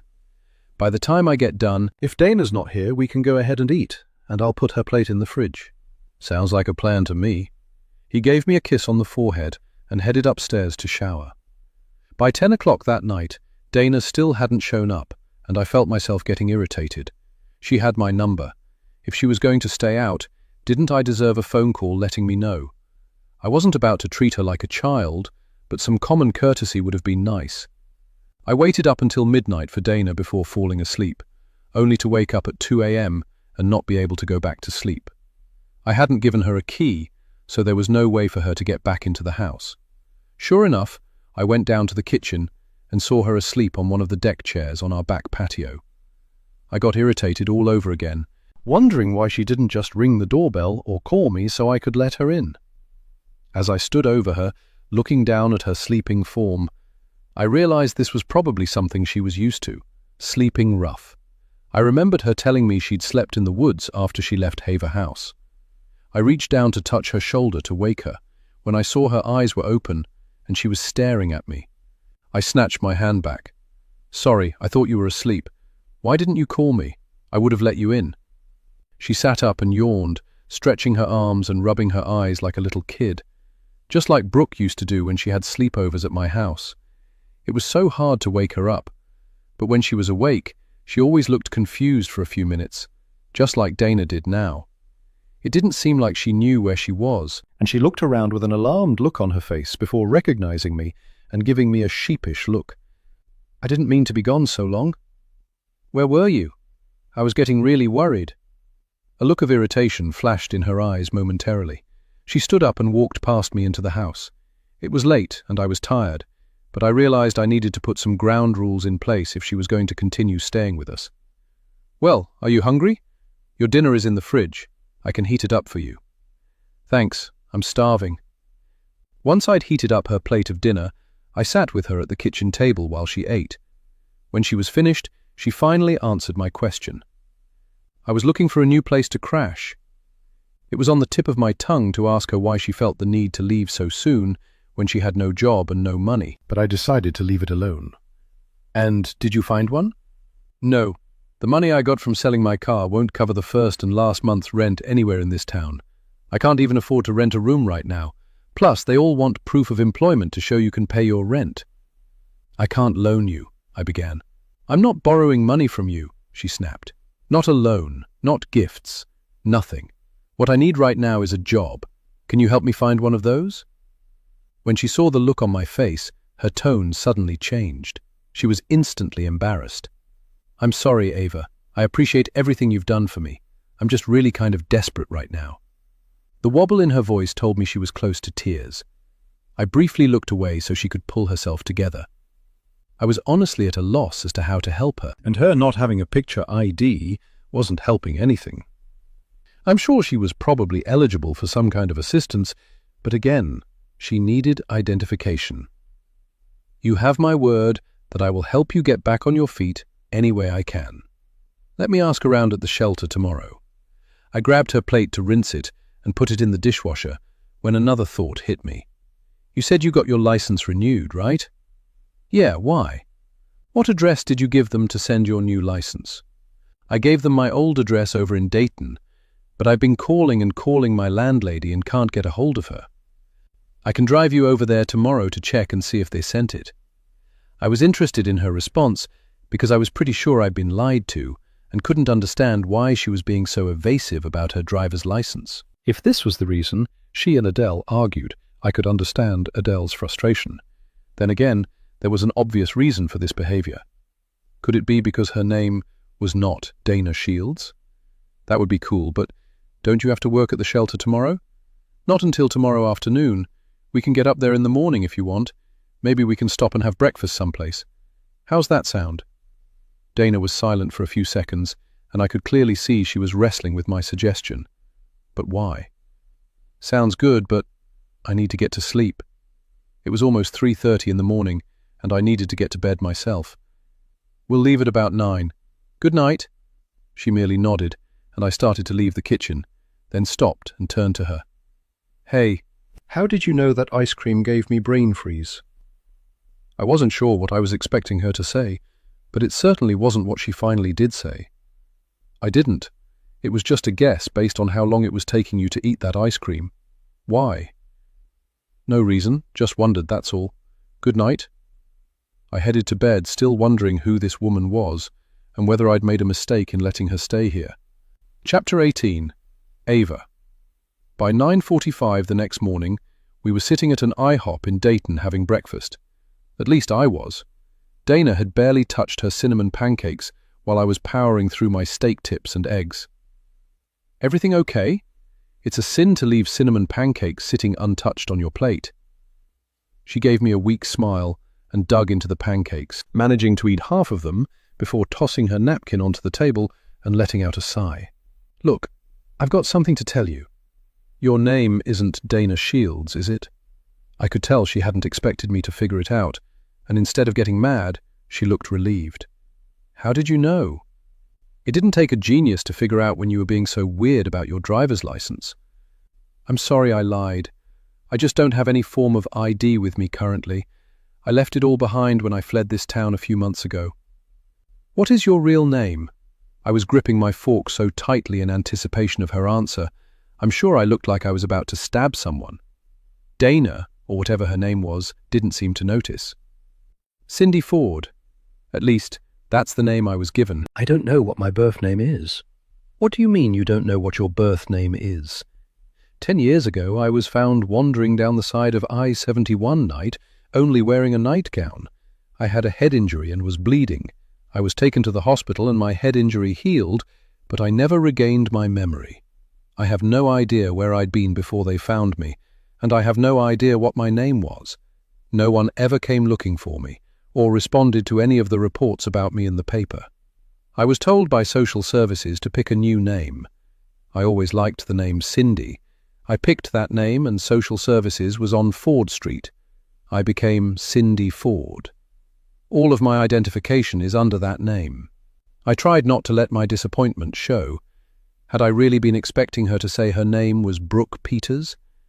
Then again, if what she was telling me was the truth, she had no idea what her birth name was. She really could be Brooke and just not remember the life she had before whatever accident robbed her of her memory. There was so much more I wanted to ask her, but I could tell by the way she was drumming her fingers on the table and the tight set of her jaw that she was getting irritated. So I waited a few more minutes until she relaxed and leaned back against the booth before asking my next question. Why go by Dana Shields then? Where did that name even come from? That was my landlady's name when I was still living here in Dayton. Who are you running from, Cindy? My ex. I stole some money from him, and it was enough that he hasn't stopped looking for me. Must have been a lot of money. It was, and before you ask, that money is long gone, and he knows it. He's still pissed off and wants to hurt me. That's why I left him to begin with. He was abusive.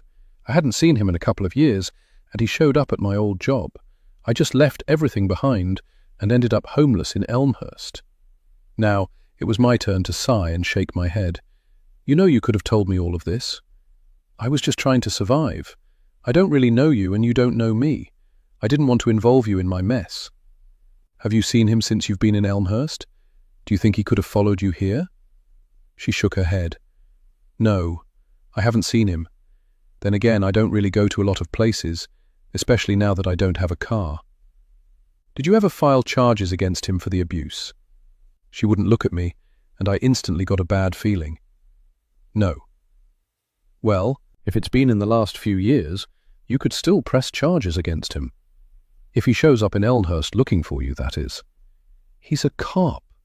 Dana picked up her fork and started picking at the remainder of her stack of pancakes. He's a cop? Oh my God, Cindy, that's not good. You don't have to tell me. I know I'm screwed. Unless I can get some money together to get far away from that lunatic. He can use police resources to find me, probably anywhere I go. Then you still need to be Dana Shields, at least until we can get you a new identity. She stared out of the window and didn't reply, but when she looked back at me, she gave me a bewildered look. Why are you helping me? I get it in your line of work helping people is what you do, but there were a lot of women at Haver House that needed help. Not just me. Why are you trying so hard to help me? There was no reason not to tell her, although I wasn't ready to tell her who I thought she could possibly be. I could tell her why I was so drawn to her. Because you remind me of my best friend from when I was 10. Her name was Brooke. And what happened to her? She was abducted from the playground we were playing in, right in front of me, and I couldn't do a damn thing about it. Tears sprung up in my eyes, and I took a napkin and dabbed them away. Once again, I was disappointed by her response. Had I really been expecting her to suddenly get her memory back at the mention of the name Brooke and abduction, and this would turn into a teary reunion? Dana continued to stare at me blankly. Nothing I just said registered in the least bit to her. And you feel guilty about what happened to your friend, right? Yes, my therapist back then called it survivor's guilt. What about now? That was a very good question. Was I still feeling guilty about what happened to Brooke? Well, one thing was for sure. While I still did feel guilty about what happened to Brooke, it had been 25 years, and I had done a good job of putting it in the rear view. At least I had until I met Dana, or whoever this woman was. Let's just say I'm better than I was. I took a sip of my coffee and stared out the window. Then it's not true what they say about time healing all wounds. Have all your wounds been healed? Not even close, she said with a bitter laugh. Dana polished off the rest of her pancakes, probably not because she wanted to, but to avoid having to talk with her mouth full of food. That was fine by me because her situation had suddenly become so much more complicated. Memory loss, a violent cop ex-boyfriend, no license, no money, and no home. Under normal circumstances, I would have been able to help her, and I still wanted to because I still thought she might be Brooke. Where did I even begin? If you just give me her address, I could go to your landlady's house to see if your driver's license arrived at her house. Will you at least let me do that for you? Dana shook her head vigorously. Too dangerous. My ex is probably watching her house. I'm not suggesting you go.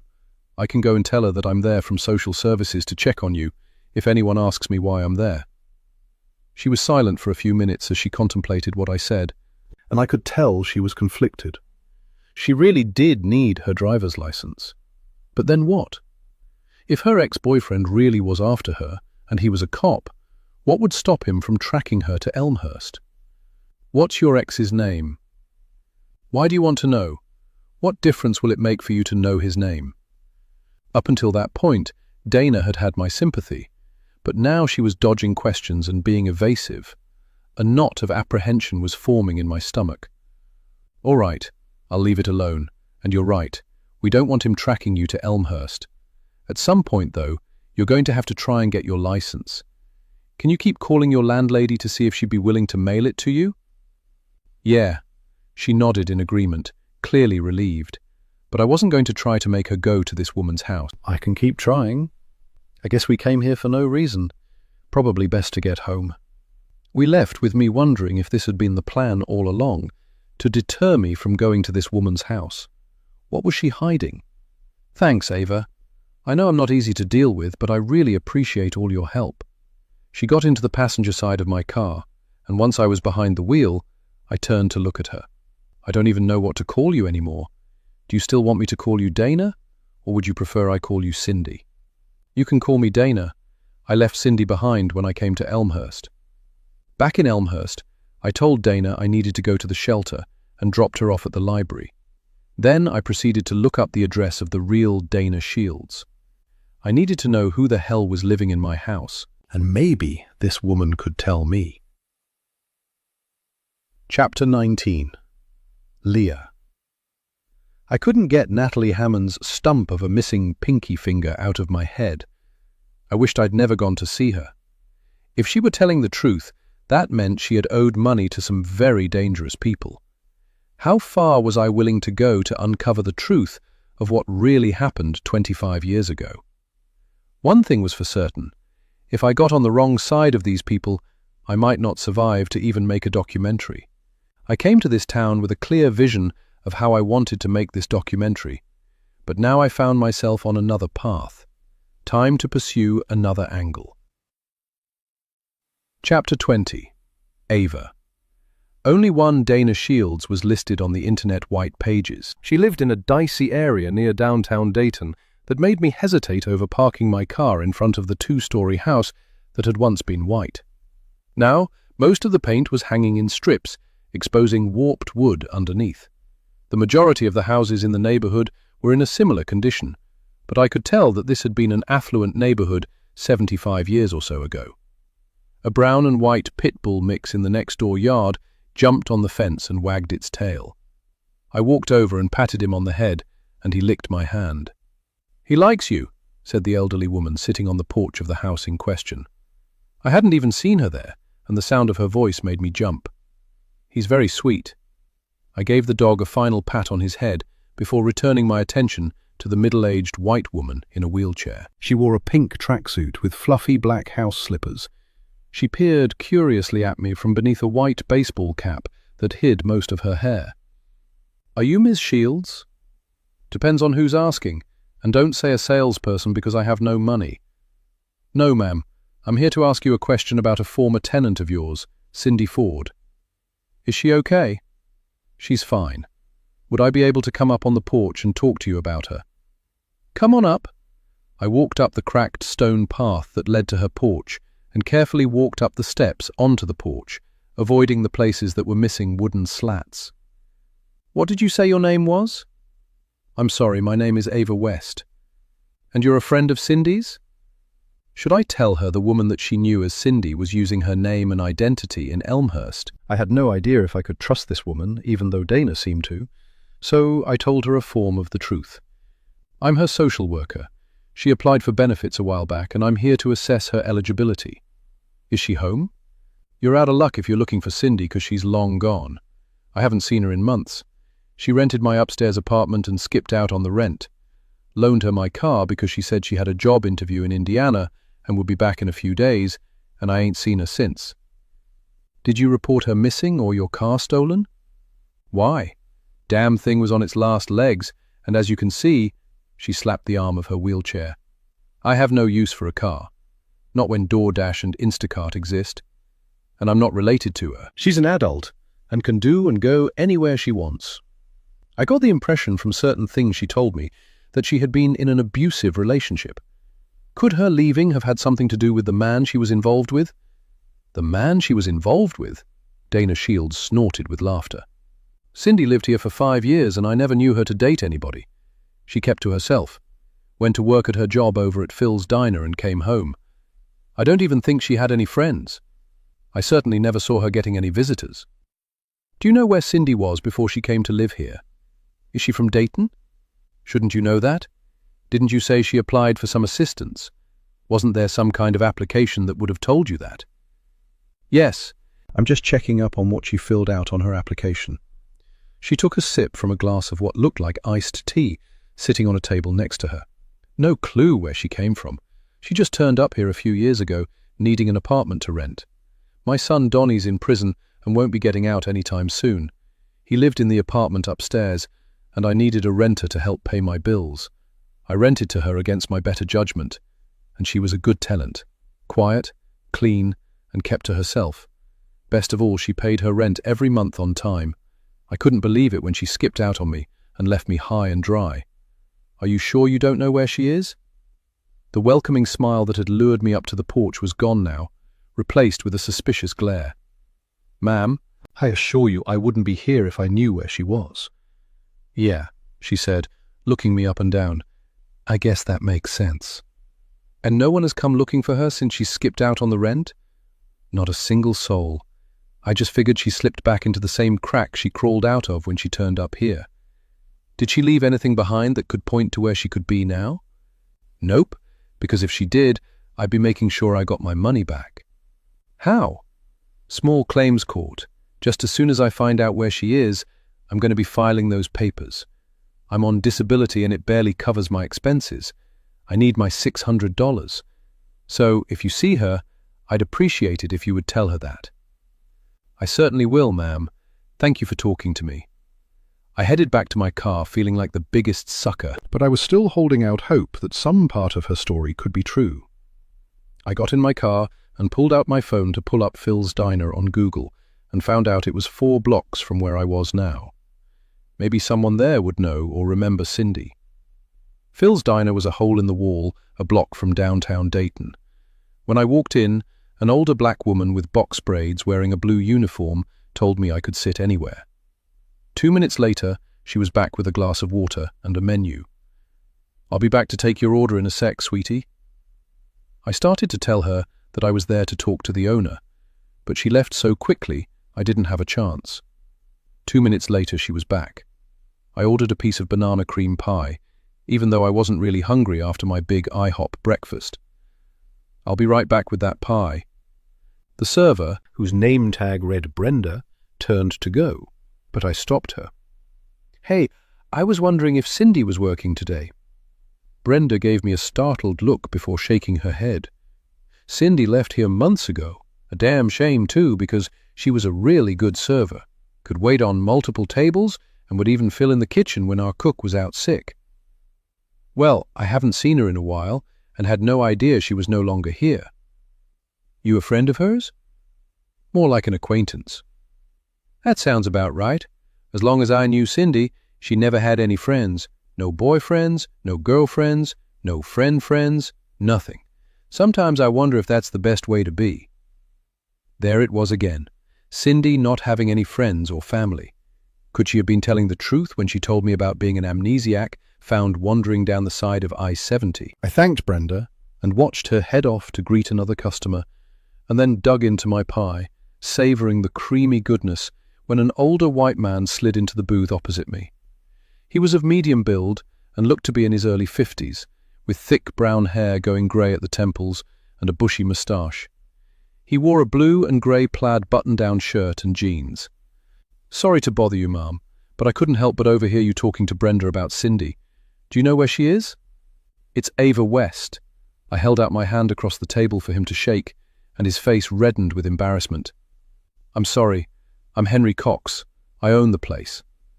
"You mean Phil's Diner isn't owned by a man named Phil?" I said it with a smile, because Henry Cox looked so tense. "Phil was my dad." He instantly relaxed and gave me a small smile. "This is a family-owned diner.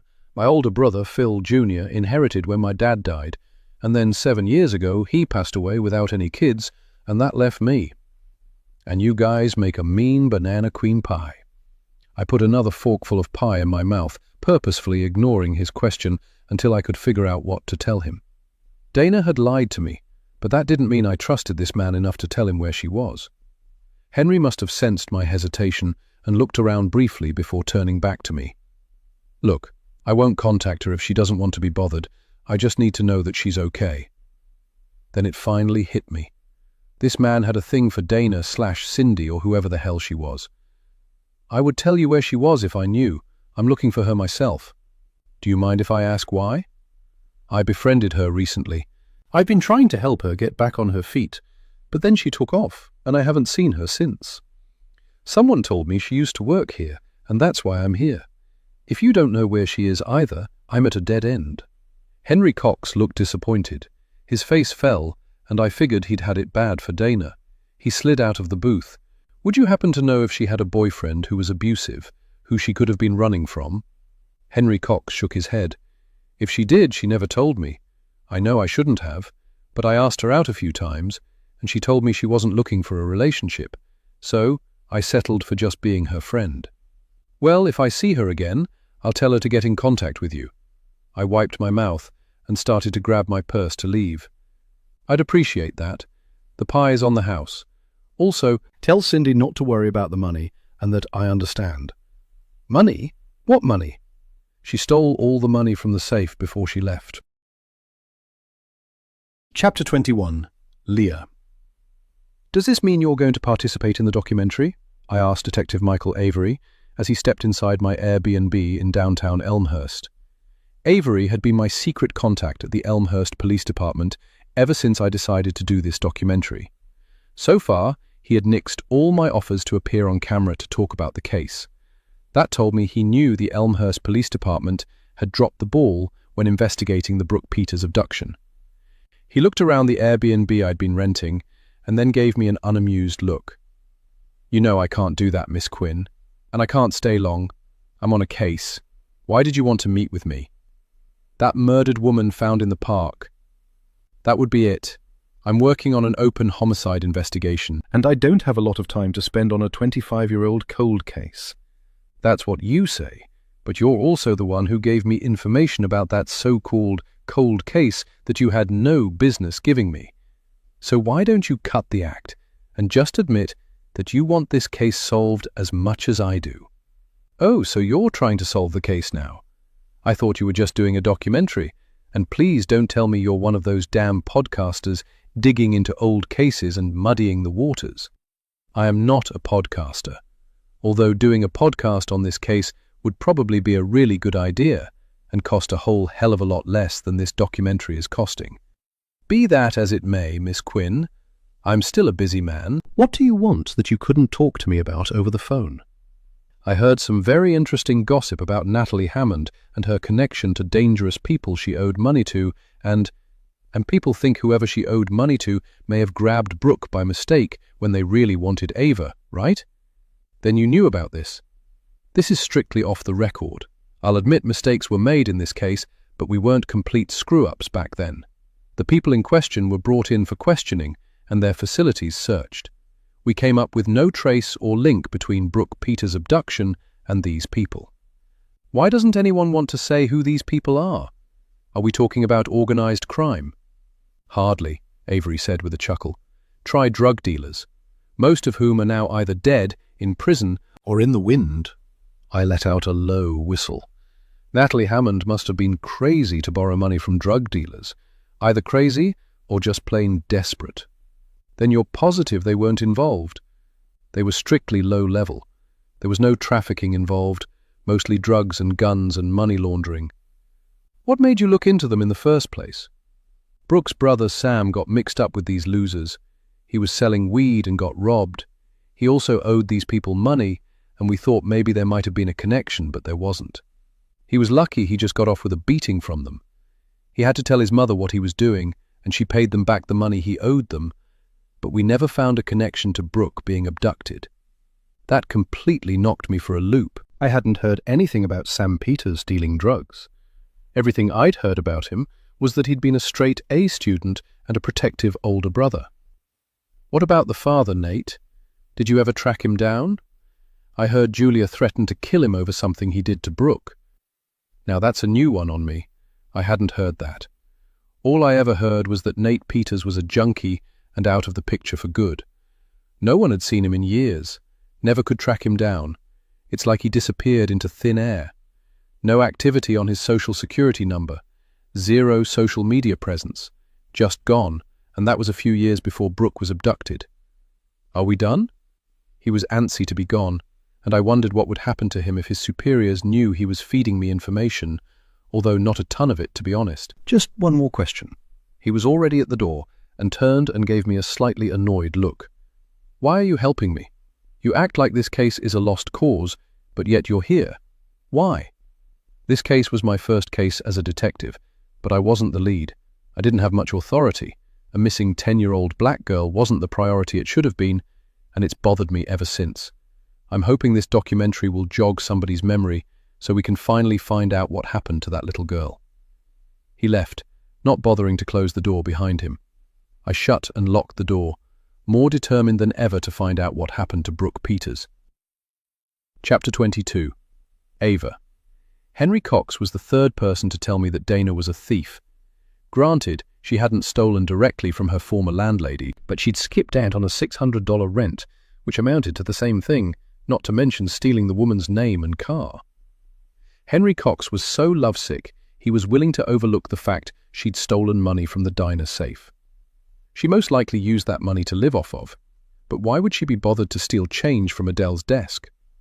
Aside from bus fare, what could she have done with several dollars worth of change? Haver House had laundry facilities, so she didn't use it at the laundromat. Adele clearly had not wanted to admit to any connection to Dana. Had she lied about the change? Unfortunately, given Dana's history, I had to believe that Adele was telling the truth. I tried to pull up any articles about a woman with amnesia found wandering along the highway. Dana said it had been 10 years ago, and most news articles, even online, were archived at that point, and I had to pay for a subscription to access the newspaper's archives. I guess I could have gone to the public library to look at their newspaper archives, but right now I didn't have time. I was running late for my afternoon shift at the shelter. When I arrived, the first person I saw was Selma. Our eyes met, and mine shifted away from her as I gave her a tight smile and held up a hand in greeting before heading into what we were still calling Adele's office. Selma followed me into the office and closed the door behind her, and my heart fell into my stomach. Whatever was going on between her and James Mackey was none of my business. "Can I talk to you, Ava?" "Sure, what's up?"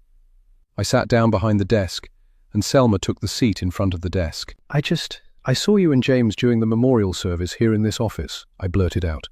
I hadn't intended to say anything about what I'd seen, but I couldn't get the image of them out of my head. I knew it was going to be a problem while I continued to work here. Wow, okay." She looked completely mortified, but quickly recovered her composure and sighed. "Look, Ava, you have no reason to believe me, but I never slept with James. We bonded over our love of vintage cars. I own a 1965 Camaro. We both belonged to the same vintage car club and became friends. An attraction developed, and I know I should have shut it down, but I was newly divorced and lonely, and things just went farther than they should have." "Did Adele know?"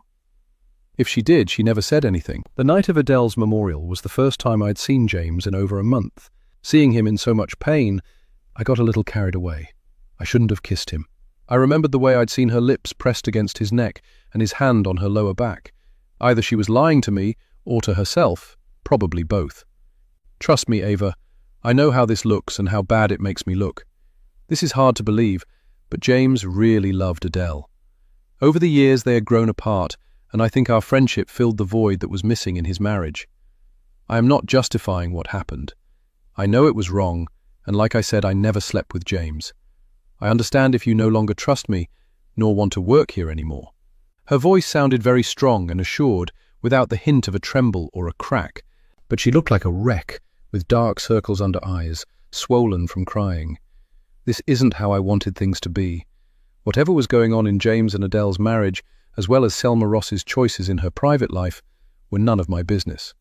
"Selma, I love working here, and would like to continue, so please don't think whatever may or may not have been going on with you and James Mackey has any bearing on my desire to work here. Before you ask, I have not told Detective Avery what I saw in this office the night of Adele's memorial service, but I hope you have, because I'm not the only one who's noticed how close you and James are. I think Detective Avery needs to hear all about that from you, and not someone else."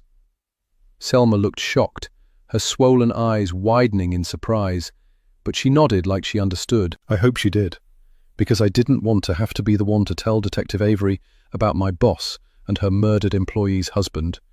She and James both needed to tell the detective about their friendship. "It's a little more complicated than that," she said. "What do you mean? Did I really want to know?" Selma let out a breath before answering.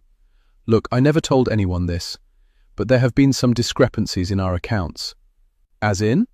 "Missing money." She gave me a pointed look, and I instantly understood what she was implying. "You think Adele was stealing money from the shelter? Are you sure? I thought you handled all the shelter's money." "I handled payroll and all our state and local funding, but Adele offered to take over our smaller accounts for supplies and groceries, and she paid the shelter's bills." "And you think she was stealing from those accounts?" "I don't know," Selma said, throwing up her hands in exasperation. "It's just that we received a small local grant recently, and Adele used that money to buy the new window air conditioning units. She never provided any receipts. I kept asking and she kept putting me off. I finally called the store, and they only had record of 1 air conditioning unit being sold to her. She was supposed to have purchased 8. So, what happened to the rest of that money? My heart instantly dropped into my stomach. I ran my hand over my face before telling her how I discovered all the air conditioning units except for the one in her office were used. Is it possible she was trying to save the shelter money? If that was the case, then the rest of that grant money should be in the shelter's bank account, and it isn't. She had to have pocketed it. I'm afraid of how this will look if I tell Detective Avery. I don't want him thinking I'm smearing Adele's reputation because I had the hots for her husband. He'll think... Her voice trailed off, and she didn't need to finish her sentence. She knew what she'd just told me made her a suspect in Adele's murder. He still needs to know, Selma. If Adele was stealing from the shelter, who knows what else she was into that could have contributed to her murder. Selma looked torn, but finally nodded. You're right. I promise I'll tell him. Maybe he can figure out what happened to that grant money. I'll let you get back to work. She got up to leave. I suddenly remembered she said there was something she wanted to talk to me about before I brought up what I had seen that night. Was there something else you wanted to tell me? Yes, she said, sitting back down. I wanted to let you know that Kerry will no longer be volunteering here, effective immediately. What? Why? Kerry had seemed just fine the last time we'd been in the office together. I don't know. I got an email from her this morning telling me she'll no longer be working here, and I don't have to tell you how much we're going to miss her around here. I do have a couple more volunteers starting next week, so please don't think that things will be this short-staffed permanently. I'll be taking over the shifts that you can't work here in the office while I train the new volunteers. Of course, please let me know if there's anything I can do to help. I know I haven't been here long, but I could definitely help train any volunteers that are starting. Selma looked very relieved, and I realized she must have thought that I might quit too after what I'd witnessed between her and James. Thank you, Ava. I really appreciate that. It'll be a big help. She got up to go and then paused at the door and turned back. Would you be interested in a full-time position here? I'm in desperate need of an assistant director. I know you're on leave from Child and Family Services, and we may not be able to match your salary right away, but it would be a much more flexible schedule than you're used to working for the county, and I think you could make a real difference here. I didn't know what to say. Being offered a full-time position with Haver House wasn't anything I was expecting, but now that the possibility was there, I realized I liked the idea. Well, at least think about it and let me know. Selma had mistaken my silence for indecision, when in reality it was a no-brainer. Yes, I blurted out, stopping Selma, who turned and smiled at me. I got up from the desk and walked towards her. I'll be perfectly honest with you. My husband and I are trying to have a baby. I'll need time off for appointments, as well as paid maternity leave once we conceive. Will that be a problem? I don't see why it would be. This would be a job like any other, with a benefits package including healthcare, sick days, and vacation days.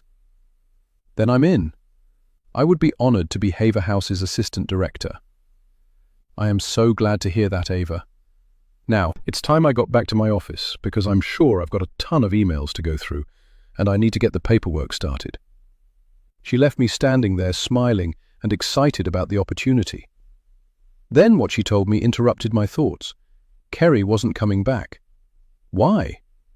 I headed to the kitchen, and the one person who would definitely know what was going on. Yes, Lord, I heard about Kerry. Wish I could say I wasn't surprised. I had caught Mrs. Brady in the middle of fixing lunch, which consisted of a baked potato bar, salad, and a large pan of apple crisp. She was pulling a tray of steaming baked potatoes from the kitchen's large oven when I walked in. What happened? Did something happen between her and one of the residents? Mrs. Brady shook her head as she pulled her oven mitts off and leaned against the counter, giving me a disgusted look that I almost thought had been meant for me. It's that man of hers. Josh. Yep. He doesn't want her working here anymore because of what happened to Adele. At least that's the official excuse. I think Kerry is afraid he's going to call that wedding off if she doesn't do what he says. I knew that man was a control freak when she spent an hour crying on my shoulder the other day about her wedding dress. Her wedding dress? What about it? Then I remembered what Kerry had told me about Josh being involved in the wedding planning and giving her criteria for what her dress should look like. I thought it was odd that she wasn't allowed to pick out the dress of her dreams, but I had no idea it was even worse than I thought. She took him to the bridal shop with her for one of her fittings, and he had a fit. He said the dress wasn't bridal and insisted she get her money back. That child is going to be wearing a lace potato sack down the aisle if that man has his way. And you should see that mess she's been bringing in for her lunch. Some kind of vegetable stew that looks like mush. Told me it was Josh's weight loss specialty. He ate it to lose 50 pounds and has kept it off for years. She doesn't need to lose any more weight, and that dress is gorgeous. She looks beautiful in it. What's his problem with the dress exactly? Kerry had shown me a selfie of her in her dress from the fitting she had a week ago, and I wondered why she'd even shown him the dress. This has absolutely nothing to do with the dress. He's controlling and she can't see it. All I see is a lifetime of misery for her if she marries that man. If she thinks he'll just be happy with her no longer volunteering here, she's got another thing coming, because I guarantee you once he puts that wedding band on her finger, he's going to be pressuring her to quit working altogether. I thought about taking leave from my job to start a family, and for the first time wondered what would happen after I got pregnant. Evan and I never really discussed how long I would stay home. Was he secretly hoping I would never go back to work? I pushed the thought out of my head because this was hitting a little too close to home. Have you met Josh? Don't need to meet him. I already know his type. My daddy was just like this man. Never would allow my mother to work outside the home. But those were different times back then, and women didn't have a whole lot of opportunities. Times are different now. I wonder if I talk to her, would it make a difference? Talk to her and say what? Because I'm telling you, all that girl can see is being that man's wife. She won't hear anything against him. She thinks she's lucky to have him. I'm not going to say anything about him. I just want to check to make sure she's okay, and she knows she can always come back here whenever she wants. Good, because as much as I hate to say it, she's got a hard lesson ahead of her. It might take 10 years and 2 kids before she realizes he's no Prince Charming. I didn't disagree with her because I was hardly one to talk, given the tenuous state of my own marriage. Would Evan really agree to adopt if I couldn't conceive, or did he just say that to appease me? I was also aware of how much worse things could be between me and Evan. When you talk to her, Mrs. Brady said, turning to a nearby cabinet and opening it, pulling out a plastic container, give her these. She handed me the container, which turned out to be full of lemon bars. By the time I tracked Kerry coming out of her last class of the day at Elmhurst Community College, I had eaten almost half the lemon bars. Ava? What are you doing here? The colour drained from her face. She looked around quickly before pulling me into the now empty classroom. I came bearing gifts from Mrs. Brady. Selma told me you weren't coming back. Are you really not coming back to volunteer? I sat the now half-empty container of lemon bars on one of the desks, but Kerry barely glanced at them. Sorry I didn't say goodbye, but I talked it over with Josh, and he feels like the shelter might not be the safest place for me to be spending time until they catch whoever killed Adele. So, I'm focusing on my wedding and my course load. I'm sorry you came all the way down here. I hope you weren't trying to convince me to come back, because my mind is made up. In all the time I had known Kerry, I had never known her to be anything but friendly, kind, and caring. But the woman standing before me looked like she lost even more weight since the last time I've seen her. She was on edge and clearly not happy that I was there. Given what Mrs. Brady had told me about her fiancé, she had to be under a lot of stress trying to please this man as well as keep her obligations to her job. I wanted to grab her and give her a big hug, but I knew she wouldn't appreciate it. You know you're always welcome to come back at any time, right? Selma offered me the position of assistant director, and I'm going to take it. Kerry's face instantly lit up, reminding me of the Kerry that I knew, but then the sound of a voice behind us from the doorway instantly wiped the smile off her face, and she looked even more tense than when I arrived. Are you ready to go, hun? The man in the doorway was a medium-height, medium-build white guy with thinning brown hair and a sharp-featured face, the thin lips of which were now pressed into a hard line at the sight of me. I had assumed Josh was Kerry's age of late 20s, but this man looked a good decade or so older than her. Honey, this is my former co-worker from Child and Family Services, Ava West. Ava, this is my fiancé, Josh Turner. So nice to meet you, Josh. I stuck out my hand for him to shake, which he did, reluctantly. I also noticed that his grim expression quickly turned into a charming smile that didn't quite reach his eyes. I could almost see the thoughts running through his mind. He was wondering exactly who I was and what I was doing there. Nice to meet you, Ava. You wouldn't happen to be related to Evan West, would you? Yes, I'm his wife. How do you know Evan? We went to high school together. We were both on the wrestling team. Really? I didn't realize Evan played sports in high school. In fact, Evan didn't talk much about his past at all, and now I knew why. I'd been right. If Josh had gone to school with Evan, he'd be 41, more than a decade older than Kerry. Well, it was only freshman and sophomore year. Then he got injured and had to drop off the team. Please tell him I said hi, and it was nice meeting you. He said it in such a dismissive way my face burned with embarrassment. He gave Kerry a look that could have frozen water and made me flinch, and he wasn't even looking at me. What was this asshole's problem? Then it occurred to me that Kerry did not tell him that we volunteered together at Haver House. She simply told him that we used to work together at Child and Family Services. Why the lie?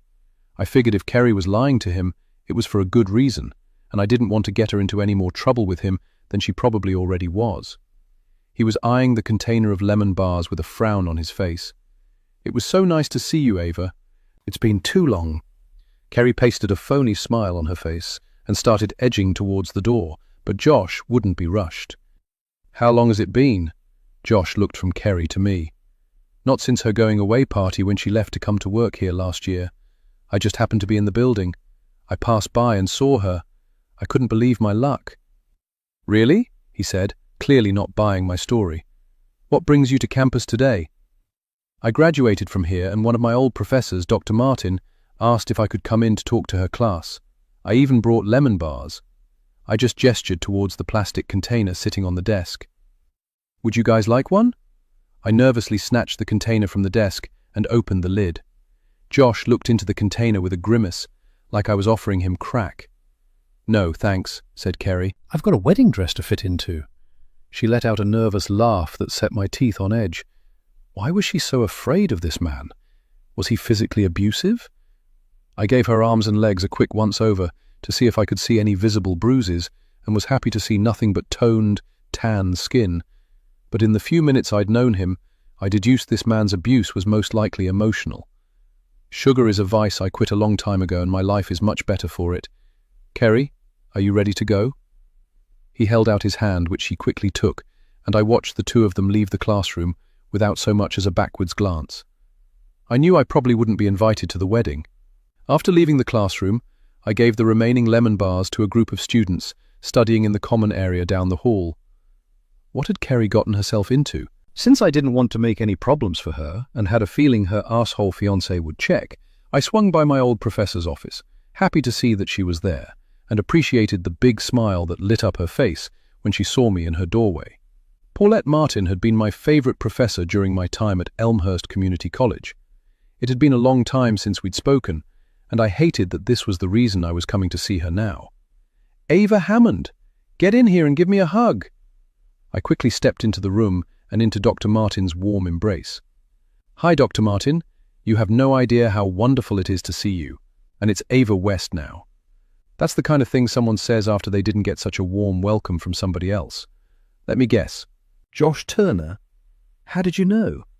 Because I saw him and Kerry walk past a few minutes ago, and he was chastising her like a child for not telling him she knew you. Are you kidding me? What is up with that guy? Why would he care if she knew me? Aside from being a colossal controlling jerk with an ego as big as Texas and as fragile as peanut brittle, I'm not sure. You know, there was another woman that he was dating here before he met Kerry. She had to leave the state to get away from him.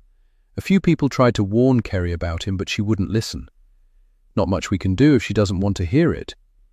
Dr. Martin shook her head, settled herself back behind her desk, and waved me into the chair in front of it. I just came to check if she was okay, because she quit the women's shelter we both volunteer at. But he was acting so weird, and she never mentioned that she knew me from Haver House, so I figured I better keep my mouth shut about that.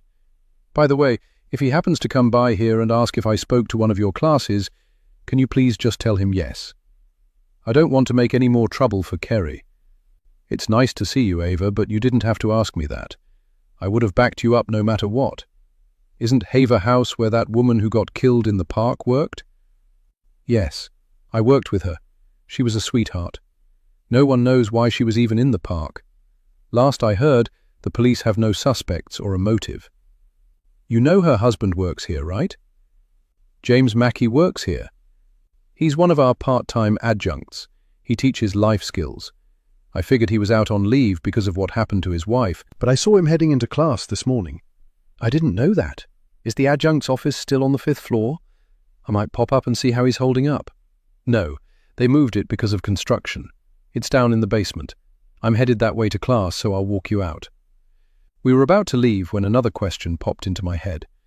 Hey, do you know what kind of church Josh Turner belongs to? Kerry told me that he was a man of faith, and that was one of the things she loved about him. Dr. Martin snorted with laughter. I wouldn't exactly call the place he goes every Sunday a church, but if that's what she wants to call it, whatever. What do you mean? She pulled open a drawer in the filing cabinet next to her door and riffled through one of the folders, pulled out a pamphlet and handed it to me. He was leaving these all over campus until he was told to stop. It was a brochure for some place called The Infinite Horizons.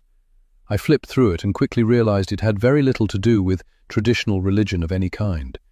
It was more like a series of self-help classes for everything from weight loss to drug addiction, touting hard physical labor, saunas, and dietary changes to free oneself from destructive behavior. But it was the logo on the front of the brochure that made me do a double take. It was a star-shaped symbol. It looked exactly like the birthmark on the back of Dana's right shoulder. You okay? Dr. Martin put a hand on my shoulder when I continued to stare at the brochure. Yep, let's go. I tucked the brochure into my purse and followed Dr. Martin out the door. After Dr. Martin and I parted ways, I took the elevator to the basement. I'd never had a reason to come down here when I was a student, and was glad because it was dimly lit with water-stained carpeting and concrete walls painted industrial grey. Having to work down here must feel like punishment. I followed the sound of voices, passing by some group study rooms, a classroom, and the speech lab before finding the adjunct instructor's office. The office was 2 classrooms where the wall had been knocked out to make one big space filled with cubicles for about 30 people. A young woman with glasses was coming out as I was walking in and gave me a smile. Can I help you? Yes, I'm looking for James Mackey. Is he here? The young woman's smile instantly turned into a smirk as she looked me up and down. I knew exactly what she was thinking. She thought I was one of James's admirers. How many women like Selma did he have special friendships with? He's got class until this afternoon. If you want to leave him a note, his cubby is in the back right corner. She left before I could thank her, and I stared after her, wondering how many other women were showing up here looking for James to offer comfort and condolences. Even if I hadn't been told where James's cubby was, I would have been able to find it by the sheer abundance of condolence cards, flowers, and stuffed animals covering the top of the desk. There was even a large fruit basket sitting on his chair. Not sure why I'd even come. I was about to leave when I spotted something familiar in his trash basket next to his desk and plucked it from the trash. It was a framed degree, just like the one I'd found in Adele's office, showing that James Mackey had received his medical degree in psychiatry from Prime University in Las Vegas, Nevada. James never mentioned being a psychiatrist, too. Why hadn't he mentioned it when I'd asked about Adele's psychiatry career? And why was this in the trash? I turned to go and almost jumped out of my skin to see an older white woman with grey hair in a sleek chignon carrying a platter of cookies. She didn't look happy to see me and sized me up like I was competition. He's in class until this afternoon, I told her, for lack of anything better to say. I know James's schedule. And you are? I worked with his wife Adele and stopped by to see how he's doing. Oh, that was horrible, wasn't it? We still can't believe it. Did you know Adele? Not at all. This is only James's 2nd semester teaching here. I think I met her when he first started. She seemed nice enough. I was surprised to hear he was back at work so soon. Knowing James, he's behind on something and needs to get caught up. What do you mean? Don't get me wrong, I like James, but he's the worst life skills instructor we've ever had. Doesn't teach from the textbook, spends all his class time talking about himself, can't get grades in on time. His classes have a rep amongst the students as an easy A if you can endure his endless stories about his glory days in New York. Why hasn't he been fired? Are you kidding? It takes an act of Congress to get fired from this place. Well, he seems to be popular. I looked over at his loaded desktop. Only to a certain demographic, if you know what I mean. I looked pointedly at the platter of cookies in her hands. Oh, these are for a meeting I'm headed to. My desk is over there. Take care. I watched her head to a desk in the opposite corner and grab a sweater from the back of the chair. She was halfway to the door when I stopped her. Hey, how do you get hired if he's such a crappy instructor? She let out a snort of laughter. He came highly recommended by another staff member. Can I ask who? She looked torn and then shrugged. A math instructor named Josh Turner. My surprise must have registered on my face because she laughed again. Do you know Josh? Just had the pleasure of meeting him today. Then you have my sincerest apology. I left the building and was headed back to my car when I spied a dumpster full of office chairs that looked to be in perfect condition. I realized they must be from the part of the building they were doing construction on and would be replaced with new ones. I resisted the urge to grab one and toss it into my car. Then I saw what was written on the underside of each chair. Property of ECC. The same thing had been written on each of the air conditioning units at Haver House. ECC were the initials of Elmhurst Community College, meaning the units must have been the old units the college had gotten rid of. If that was the case, James Mackey had to have been in on Adele stealing that grant money. What else had those two been up to? Chapter 23. Leah. I was sitting in the same diner where I'd met Mavis Brady, going over my notes when one of the waitresses, a woman whose name tag read Becky, slid into the booth opposite me, startling me. She was an older white woman who looked to be in her 60s, and her jet black hair hung in a ponytail down her back. Her uniform strained over her large chest, and I could see her lacy white bra through the gaps between the buttons. Her face was slightly flushed, and she gave me an apologetic look.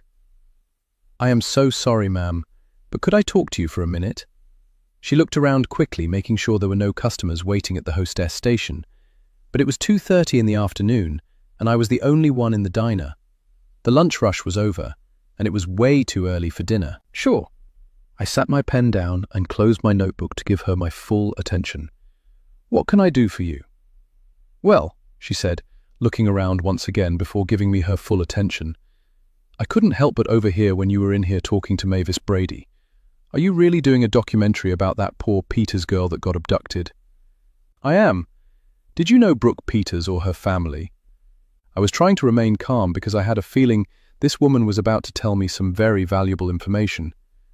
Not me, but I know someone you need to talk to. And who is that?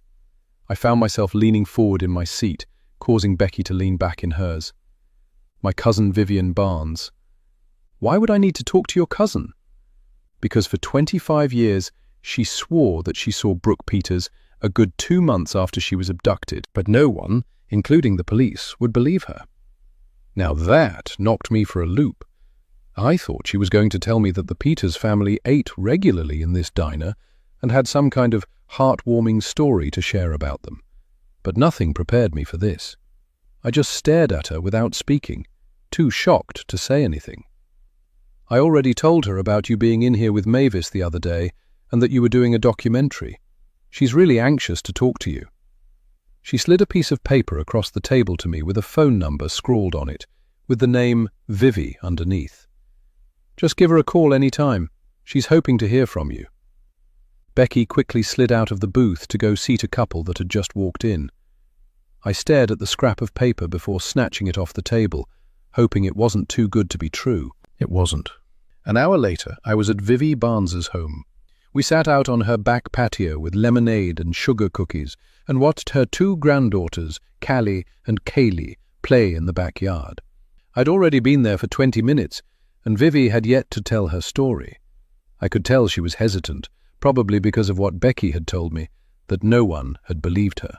"Your cousin Becky said you've been telling the same story for 25 years, I prompted, hoping she would finally tell me what I had travelled all the way across town to hear. "I'm sorry, this is just still so hard for me, even after all of these years." She picked up her lemonade glass to take a sip, and I noticed her hands trembled slightly. So I settled myself in for as long as it took, not wanting to push her away in my excitement to get her story. "You just take your time, Mrs. Barnes. I've got all evening." "Well, I've just got a couple of hours. My youngest daughter Hannah lives over at that homeless women's shelter, Haver House. I take care of her daughters during the day while she works, and then we all go have dinner with her when she gets off." Vivian Barnes lived in a very spacious ranch home, which I'm sure probably had at least 3 bedrooms. I wondered why her daughter and granddaughters were living in a homeless shelter. She must have read my mind. I'd have them here in a heartbeat if it weren't for Hannah's addiction issues. I already went through it with her sister Crystal. I can't have that in my home again.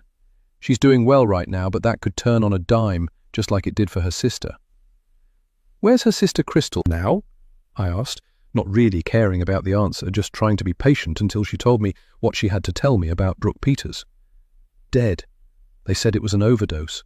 I didn't believe it then, and I don't believe it now. Crystal is the reason why I saw Brooke Peters 2 months after she was abducted." "What do you mean?" My heart started hammering in my chest, and I willed myself to calm down. Like I said, Crystal was an addict. She was my oldest and got caught up with a man who got her hooked on drugs. She was only 20 at the time, and I blame me and my husband Earl for sheltering her too much. As soon as she was old enough, she went wild. She went from being her class valedictorian to her first stint in rehab in just 2 years. We tried everything: court-ordered rehab, interventions with the entire family and her friends, letting her go to jail for drug possession. None of it worked. Finally, Earl had enough when she stole one of his shotguns and tried to sell it for drug money. He put her out of the house and told her she couldn't come back, and we couldn't have anything to do with her until she got herself together. But she didn't? Not then. I'm not sure where she went or what happened to her, but 2 years later, she showed back up on our doorstep looking healthy, saying that she had gotten a job that she loved that kept her so busy, that it was such hard work she didn't have time to think about drugs. Earl let her stay for dinner, and we had the best time with her since before she graduated from high school. I honestly thought it was the start of a new beginning for us as a family. My daughter Hannah was in her final year of high school, and I was so happy that Crystal had gotten herself together so she could be there for Hannah, who had been missing her like crazy over the 2 years she'd been gone. What happened? A few months later, she was found dead on the side of the road out in the county. I couldn't bear to go identify her body with Earl, and when he came home from the morgue, he was never the same again. He said she looked like she'd weighed all of 80 pounds and was covered in bruises and calluses. "I am so sorry," I said softly, resisting the urge to squeeze her hand. "What was her cause of death? An overdose?" "No, starvation and dehydration. She'd starved to death. They tried to tell us that she was so high she must have forgotten to eat and starved to death. But I read that autopsy report, and there were no drugs or alcohol in her system." A sob escaped her throat, and she buried her face in her hands. I let her cry for a few minutes, but a shriek from the girls caught her attention, and she immediately pulled herself together.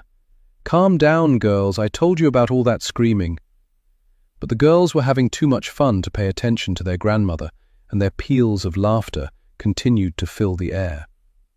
"I am so sorry for your loss, Mrs. Barnes. But what does this have to do with Brooke Peters?" Vivian Barnes sighed, took off her glasses, wiped her eyes and cleared her throat before continuing. "The last time we saw Crystal, she said she had been working on a farm. She didn't say where the farm was or who owned it. Every weekend after her funeral, Earl and I would drive around out in the county, approaching farms with her picture, to see if any of them had employed her. We didn't get lucky until we found one about 10 miles away called Infinity Farm. We went up to the gate and saw that it was heavily padlocked, and we couldn't get access to the road up to the farm, but there was a bell you could ring. I stood there and rang it. We waited and rang the bell for a good 15 minutes, when all of a sudden a little black girl showed up at the gate. She had pigtails, but she was filthy and thin.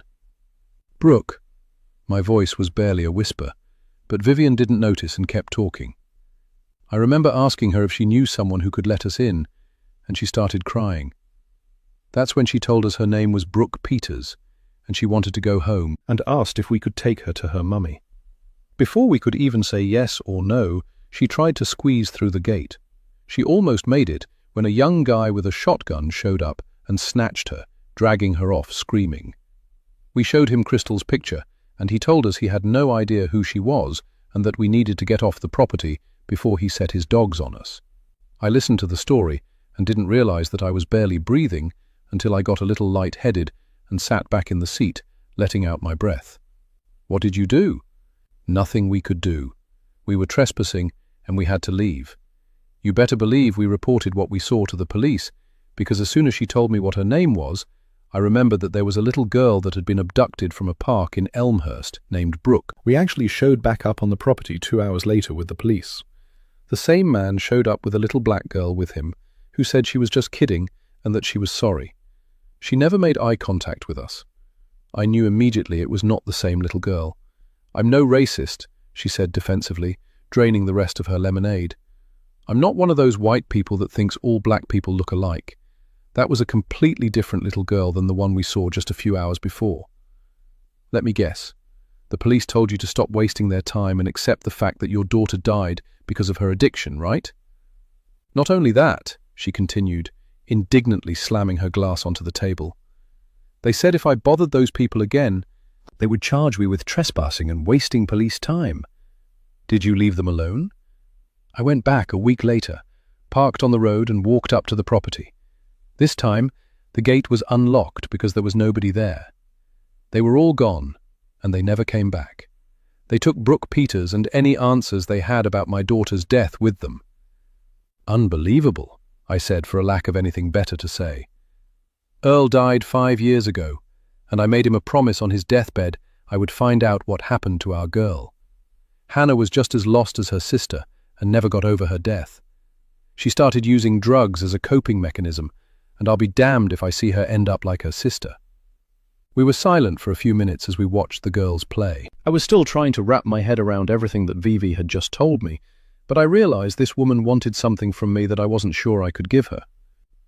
What is it you're hoping to accomplish by telling me all of this? Vivian Barnes's head whipped around so fast it surprised me. She was staring at me so intently it was like she was staring a hole into my soul. Put me in your documentary. Let me tell my story. Maybe we can kill 2 birds with 1 stone because there's nothing you or anyone can say to me that will convince me what happened to my daughter and what happened to Brooke Peters aren't connected, and the answer is out somewhere on that abandoned farm. I should have been excited to have Vivian's story, but did I want to open this can of worms? This wasn't a bigger plot twist than the possibility of the people Natalie Hammond owed money to could have kidnapped Brooke by mistake. If I put Vivian Barnes in my documentary, she would essentially be accusing the Elmhurst police of incompetence for not getting a warrant to search Infinity Farm. On the flip side, how could I not put her in the documentary after what I had just been told? It was certainly a compelling enough story, but was it true? I thought about the case file that Detective Avery had let me take a peek at. He wouldn't let me have it, but I did take some photographs of the report and had read it front to back multiple times. Numerous people claimed they'd seen Brooke as far away as California, but there had been no mention of what Vivian Barnes claimed she saw that night when she and her husband went to Infinity Farm. Which is why, after I left Vivian's house, I drove out to the address she gave me for Infinity Farm. It was, indeed, abandoned, but there were cameras everywhere at the entrance and signs warning that trespassers would be prosecuted. I parked across the road from the padlocked gate where Vivian said she and her husband encountered the little black girl who said her name was Brooke. In the field next to where I was parked was a large billboard announcing a new housing development coming soon called Bristol Estates, with homes starting at $275,000. Tears filled my eyes as I thought about how scared and desperate that little girl must have been to beg strangers to take her home to her mummy. What had happened to her once they dragged her away from that gate? As I sat in my car, I pulled out my phone, pulled up a browser, and searched for Infinity Farm. Only finding one mention of it in publicly accessible records of registered businesses, but it didn't give me any information on the owner of the business. I drove back to my Airbnb and pulled up Elmhurst County's probate website on my laptop to access property records which were available online and searched the address 2850 Hilltop Road. The owner came up as Infinity Corporation. No name was attached to the property record. These people did not want to be found. If they were responsible for the abduction of Brooke Peters and the death of Crystal Barnes, what else had they done, and where did they go? I decided to check the public library to see if they had any information, since Infinity Farm was a local business. I watched as the older male reference librarian checked their database for any archived news articles about Infinity Farm and came up empty. "Well, thanks for checking." I started to walk away when he called after me. "Ma'am, you might try our pamphlet file. It's over here in our local history room." He got up from behind the counter and gestured for me to follow him into a small room across from the reference desk. He stopped in front of a long, low, black metal filing cabinet. Each drawer was labeled with a range of the alphabet.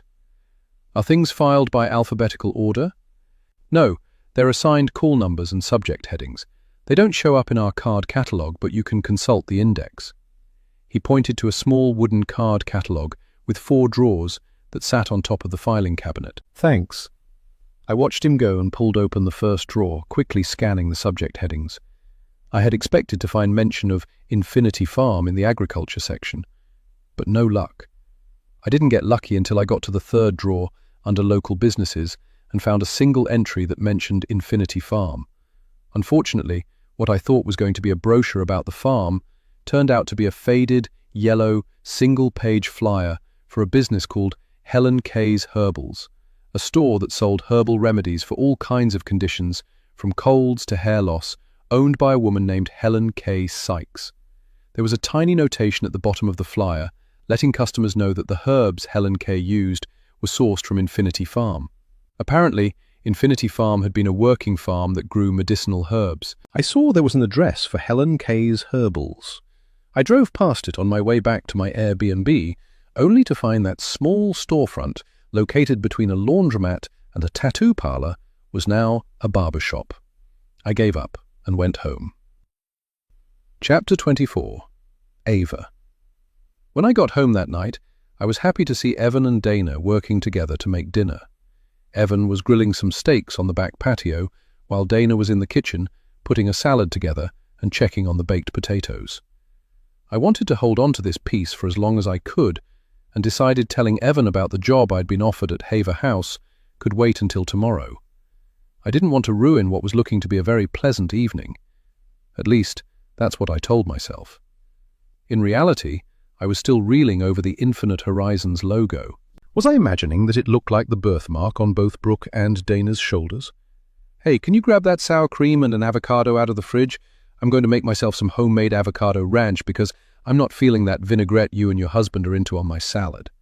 "Only if you make some for me, too. I buy that vinaigrette because Evan likes it, and it's just easier to use it on my salad, too." I handed her the container of sour cream from the fridge and pretended I didn't notice how she rolled her eyes when I told her I only used vinaigrette because of Evan. "Everything good with you?"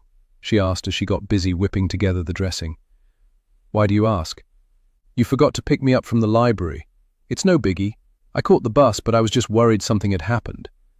"Oh my God, Dana. I completely forgot. I am so sorry." I slapped my hand against my forehead. I got caught up in a situation at work, and it completely slipped my mind. "Nothing too serious, right? Nobody else got hurt or anything, right?" "No, nothing like that. Just something unexpected came up, and I had to go check on the person in question." "I guess you can't tell me what it was about, huh?" I was really surprised she wanted to know, since she hadn't asked me a single thing about Haver House since she'd come to stay with us. It was almost like she'd forgotten that she'd lived there for a short amount of time. I figured it wouldn't be a big deal if I told her, since both she and Kerry were now no longer associated with Haver House. I quickly explained what had happened, but stopped short of telling her about Kerry's fiancé, Josh, let alone the brochure Dr. Martin had let me keep. In addition to the extreme diet, they also didn't believe in Western medicine and relied heavily on plant-based concoctions for illnesses. The fact I saw nothing in this brochure about modesty or a woman's subservience to men, told me it was Josh, and not his so-called religion, that was causing him to behave the way he was towards Kerry. Mrs. Brady was absolutely right. He was just controlling and obnoxious. She was also right about the fact that this was going to have to be a lesson Kerry learned on her own, because she wasn't going to let anybody keep her from marrying this man. And that made my heart hurt for her. All I could do was be a friend to her, and be there if ever she needed me. Speaking of so-called friends, why in the world would Adele have introduced Kerry to the likes of Josh Turner?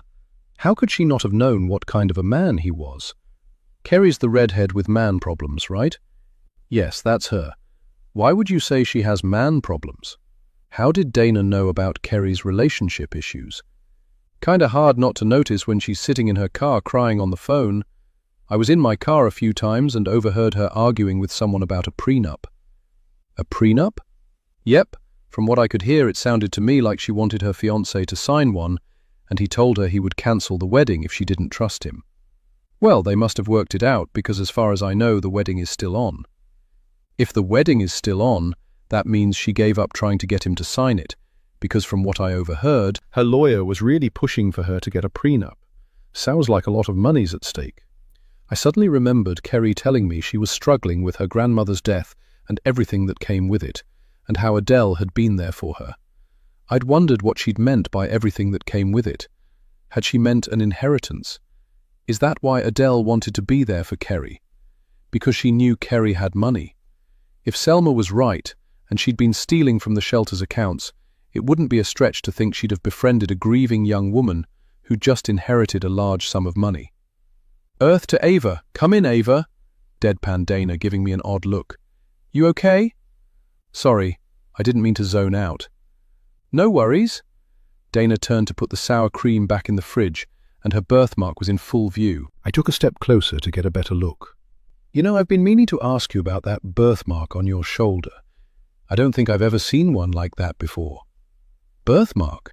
She turned to stare at me. That's not a birthmark, it's a brand. A brand? As in somebody branded you? Had I just heard her right? And before you ask, I have no idea how I got it, or who did it, and when. I didn't even realize it was there until after I was found and taken to the hospital.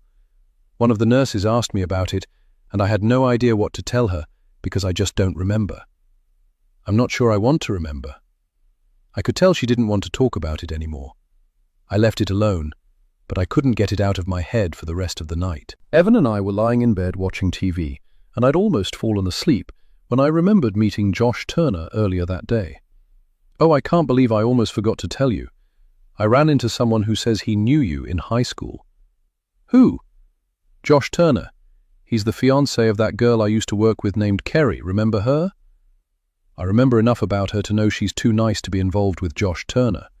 Where the hell did she meet him? They both teach at ECC. I didn't know you went to high school with him. Was he any nicer back then? That dude has always been an asshole. We also went to elementary school together, and he was an entitled little jerk even then.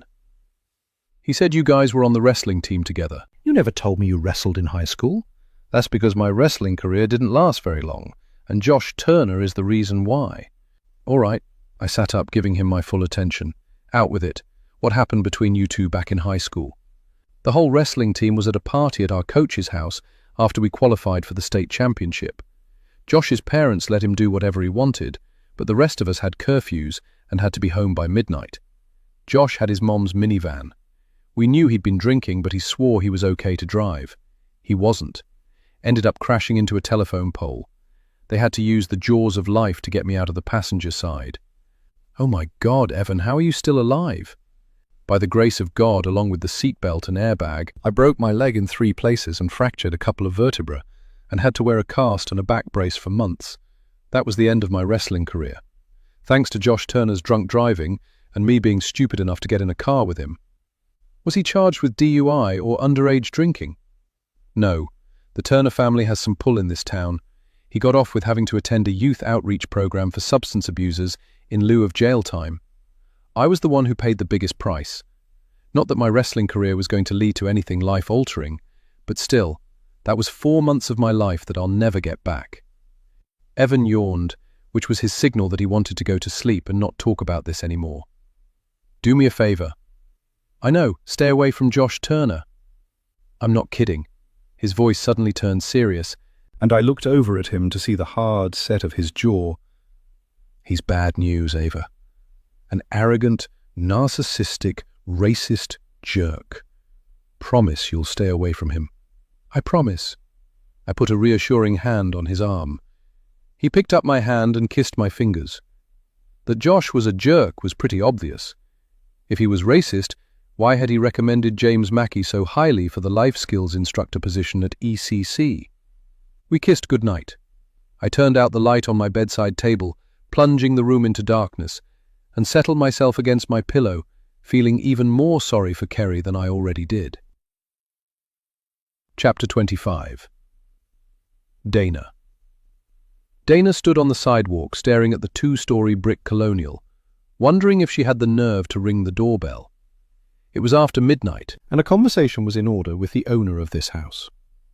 She marched up the driveway and rang the doorbell. Seconds later, a disembodied female voice came over the doorbell camera. "Yes? Can I help you?" "I know you can see who it is. Open the door, or would you like me to tell your daughter why you really don't want me in her house?"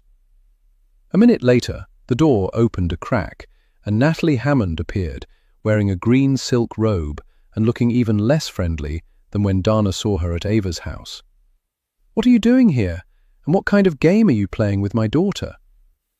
"Trust me, it's nothing like the game you participated in 25 years ago." Natalie opened the door wider, looking quickly up and down the street, like somebody gave a damn who was visiting her in the middle of the night. "Come in and make it quick." Dana stepped inside a nice, tidy foyer with bright white walls and a chandelier hanging from the ceiling that looked like a work of art. "I've actually got all the time in the world because I know you don't want to end up like Adele." Natalie's eyes instantly narrowed as she sank down onto the bottom step of her staircase. "Did you kill her? I wouldn't risk my place in the upper room for that spineless bitch. We both know she got what she deserved." "Then I'm assuming you know who did it." "No, I actually thought you did." Natalie jumped to her feet, eyes blazing, and pointed at the door. "Get out of my house." "All these threats, but you haven't threatened to tell your daughter who I really am and how we know each other? Now that would be a very interesting conversation." "I was a victim, too. Don't act like you're the same as me. I was just a kid. What was your excuse when you were a grown-ass woman?" "I said get out." "I'm going, but watch your back because karma comes for us all. Just ask Adele." "Oh, that's right, you can't because she's dead." Dana didn't wait to be told to leave a third time and marched out the front door and down the driveway towards the corner to catch the last bus back to Ava's house before they realized she'd snuck out. Chapter 26. Natalie. Natalie paced back and forth in her foyer, glad to see the back of her uninvited guest, who she hoped she would never see again. What she'd said had disturbed her. Was Adele Mackey's murder connected to what happened all those years ago?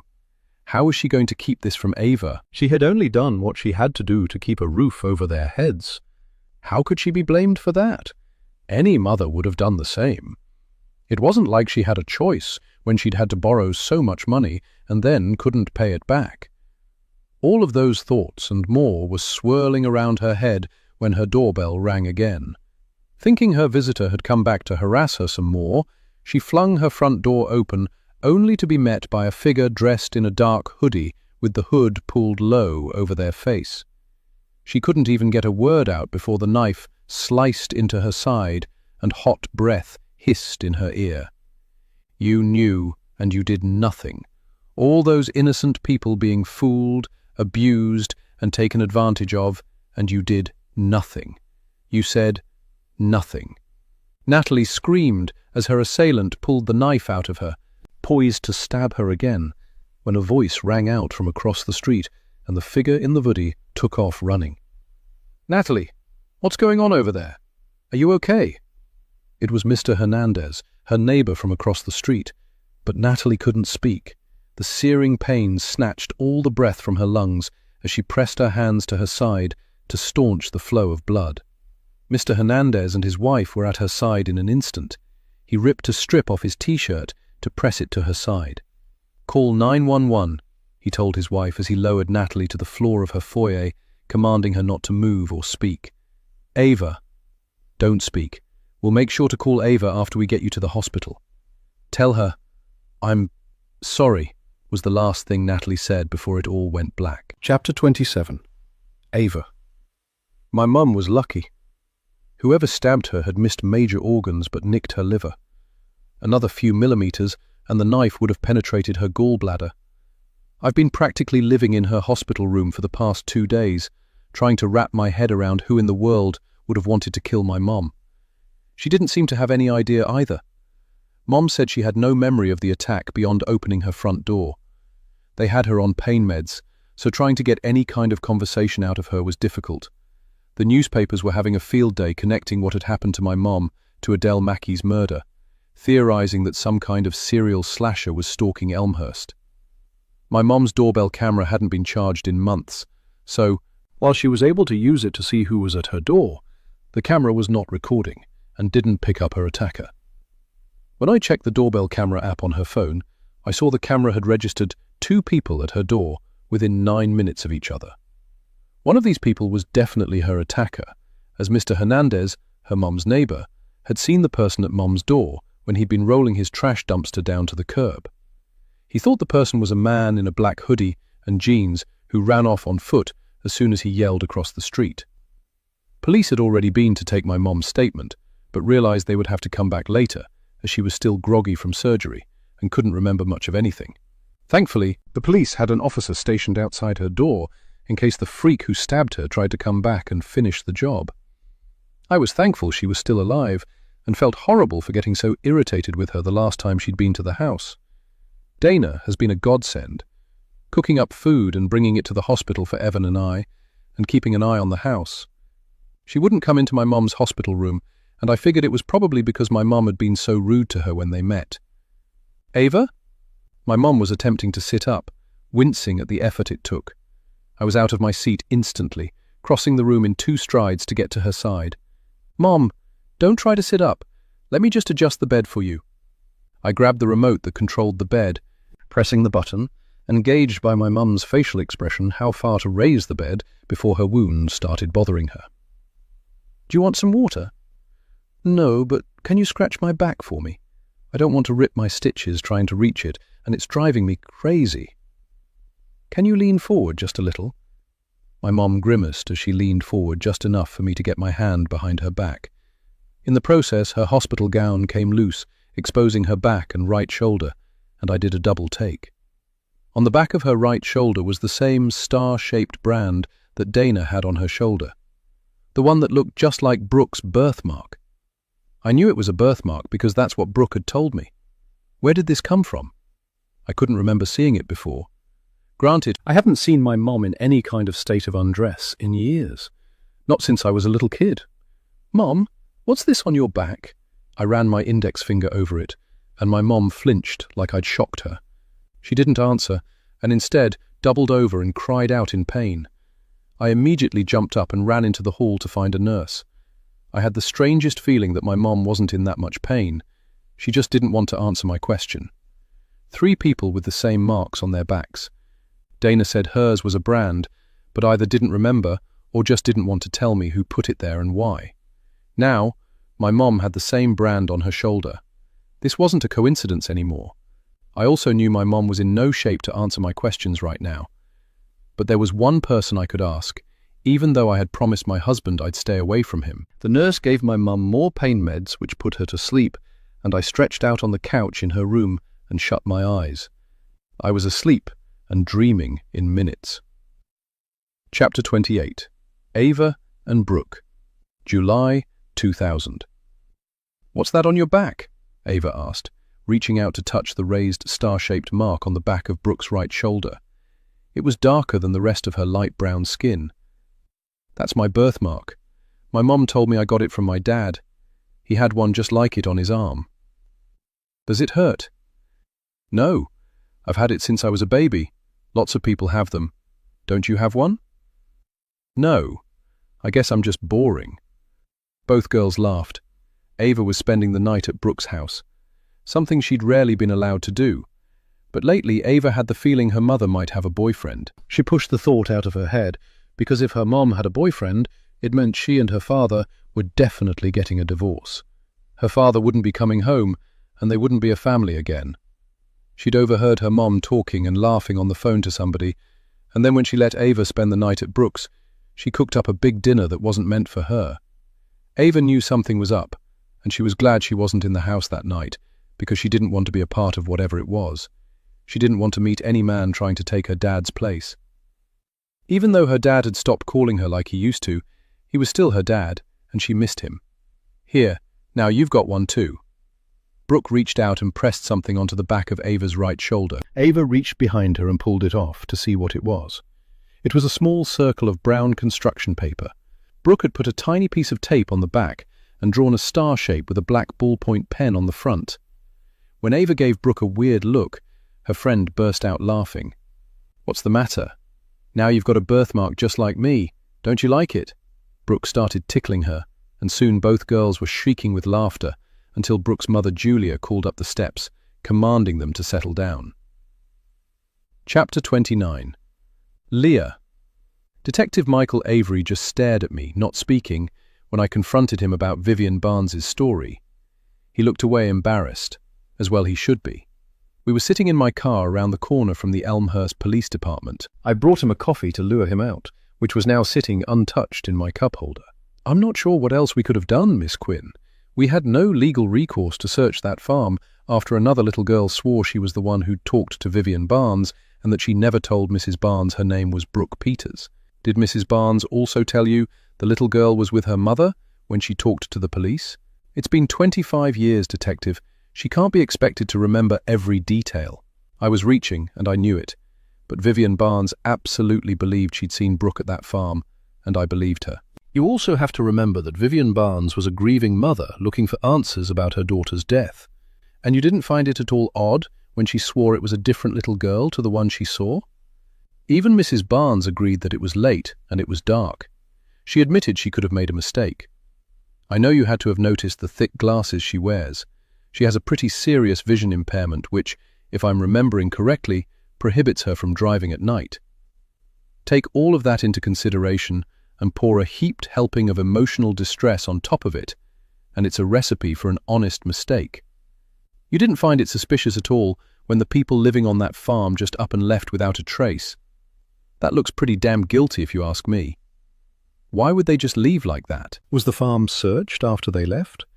Again, we would have to have a warrant, which we had no reason to get. Was this what you meant when you said mistakes were made in this case? And if it was up to you, things would have been done differently. He sat stone-faced and refused to answer, then finally looked over at my big tote bag, which was lying on the console between us slightly open, and I realized what he was thinking. "Don't worry, I'm not recording this, so your answer will be strictly off the record." Then hell yes. I wanted to take a team in and search that farm top to bottom for that little girl. But like I said, my hands were tied because I wasn't the lead. I was a rookie detective and had to do what I was told. I was told to back off and not go back out to that farm. And I backed off. Why do you think that was? Did someone on the force have a connection to that place that they didn't want exposed? Infinity Farm was a very big contributor to Senator Kirk Conrad's campaign at the time. So, yes, I'm sure that had more to do with it than the lack of evidence. That's not to say I didn't do my due diligence, at least to the best of my limited abilities. He picked up the cup of coffee, which had to be cold now, took a swig, grimaced, and set it back in the cup holder. "You mean you went out and searched on your own behind the backs of your superiors?" "I did." And? And nothing. I found no trace that Brooklyn Peters had ever been on that farm. Now that's not to say she couldn't have been there because I was only one guy sneaking around in the dark with a flashlight, and there were only so many places I could get to in one night. Lots of locked doors and no idea what was behind them. I left that farm fairly certain that that little girl was not there. Any idea where they could have gone? No, and, to be honest, they may not have actually gone anywhere. They may have just disbanded their operation and everyone associated with that farm moved on to other places. Is there any way I can find out who owns Infinity Corporation? I can't find any information about them. Just because a business has the word corp at the end of it doesn't mean it was actually registered and licensed as a real corporation. I'm guessing that's what happened here. They probably weren't a real corporation. Just because someone has a business card doesn't make them a business owner. Well, that's just great. The biggest lead I have in the documentary, and I can't find anything about them. Do you think it's a good idea to track these people down? If they did abduct a 10-year-old 25 years ago, then they're capable of anything, and you might not want these people to know you're looking for them. Detective, I have survived more than you will ever know. I think I can handle myself, but thanks for your concern. He gave me a neutral look and then shook his head. Just be careful, and don't say I didn't try and warn you. Hey, I said before he could get out of the car. Is it true what they're saying about a serial slasher in Elmhurst? No comment. So what happened to Adele Mackey and Natalie Hammond aren't connected? I wouldn't tell you if they were. Have a nice day, Ms. Quinn, and watch your back. He got out of the car and took off down the alley to get back to the police station. A chill ran down my spine because I knew a warning when I heard one. When I got back to my Airbnb, I realized Avery's claim that Infinity Corporation might not be a real business simply didn't feel right. Since I'd found out next to nothing about who was behind Infinity Corp, I took another route. I hopped on my laptop and did an internet search for the address of Infinity Farm. With the exception of the address showing up in multiple online realty sites, I came up with a single mention in the Elmhurst Daily Citizen from 5 months ago under the Probate Court's Property Transfer section, stating that the address in question, 2570 County Creek Road, had transferred from a Helen K. Sykes to a Kerry Sykes. Helen K? Why did that name sound so familiar? Then I remembered and grabbed my phone. I'd taken a picture of the flyer I'd found at the library for Helen K's Herbals. Though the flyer didn't mention her last name, I was pretty sure this was the same Helen K. Apparently, she hadn't just sourced her herbs from Infinity Farm, she owned it. Excited at having finally caught a break, I did a search for Helen K. Sykes, only to find her obit. She died at the ripe old age of 85 6 months ago, and Kerry Sykes was listed in the obit as her grandchild and only survivor. My heart deflated like a punctured tire. Helen K. was dead, and whatever she may have known about Brooke being on that farm died with her. Would her granddaughter know anything? I found Kerry Sykes's LinkedIn page, showing an attractive redhead in her late 20s. Her bio said she was born in Elmhurst and raised in Cleveland. She currently taught at Elmhurst Community College. She wasn't even living here when Brooke was abducted, but it couldn't hurt to talk to her. I found her office phone number and campus email address on the college's website and called. There was no answer, so I left a message and then called the Department of Arts and Sciences and asked about her. "Are you one of her students?" asked a woman with a nasal voice who answered the phone. I started to say no, but realized I'd probably get more info if I pretended I was one of her students. "Yes, ma'am. I forgot what her office hours were and wondered if you knew. You should have gotten a message on your class portal letting you know Miss Sykes is out sick for the rest of the week." I must have missed that. Thanks. I hung up, disappointed I wouldn't be able to talk to this woman anytime soon. Chapter 30. Ava. The sound of shattered glass and our alarm going off woke Evan and me after midnight. Evan was instantly on his feet, while I rubbed my eyes in confusion, having had so little sleep after my mom's attack. "What the—" "You stay here. I'm going to check it out." Evan grabbed a gun from the nightstand on his side of the bed. I hated that gun, but he insisted we needed it. Normally it was locked in a gun safe. When and why did he move it to the bedside table? I heard him calling me from downstairs. I immediately got up, threw on my robe and slippers, and quickly headed down the steps. I stopped at the sight in front of me. Dana was standing at the back door like she had been the night I'd found her sleepwalking. Only this time she had put her arm through the glass and was bleeding profusely. Evan was trying to staunch the flow of blood with a kitchen towel, while Dana stood there staring straight ahead, clearly still asleep, as blood trickled down the inside of her forearm onto the floor. "Dana!" Evan shouted right in her face. That seemed to do the trick, because she finally woke up, looked down at her arm and all the blood, then started screaming. I rushed over and pulled her into my arms as Evan continued to apply pressure to the gash. We both carefully maneuvered her over to a kitchen chair, trying to avoid the broken glass on the floor. It was close to 4 in the morning when we got back from the ER. It took 20 stitches to close the cut in Dana's arm. We were all exhausted, and I helped her into clean clothes and into bed. Evan had barely said a word the entire time, and I waited to ask him what I really wanted to know until after we were behind the closed door of our bedroom. "Why is your gun out of the safe? When did you put it in your bedside table? I thought we agreed if you were going to have one, it would always be locked in the safe. That was before you brought a stranger I don't know from Adam into this house. Now, I find out this woman has mental health issues. What the hell were you thinking, Ava?" I hesitated for a moment, but it just made no sense anymore to hide how I was feeling and what I was thinking regarding Dana. I sat down next to him on the bed. I couldn't face him. "Evan, I think Dana might be Brooke."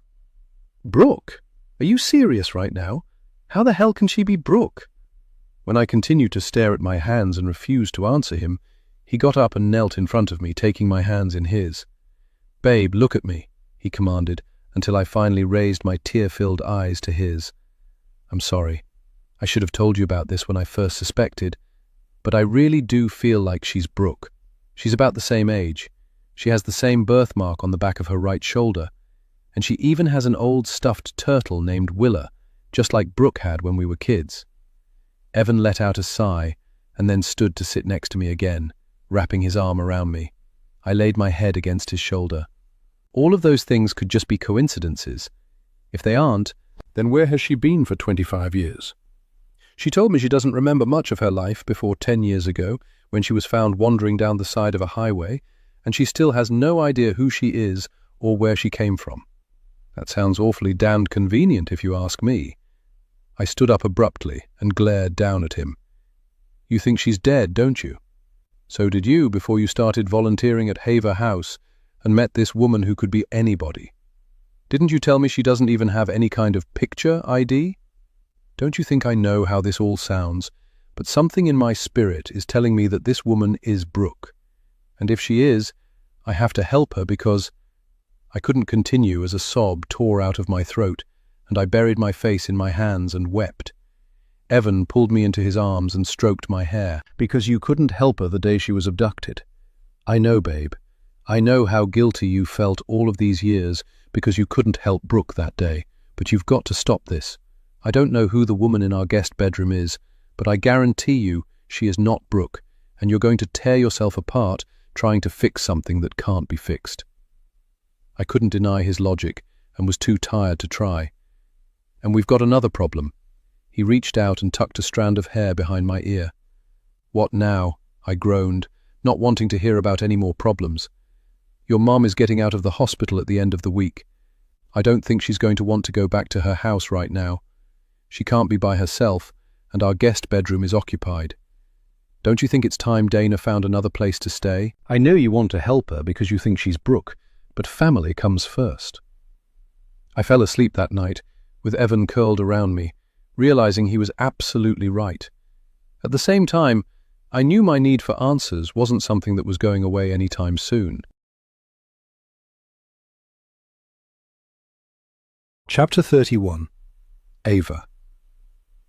I managed to track Josh Turner down 20 minutes before his office hours ended. He shared a small office on the 3rd floor of Roslyn Hall with another math instructor who was working at her computer with headphones on and had her back to us. Having another person in the room was probably the only reason why Josh Turner was as civil as he was when he looked up and saw me standing in the doorway. He smiled, like it caused him physical pain. I took that as my cue to walk on in. "Mrs. West? What a surprise. What brings you to my part of campus? Dr. Martin's office is in Collins Hall." "I know that, but it's you I came to see." "Me?" He was genuinely surprised. "Are you thinking about taking a math class?" "No," I said with a laugh, and parked myself in a chair by his desk uninvited. I quickly glanced at his desk, which was actually 2 desks pushed together. There was a computer with a double monitor on one side, and on the other side, piles of books, papers, file folders, and framed photographs of him with groups of people. Some looked like students, and others with what looked to be other faculty members. None of them were photos of Kerry, the woman who was about to become his wife. If you came looking for Kerry, she's feeling much better. She'll be back on campus soon. Kerry? She's sick? There was no way I could have known what was going on with Kerry, especially given what I've been through the past several days. Nothing a few days off won't take care of. She's been working herself to death with her course load and with the wedding planning. Really? She told me you were being such a big help to her with the wedding planning. Why would she be so stressed out if you're helping her? I struggled to keep the accusatory tone out of my voice because it would accomplish nothing but make more problems for Kerry. Her attraction to this man was something I was probably not meant to understand. Ours is a partnership. More men need to be taking an active role in wedding planning because, after all, it's our day too, right? And you women do tend to get carried away. Someone needs to rein you all in. But I know you didn't come here to talk about my wedding plans, so please tell me how I can help you. I pulled the brochure that Dr. Martin had given me for Infinite Horizons from my purse and held it out to him, noticing he looked truly shocked. I had no idea any of these were still floating around campus. How do you get this? I didn't bother answering his question and asked what I'd come to ask. I wanted to know about this star symbol on the front. What kind of symbol is this? Josh Turner let out a harsh bark of laughter that irritated me like nails on a blackboard. When he finished laughing, he gave me a smug smile. For starters, this isn't a star. This is a Dharma wheel. Dharma wheel? What's that? It's a Buddhist symbol that represents transformation and rebirth. And you're using it as a symbol for Infinite Horizons. Why? Because our members come to Infinite Horizons deeply troubled and in need of a restart, a renewal, if you will. And that's what they get from our programs. As a matter of fact, are you interested in signing up for any of our programs? I could tell by the way he was eyeing me up and down with a smirk that he was about to suggest the weight loss program, which would have been the quickest way to earn himself a punch in the throat. No, thank you. How I managed to keep a smile on my face, I'll never know. And now that I had my answer, there was no reason to hang around this idiot any longer.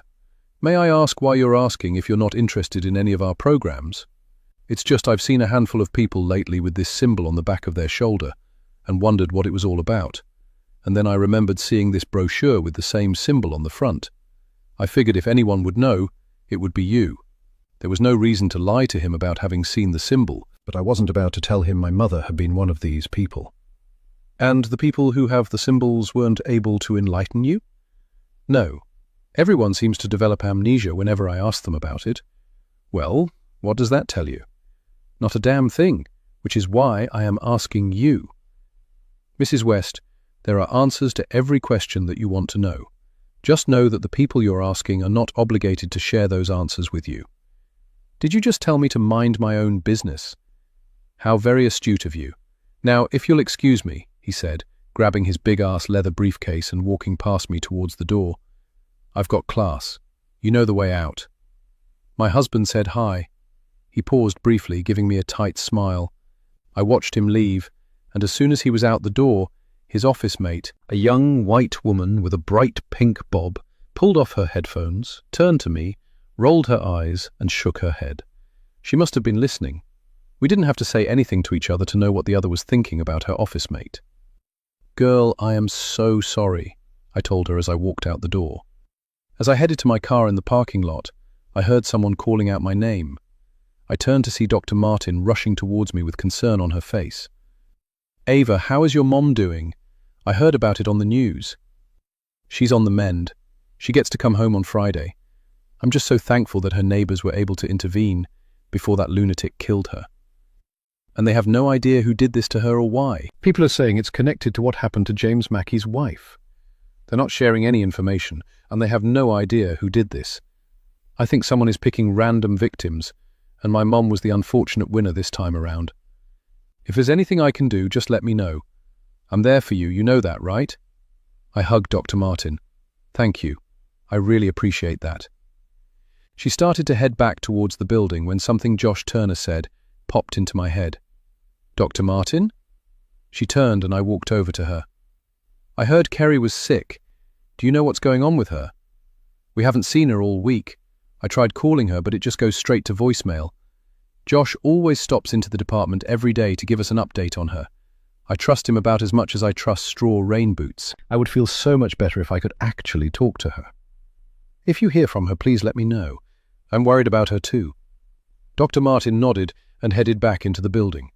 I decided I'd been dodging Leah Quinn's calls for long enough, and it was time I got busy doing what I had agreed to do when she paid me. I was now sitting in the dining room area of the Airbnb in downtown Elmhurst, where she was renting while she was working on her documentary about Brooke. It was just the two of us. I didn't know why I thought there would be a camera crew there. It was just Leah and I sitting across from each other at the dining room table. I had a mic clipped to the lapel of my blouse, as did Leah. There were 3 cameras, one behind me facing Leah and one behind Leah facing me, as well as one sitting on top of the dining room table to capture a side view of both of us as we talked. I'd like to thank you for agreeing to sit down for an interview, Ava. I know this has to be such a hard time for you, with what's going on with your mom. Is she going to be all right? Physically, yes, but we're all afraid whoever did this might come back. I'm just relieved Elmhurst police officers are guarding her room around the clock. But I'd like to request that you don't include anything about my mom's attack in the documentary. Of course not. This is strictly about Brooke's abduction, Leah assured me, making me feel a bit more relaxed. Great, and I'd like to thank you for giving me the opportunity to finally tell my story. I actually meant it, especially now that I thought there was every possibility that Brooke was alive and had found her way home to Elmhurst. It was not my intention to reveal this revelation on camera. It wanted to cooperate fully with the documentary, and then, when it came out, sit Dana down, have her watch it, and then share my theory with her afterwards. I was hoping the documentary would jog something that would unlock her memories as Brooke. Well then, are you ready to get started? Leah had a remote in her hand that I assumed turned on the cameras. I nodded. I was suddenly nervous and took a quick sip of my bottled water sitting on the floor next to my chair. Tell me about your first memory of Brooke. We met when we were both 8 years old and in the 3rd grade at Pleasant Street Elementary School. Brooke was very popular, outgoing, and fun-loving. She was a really sweet little girl. She was in a bigger circle of friends that I had at the time, but over the next couple of years that circle dwindled until it was just me and Brooke. By the time we were 10 years old, we were best friends. And everyone loved Brooke? Absolutely. Everyone loved that little girl. She was so special. I could already feel the lump in my throat and the tears forming in my eyes. This was going to be hard to get through, so I took a deep breath and straightened my spine. Otherwise, I would be having to take breaks every few minutes, and I wanted to get this over with. Leah seemed to sense my emotional state and paused before the next question to give me time to pull myself together. What were some of Brooke's favorite things to do? She loved being outdoors. She loved exploring the woods near our neighborhood, and she loved animals. She couldn't wait until she was 12 because that's when her mom told her she could have a dog. She loved watching the Nickelodeon channel. Even Stevens and Rugrats were her favorite shows, and she loved to swing. She was always challenging me to swing set races. I only ever beat her one time.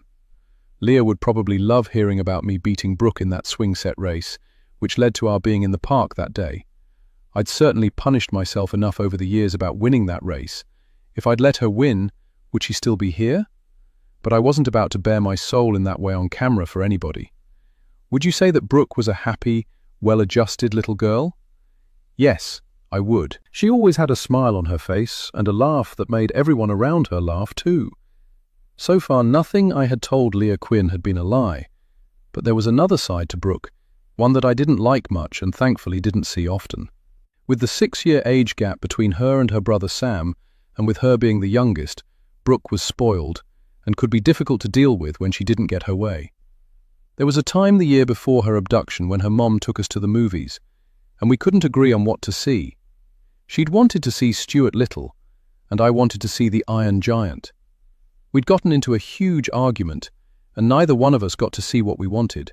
Brooke's mom took us to see Inspector Gadget instead, and Brooke refused to speak to me the entire time we were there, and I didn't see her for 3 days afterwards. Then one morning she popped up at my front door, all smiles, acting like she hadn't thrown the biggest tantrum over not getting to see the movie she wanted, and blamed me. But that was Brooke, and I accepted the fact that sometimes she wasn't very nice. I wasn't going to bring up that side of her, because even though she was 10 years old, some idiots out there in the viewing public would say she deserved what she got for not always being nice. How well did you know Brooke's family? Not as well as I knew Brooke. Her brother Sam was a teenager. I rarely saw him because he was always with his friends. Her mom was really nice, but she worked 2 jobs to support the family. I never knew her dad because Brooke told me he'd died in a motorcycle accident when she was 6. Are you sure about that? In my research into the Peters family, I never found an obit for Nathaniel Peters. Was she kidding? Why would Brooke lie to me about something like that? I don't know how to explain that. Brooke had a picture of her father on his motorcycle in her bedroom, and I distinctly remember asking her about the picture. That's when she told me her father had died, and she barely remembered him. Leah Quinn didn't look up from her notes to acknowledge what I'd just said, and I was inexplicably angry. Are you putting that in a documentary? Leah picked the remote up from the table and switched off the cameras. Whatever you say here today on camera will be edited, and your contribution will be shared for you to review. Anything you don't want to appear in the documentary, you'll have a chance to let me know, and I will edit it out if you don't feel comfortable sharing it. Is that okay with you? That's fine, but I was telling the truth when I said I thought Brooke's father was dead. If he's not, then I don't understand why her mother would have told her that. My research into the Peters family uncovered rumors of abuse. Abuse? You mean Brooke's father abused her? According to the rumor, Brooke's father did something to hurt her, so her mother banned him from ever seeing her again and told Brooke that he died. That information seems to be backed up by the fact I've not been able to find an obituary for Nathaniel Peters. I found an obit for his mother, Abby Peters, but there was no mention of him predeceasing her in her obit. He had an older brother who predeceased the mother. So there's no one that I can ask about his whereabouts currently. I felt sick. Why would a father hurt their child? Brooke must have blocked out the trauma, because why else would she have had a picture of her father in her room if he had hurt her so badly that her mother told her he was dead? Of course, after all these years, whatever story Leah Quinn had heard was the equivalent of a 25-year-old game of telephone. Who knew how much of what she had been told was true? But if Nathaniel Peters was dead, there should have been a death notice, even if there was no obituary. Could he have died in another state or country, and his family had never been informed? I didn't know anything about Brooke's father, aside from his name. I had no idea if he even had family here in Elmhurst. I don't know what to say. I had no idea about any of this. Would you like to take a break? No, I'm good. Let's keep going. Take me through the day of Brooke's abduction. Everything that happened up to the time you guys walked into the park. I closed my eyes and thought back to that day, then proceeded to tell Leah Quinn about how we hung out at Brooke's house that morning, but we couldn't hear the TV over the vacuum cleaner that Brooke's mom was running. Her threatening to put us both to work helping her clean the house is what sent us out that day looking for something to do. I had change jiggling in my pocket for an ice cream cone, but Brooke didn't want ice cream. She wanted payback. I had beat her in our last swing set race, and she wanted a rematch. I barely ever got my way with Brooke, but that day I was adamant I wanted an ice cream cone. Ice cream first, and then a swing race rematch. As I thought back on that day, my eyes flew open. I remembered something so small at the time, it had been buried in my memory because no one had asked me about anything that had happened before we got to the park until now. The recollection came flooding back like a tsunami. Chapter 32. Ava and Brooke, July 2000. Hurry up! I can't believe you don't want any ice cream. It's so hot out and it'll cool you off, Ava said to Brooke as she quickly walked down the street in the direction of the park. There was an ice cream truck permanently parked at the entrance to the park, and Ava could already feel the chocolatey goodness of the ice cream melting in her mouth. Chocolate was her favorite. Brooke just looked bored and impatient, because Ava was insisting on getting ice cream first when she wanted to wait until after the swing race. Ava ignored Brooke's bad mood. She was in such a hurry to get to the ice cream truck, she wasn't watching where she was going when she stepped off the curb in front of the entrance to the park. Suddenly, the sound of screeching tires filled the air, and Ava felt herself being jerked backwards by her tank top. "Watch out! You almost got hit!" Brooke let go of the back of her shirt. If Brooke hadn't been there, the car that was now heading around the corner would have hit Ava. It was a brown car with a rusted-out hood. Chapter 33. Ava. It was the same car Brooke had been dragged into. Her abductor's car had almost hit me that day. They had been following us, probably looking for an opportunity to snatch Brooke. I suddenly remembered something else. The face of another little black girl looking out the back window at me as they drove away. Her big brown eyes were wide with fear. I abruptly stood up as those new memories assaulted me, and I knocked over the bottle of water in the process. "I'm sorry, I gotta go." I grabbed my bag from the kitchen counter on my way to the front door, with Leah Quinn hot on my heels. "You remembered something else, didn't you?" "I can't do this right now. I'll call you."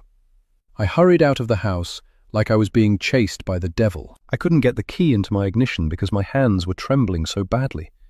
Brooke's abduction hadn't been a random crime of opportunity. Her abductors had been stalking us. How long had they been following us that day? Who was that other little girl? And how could I have forgotten all this? I leaned against the headrest and thought back on when I'd been in therapy after Brooke's abduction. I'd been struggling in school at the time and overheard my therapist telling my mom that the trauma I'd experienced could be affecting my memory and ability to retain information. Had trauma blocked out those other memories as well? Would remembering this at the time have led to them finding Brooke? Was it my fault after all? I burst into tears and buried my face in my hands and sobbed. When I got home, I poured myself a glass of Moscato and almost drained it in one gulp. I had to tell somebody, but who? And would it even make a difference when Brooke's case had gone so cold? What about that other girl I saw? Had she been abducted as well? I certainly don't remember hearing about another little girl going missing around the same time as Brooke, but that didn't mean anything. She could have been from another city, state, or even country. Since missing black people didn't usually make mainstream media, it wouldn't be hard for anyone not to have known about this other child. I thought about Brooke being dragged into that car, and thought about how loud her screams were, how they seemed to be coming from everywhere. But was it just Brooke's screaming that I heard? Did I also hear that other girl's screams as well? I could feel a tension headache coming on. I turned and almost jumped out of my skin to see Dana standing there.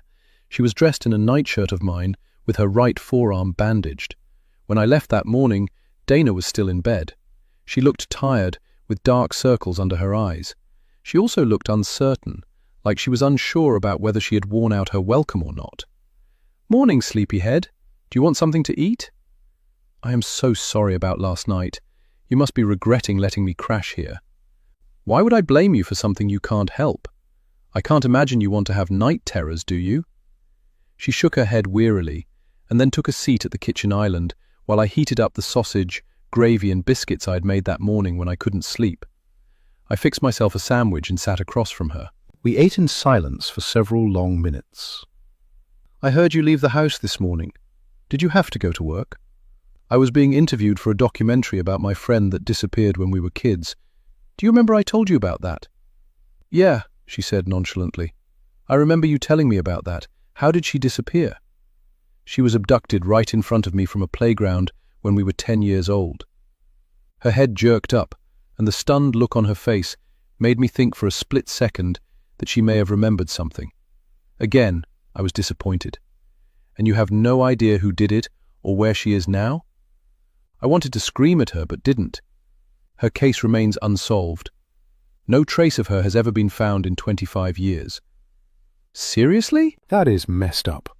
I couldn't hold it in any longer, and finally asked the question I'd wanted to ask her at IHOP. "You know your stuffed turtle, Willa? What about her? You said you'd had her since you were a kid, right?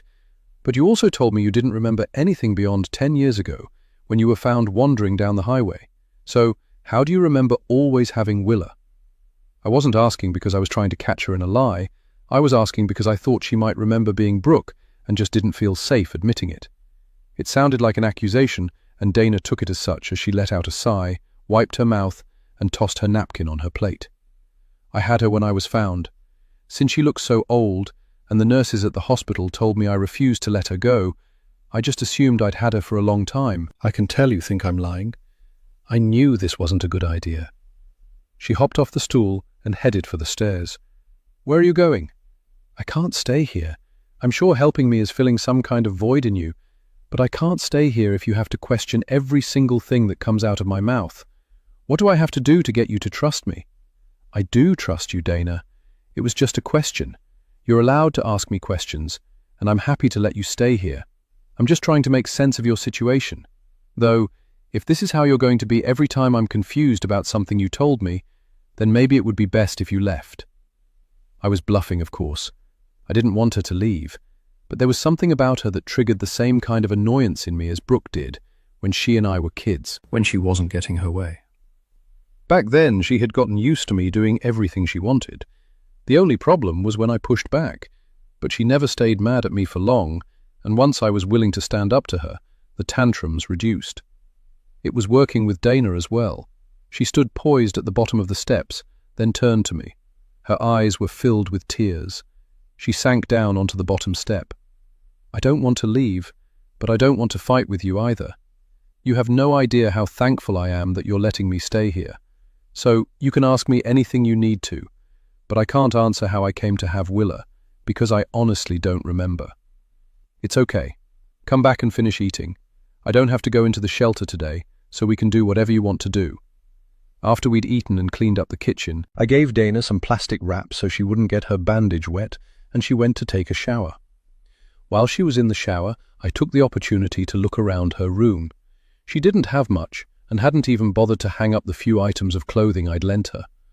Willa the turtle was lying against the pillows of her made-up bed. I picked her up. It was the first time I'd had a chance to closely examine her since I'd seen her. I examined every inch of her threadbare exterior and froze. There was a small spot on Willa's front foot. It was from when Brooke had Willa on the table at school during lunch and tipped over her juice box. We took Willa into the bathroom and tried to scrub the spot as best we could, but it had left a pink stain behind. Dana's Willa had this exact stain. I was suddenly light-headed and sank down on the edge of the bed as I realized Dana truly was Brooke. If she had been abducted without Willa, how did she come into possession of her beloved stuffed animal after her abduction? That meant that either someone Brooke knew had abducted her, or one of her abductors had gone to her house to get Willa. Chapter 34. Detective Avery.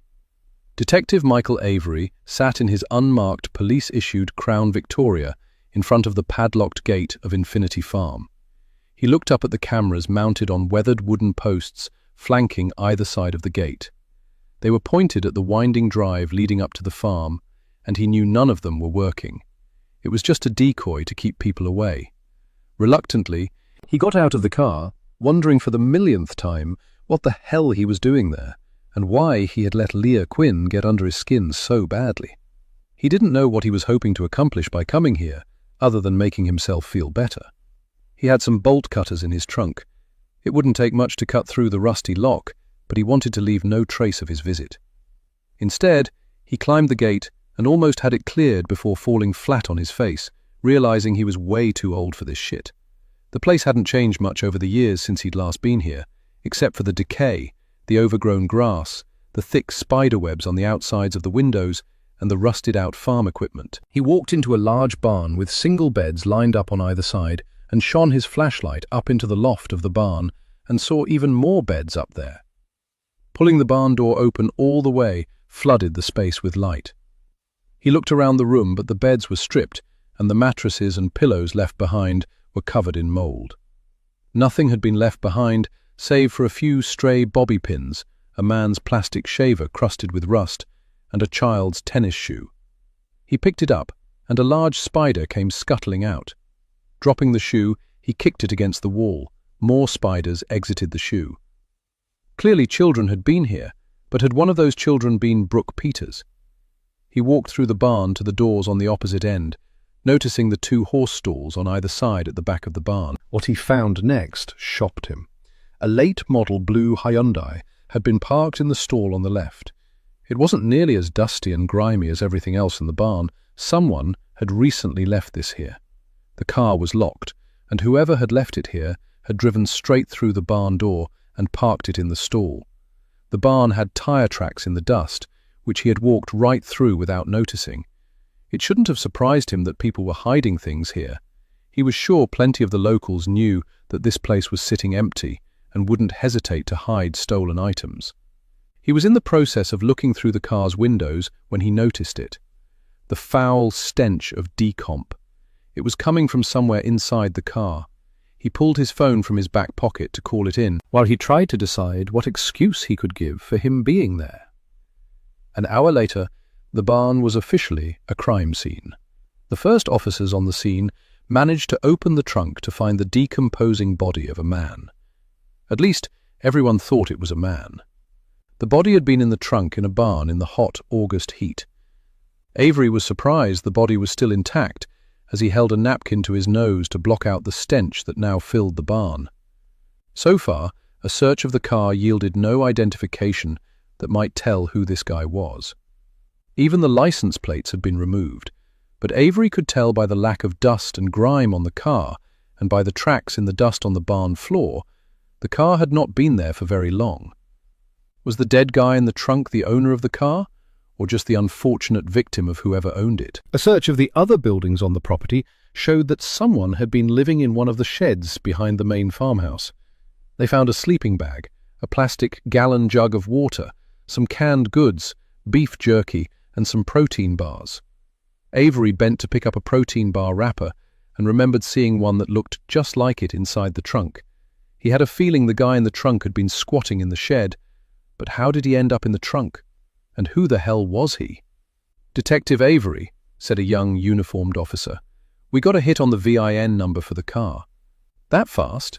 His eyebrow lifted in surprise. "Was it reported stolen?" "No, sir. The car is registered to Dana Shields, aged 61, of Dayton, Ohio." He thanked the officer and asked him to text him the address because he knew at some point that day he was going to make the trip to Dayton to talk to Dana Shields about how her car ended up in Elmhurst, Ohio, hidden in a barn with a dead guy in the trunk. Chapter 35. Ava. I insisted on taking Dana shopping for some new clothes because she'd lost the key to the bus station locker where the rest of her things were. The only place she would agree to go was the Goodwill near my house, where she picked out a couple of pairs of jeans, a sweatshirt, 2 t-shirts, some new underwear and a bra, a pair of sneakers, and some sandals. Once we were back home, she told me she was tired and went upstairs to take a nap. I went to do a load of laundry and found something shiny glinting up at me from inside the washer as I loaded it. It was a locker key. After I started the washer, I headed back upstairs to tell Dana I'd found her locker key. She didn't answer when I knocked, so I peeked inside to find she was fast asleep. While she rested, I figured I'd do her a favor and head down to the Elmhurst Greyhound station to get the rest of her things from locker 706, which was stamped onto the key. I found the locker easily enough, but was surprised to see that the only thing it held was her rolling suitcase. I wondered what she'd done with the laundry basket she had. I grabbed the rolling suitcase and put it in my trunk, then realized it would be the only time I could look through her things without her knowing. Not sure what I was looking for, I cautiously unzipped the red suitcase and lifted the lid and was met by the smell of unwashed clothes. Everything in the suitcase looked to have been tossed in a hurry. Nothing was folded. Nothing was clean. Dried mud caked on the soles of a pair of high-top tennis shoes had flaked off, making everything inside the suitcase even dirtier. I wrinkled my nose and was about to close the lid when something else caught my eye. I saw the outline of a book or something in the lid pocket of the suitcase. I reached in and pulled out a thick manila envelope, then pulled out the contents. I flipped through and my heart started to pound. They were printouts of newspaper articles, a big stack of just about every article that had ever been written about Brooke's abduction. Something fell out from between the pages of the articles and fell onto the floor of my trunk. I stared at it, already knowing what it was before I reached out to pick it up. It was a driver's license showing a much younger Dana. Only her name was Simone Riley, and the license had expired 10 years ago. Hadn't she said she was found wandering down the side of a road with no memory 10 years ago? How could that be when I was holding proof of who she was then? Then I noticed something else that broke my heart, and angry tears filled my eyes.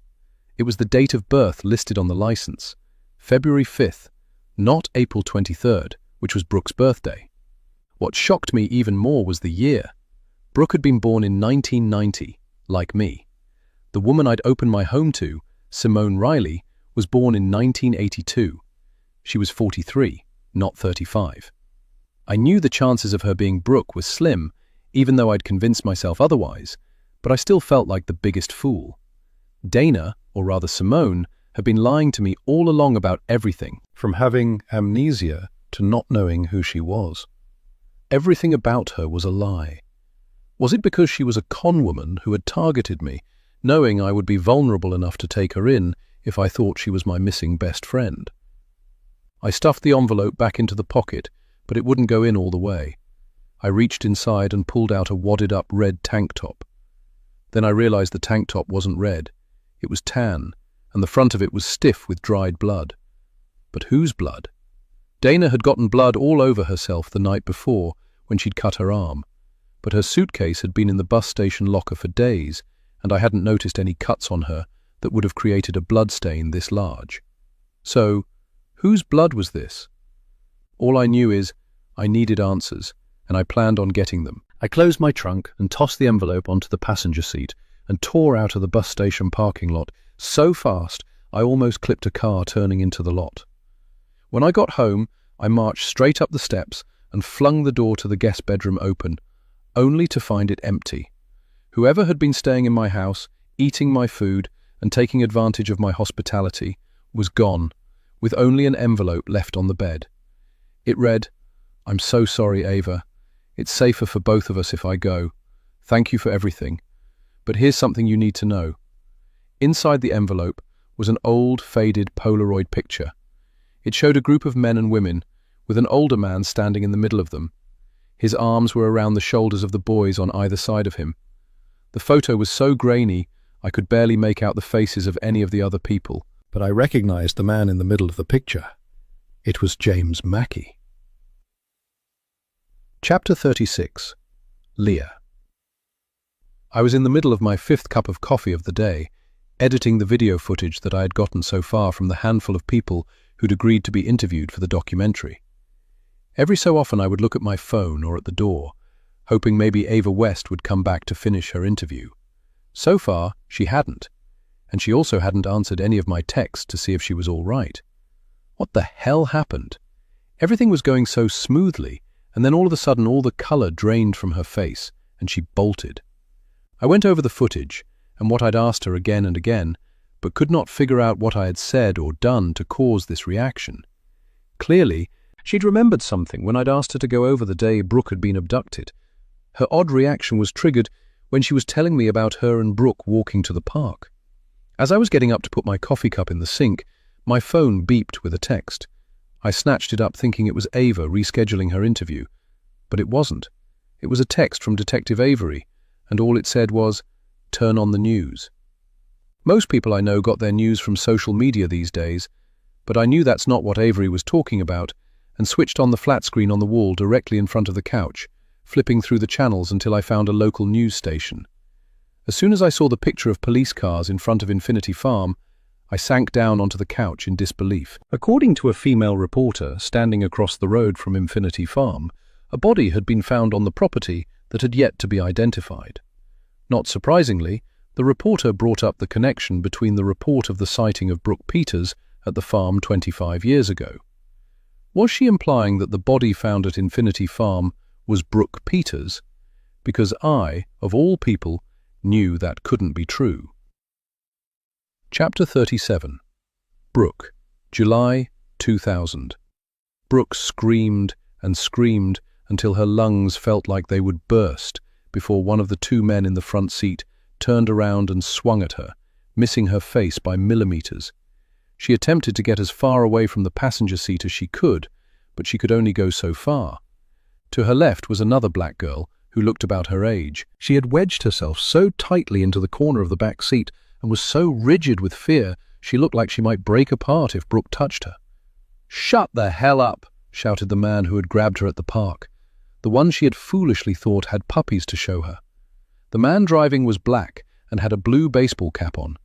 "I want to go home! Take me home!" Fingers dug into her arm, jerking her out of the way as the man swung at her again. She looked at the girl whose eyes were big and frozen with fear as she vigorously shook her head, her eyes imploring Brooke to be quiet. Spent, gasping and hiccuping on her sobs, Brooke laid her head down on the other girl's lap, shoving her fist into her mouth to block out the sound of her sobs as the car drove on, taking her further and further away from home. Chapter 38. Ava. I was relieved Dana was gone. I hadn't been looking forward to confronting her over the license and all the other lies she'd fed me that I'd eagerly lapped up. I had wanted her to be Brooke so bad it had clouded my judgment. I also knew that meant I wouldn't be getting any answers from her about why she'd lied, let alone why she'd left me the photo. Did it have something to do with Adele's murder? Was she trying to tell me James Mackey had killed his wife? I was so confused and did something I probably shouldn't have. With no one else to talk to, I found myself unloading everything on Evan as soon as he walked through the door. She had a driver's license all along? An expired one? There's a name on there different to the two names that I knew she went by at some point in the past. Dana Shields was her landlady's name. Dana said Cindy Ford was the name she took after they found her, and she couldn't remember who she was. How could she not know who she was and still have a driver's license with the name Simone Riley on it? And she can't be Brooke. I couldn't even look at him when I said it. Why? She's too old. Look, Ava, I know you were trying to help this woman because you thought she might be Brooke, but from everything you've told me, she just sounds like a straight-up con woman who targeted you because she knew she could get your sympathy. Have you looked around the house to see if she's stolen anything? I was so shocked to come home and find our guest gone that it hadn't even occurred to me to check to see if she had taken anything. Evan and I made a quick search of the house. He took the upstairs, I took the downstairs. I couldn't spot anything missing, but when Evan came down the stairs, the look on his face said it all. "What is it?" My voice was barely a whisper. "My gun. I never put it back in the safe. It was still on the bedside table, and now it's gone." I grabbed my cell phone from my purse. "Who are you calling?" "The police. This needs to be reported. Dana is running around with a gun and we have no idea why she took it or what she's capable of." Evan snatched my phone out of my hand and put it in his pocket so it was out of my reach. "You can't do that, Ava." "What do you mean I can't call the police?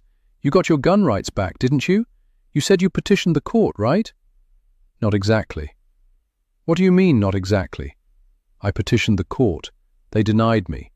I don't have my gun rights back yet, But I'm working on it. I swear." I just stared at him with disbelief. I had believed him. Why wouldn't I? He was my husband. I trusted him. Now, a woman with questionable motives had stolen a gun he wasn't legally allowed to own because he was a convicted felon, and we couldn't call the police to report it. What else had Evan lied about? How could I trust anything he told me? "I can't believe this. Are you serious right now? How long did you think you were going to be able to hide this from me?" "Look, I knew you were going to react this way. I swear to God, Ava. I'm working with an attorney to get my gun rights back, but it takes time. Just like you swore to me the court approved your petition and you were allowed to own a firearm again. How am I supposed to believe anything that comes out of your mouth when you tell me lies? Because you always overreact and make me feel sorry for telling you the truth." "You mean the way you overreacted when I just wanted to take a small break before we explored IVF? Then all I did was mention adoption and you acted like I'd shot you, Evan. You barely spoke to me for weeks. Now you have the nerve to stand here and tell me that I'm overreacting when I find out you lied about having your gun rights back. Please explain that to me so I'll understand." "I told you what that was about. You said you understood." "Fine." I let out a breath and tried to calm down. "I understand about your past and why you didn't want to adopt. But why did you lie about your gun rights? Why do we even need a gun in the first place?" He stared at me, quickly realizing I wasn't going to let him off the hook, and sighed. "I got it for protection because I was being threatened." "Threatened? Threatened by whom?" Josh Turner. His voice was flat, and he couldn't look me in the eyes. Josh Turner. What in the hell, Evan? Why would... He's my half-brother, Ava. I stared at him, too shocked to speak, and waited for him to continue. I've known he was my brother since middle school, but he only found out he had a half-black half-brother a year younger than him 6 months ago, when he paused and cleared his throat, when our mother died. She cut him out of her will, but left me $250,000. He's pissed and has been trying to get me to sign that money over to him ever since. That's the real reason I've had to take construction jobs out of town. He knows I'm a felon. Hell, everyone I went to school with knows. But Josh has been telling my clients about my criminal past, and I've lost jobs because of it. But why did she leave you that money? Guilt? That and the fact that Josh blew through a lot of his parents' money when they were alive. He wasn't exactly a son they could be proud of. They were constantly having to bail him out of financial and legal messes. They even shipped him off to some treatment program on some farm when he was a teenager. Nothing worked. He's just a narcissistic jerk. I let out a harsh laugh I didn't recognize. Oh, really? And what does that make you? Huh, Evan? You've known about this for months, which means you've been lying to me for months. Were you ever going to tell me any of this? I specifically asked you about where you were going to get the money for the IVF treatments, and you copped an attitude and flat out refused to tell me, and then made me feel horrible for asking. So, if your big brother Josh is a narcissistic jerk, then you're a lying jerk. It must run in the family. Babe, please. He tried to touch me, but I batted his hand away. Please don't call the police about the gun, Ava. I'll fix it. I promise. He followed me to the front door, but before I left, I turned to stare at him. I don't think this can be fixed. I just need to get out of this house right now, and it would probably be in your best interest not to be here when I get back. Ava! Come back! Babe, I'm sorry, I slammed the door on whatever he was about to say, tears blurring my eyes. I had to sit behind the wheel of my car for several minutes to calm down, not trusting myself to drive in the state I was in. Where could I go? My mom's was out of the question, and I didn't feel like going to the shelter. That only left one person. Chapter 39. Leah. It was after 8 o'clock when a soft knock came at my door. Had I not been headed back to the living room, where I had parked myself in front of the news all day, I may not have heard it. I opened the door to find Ava West on my doorstep. I'm so sorry. I know it's late, but I was hoping I could continue my interview for the documentary. Of course, please come in. I stepped aside for her to enter and noticed her eyes were red. Had she been crying? Had she heard the news about what was happening at Infinity Farm too? Would you like a glass of wine? A big one if you've got it. By the time I came back to the living room with a large glass of white wine for her, she was staring open-mouthed at the TV. By the shocked look on her face, I could tell this was the first time she was hearing about the body found at Infinity Farm. This has been on the news all day. She barely looked at me when she took the glass of wine and took 3 big gulps, almost draining it. Do they know whose body they found? It's not Brooke, Ava. How do you know? Well, I don't know for sure, but it was described as a body and not remains. I had to rush forward to catch the wine glass that slipped from her fingers, splashing the remnants of wine down my sweatshirt. I gently led her to the couch before getting a dish towel to mop up the wine. There was a sighting of Brooke at a farm on the outskirts of town a few months after she was abducted. I remember hearing my mom and Brooke's mom talking about it in our kitchen, and remember how disappointed her mom was when they found out it wasn't Brooke. I know all about that. I interviewed Vivian Barnes, the woman who reported that sighting, for the documentary. She still swears to this day that it was Brooke she saw. This is just too much. Tears streamed down Ava's face, and she wiped them away with the back of her hand. There was no way I could interview her for the documentary tonight, and it would be cruel to try, as she was clearly emotionally distressed, and had been when she arrived at my doorstep. Oh my God! Ava suddenly jumped up from the couch and stared at the screen. I looked too and saw a car being towed down the driveway and out of the entrance to the farm. From the quick glance that I got, it was a blue Hyundai Sonata. What's wrong? I know whose car that is. Chapter 40. Detective Avery. Please tell me you'll be able to establish a time of death. Avery was looking at Dr. Tate Lang, the interim medical examiner, noting the downward turn of his mouth and the slight lift of his left eyebrow. He first met Lang at the Adele Mackie crime scene, as he'd recently come on board, temporarily, as their long-term medical examiner had retired recently. Lang was a good 30 years younger, with a slender build, close-cropped hair, and dark brown skin. In his denim button-down shirt, khaki Dockers, and black Nikes, he looked more like one of their IT guys. Might be able to pin it down once we get some of the flies and larvae to an entomologist, which can take forever. In this heat, it's going to be damned hard to pinpoint the precise time of death, but I did find this. He handed Avery a plastic evidence bag with some type of plastic card coated with bodily fluids that made Avery's stomach lurch slightly. He took a closer look. It was a driver's license, and when he saw the name on it, his head jerked back in surprise. "What's wrong, you know this person?" Dr. Lang asked, stripping off his plastic gloves and shoe covers. Avery didn't respond because too many thoughts and questions were racing through his head. Namely, how the hell did Nathaniel Peters' body end up dead in the trunk of a car, which was owned by a woman who lived in Dayton, in the barn of a farm in the outskirts of Elmhurst, Ohio? Where had he been for the past 25 years? And why had he been living in a shed on this property, which happened to be one of the places his daughter, Brooke Peters, had been sighted after her abduction? Chapter 41. Ava. The police were now looking for Dana, or rather Simone Riley. Leah had called Detective Michael Avery, but he was too tied up at the crime scene at Infinity Farm to come and take my statement, and sent 2 uniformed officers instead. I told them everything that I knew, even gave them her driver's license, but stopped short of telling them about the gun. I didn't want my husband to lose everything despite the fact I was extremely angry and disappointed in him. In my heart of hearts, I really didn't think Dana was a threat. She was out in the streets alone again now, and probably needed the protection.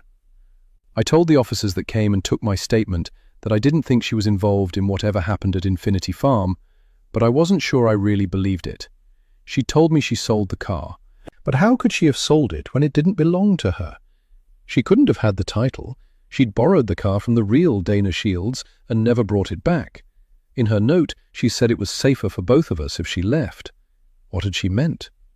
The news had since reported the body found in the car had been a man. Was that who Dana had been running from? Or was whoever she was running from responsible for the man in the trunk? 10 minutes after the officers left, the doorbell rang and Leah answered it, coming back into the kitchen with a pizza box. "I ordered this while you were giving your statement. Please stay and help me eat it. I only got a large because I had a coupon, and I'm a sucker for a deal." "You don't have to ask me twice. I'm starving." Between the two of us, we devoured the herb and butter pizza like we hadn't eaten in days. "This is really good. I'm usually a loaded toppings pizza kind of girl. I'm not much of a meat eater except on holidays. I'll eat turkey and ham if it's offered to me." I was instantly reminded of Dana, who also didn't eat much meat. Once we finished the pizza, I helped her clean up the kitchen, which took all of 5 minutes, as there were no dishes to wash, and we settled ourselves back on the couch. I wondered how long I could stay here and not have to go back home. If I knew my husband, he had not heeded my request for him to leave, and was probably waiting for me at home to plead his case and prove he wasn't a lying arsehole. "What was that you gave the officers?" Leah was sitting on the couch at the opposite end, facing me with her legs crossed. I saw no reason not to tell her. "The driver's license of the identity thief who's been living in my house for the better part of a week. I met her while I was volunteering at Haver House Women's Shelter. And—" I took another sip of my iced tea, nervous and feeling like the biggest fool. "And what?" prompted Leah. "Go ahead, you can tell me. This is just between me and you and not for the documentary," she assured me when I just stared at her. I was helping her because I thought she might be Brooke. After everything that happened, and finding out about all her lies, it made me feel slightly sick to admit this to Leah. I'm not sure what I expected her to say, but I didn't expect Leah to stare at me with something very close to horror on her face. What? Why would you think she was Brooke? I went on to explain all the reasons why I'd thought the woman I'd met at Haver House and had known as Dana Shields was my missing best friend, Brooklyn Peters. Leah sipped her water and stared at me wide-eyed, like she was a Girl Scout sitting around the campfire, and I was the Scoutmaster telling horror stories. I ended the story with finding the folder in Dana's suitcase with the copies of articles about Brooke's abduction and theorizing she'd targeted me intentionally. I would have loved to have seen her license. Do you remember the address on it? I've got something even better. I reached over and grabbed my purse on the table and pulled out my photos on my phone. I tapped the photo in question and handed her my phone. I took a picture of the license after I found it. The instant Leah laid eyes on Simone Riley's license, I swore all the color leached from her skin and she looked ashen. With trembling hands, she reached out and grabbed her water glass from the table to take a sip, only to find it empty. What is it? Do you know her? No! Her voice came out a harsh bark, and I gave her a startled look. Sorry, and no, she said, sounding more like herself. She just kind of looks like someone I knew back in the day, and it just surprised me, that's all. But I know it can't be her. Why? She paused for a few seconds before answering. Because she's dead. And why did you want to know what Simone's address was? Why had things gotten awkward when I'd shown her the license? Because she might still have family at that address who might know where she is. Are you up for a road trip? It's almost 11. I don't think now is the time to go knocking on strangers' doors. All they can do is either not open the door or slam it in our faces. We won't know until we try. So, are you up for it or not? I got up and grabbed my purse. Let's go before I change my mind. Chapter 42. Brooke. September 2000. Brooke lay on the dingy twin bed that she shared with Mika, trying hard to cry quietly before she got into trouble. Tamika sat at the end of the bed, crying too. I can't believe you tried to leave me. What were you thinking? Brooke instantly sat up and looked at her friend. Both girls were thin and dressed in their work clothes. Dirt crusted their fingernails, and calluses had formed on their fingers and palms from working on the farm from sunup to sundown. A tray with 2 bowls of vegetable stew and hunks of sourdough bread sat on the floor next to the bed. I was trying to get us help, Mika. If I can get home to my mummy, she'll come back for you too, I know she will. Brooke had been unsuccessful in her attempt to get the white lady and her husband, who had showed up at the gate, to help her. She'd only been able to talk to them for a few minutes before the boy they called Joshy, the one who'd brought her to the farm, dragged her kicking and screaming away from the gate and threatened the white couple with a shotgun. Hours later, they'd come back with the police. They'd made Mika's mum, Nikki, take her to the gate to tell them that she was the girl the couple had seen and that her name was not Brooke Peters. Now, days later, Brooke was being shunned for bringing the police to the farm, and they even told Mika not to speak to her, even though they shared a bed and had become instant best friends due to their circumstances. Brooke didn't have anyone but Mika. Her dad had been there when she first got to the farm, but he left less than a week later, and she'd been told he wasn't coming back. Brooke remembered her old life when she'd had another best friend, sweet, funny Ava, who was always excited to see her and always up for an adventure. She wondered what Ava was doing now, wondered if her parents ever got back together or if she had a new best friend now. She was desperate to see Ava, her mom, and brother Sam again so much. It was like a constant ache in her chest. But she couldn't leave Mika. Not now when, just that morning, she'd been told her mother Nikki, who she'd arrived at the farm with the year before, had left and didn't want her anymore. Mika had been crying all day, and Brooke could tell her friend was terrified she was going to be left there all alone. So Brooke decided right then and there she would not try and leave again unless she could take Mika with her. Once they both calmed down, they ate the same dinner they'd been eating for months, along with the stale bread, washing it down with a cup of water. The barn door flew open, startling them. It was night time, but Brooke could see a large white passenger van parked outside and saw some of the other residents of the farm climbing into it. "Time to go, ladies. Put these on and hurry up about it." One of the men who worked as a guard on the farm tossed them a plastic bag of clean clothes. Brooke looked down at the bag of clothes and then up at the man. "Where are we going?" "Well, because of your little stunt down by the gate, we need to leave tonight. You've got 5 minutes to change your clothes and get your asses in that van. And don't make me have to come get you unless you want to end up like Crystal." "Yes, sir," they both said in unison, remembering how sweet and kind Crystal had been before she got sick and disappeared. Late one night, Mika had nudged Brooke awake and dragged her over to the barn door, where they'd peeked out and witnessed one of the guards carrying Crystal to the van. She looked like a skeleton, and the girls almost didn't recognize her. The guard callously tossed her into the back of the van like a sack of potatoes before driving away. That had been the last time they'd seen Crystal, and no, they didn't want to end up wherever they'd taken her. The girls changed quickly and headed to the van. Once the van was filled with all the rest of the farm's workers, they pulled onto the main road, with another van following, and Brooke realized her hope of escape was dwindling fast. Chapter 43.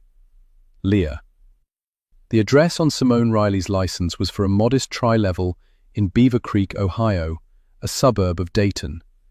Ava had driven, and now we were parked a few houses down.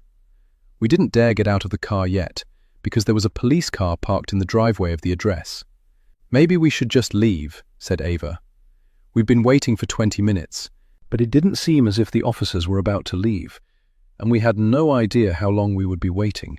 "Wait," I told her, as she was just about to turn the key in the ignition. "Looks like they're coming out." Sure enough, 2 uniform officers were getting into the police car, and a minute later were backing out of the driveway. Ava and I looked at each other. Were we really about to do this? Bother some stranger about someone connected to this address? Let's get this over with. Ava got out of the driver's side, slamming the door shut behind her as I scrambled out of the passenger seat to follow her. Who are we going to tell these people we are? I was so used to having to bend the truth to get people to talk to me, I couldn't help but feel like we were flying blind. "I don't know about you, but I'm going to tell them the truth. That Simone Riley has been living with me and lying to me, and I want to know who the hell she is."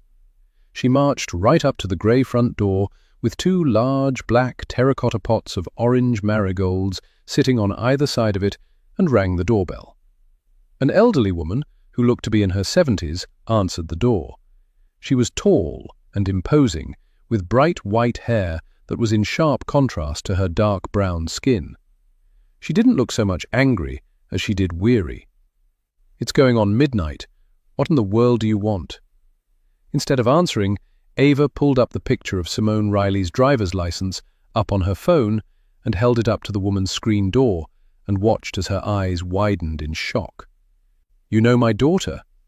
Your daughter lived with me and told me nothing but lies in the process. I'm just trying to figure out who she is and where she went, because she stole something from my house and I need it back." Simone Riley's mother looked beyond tired.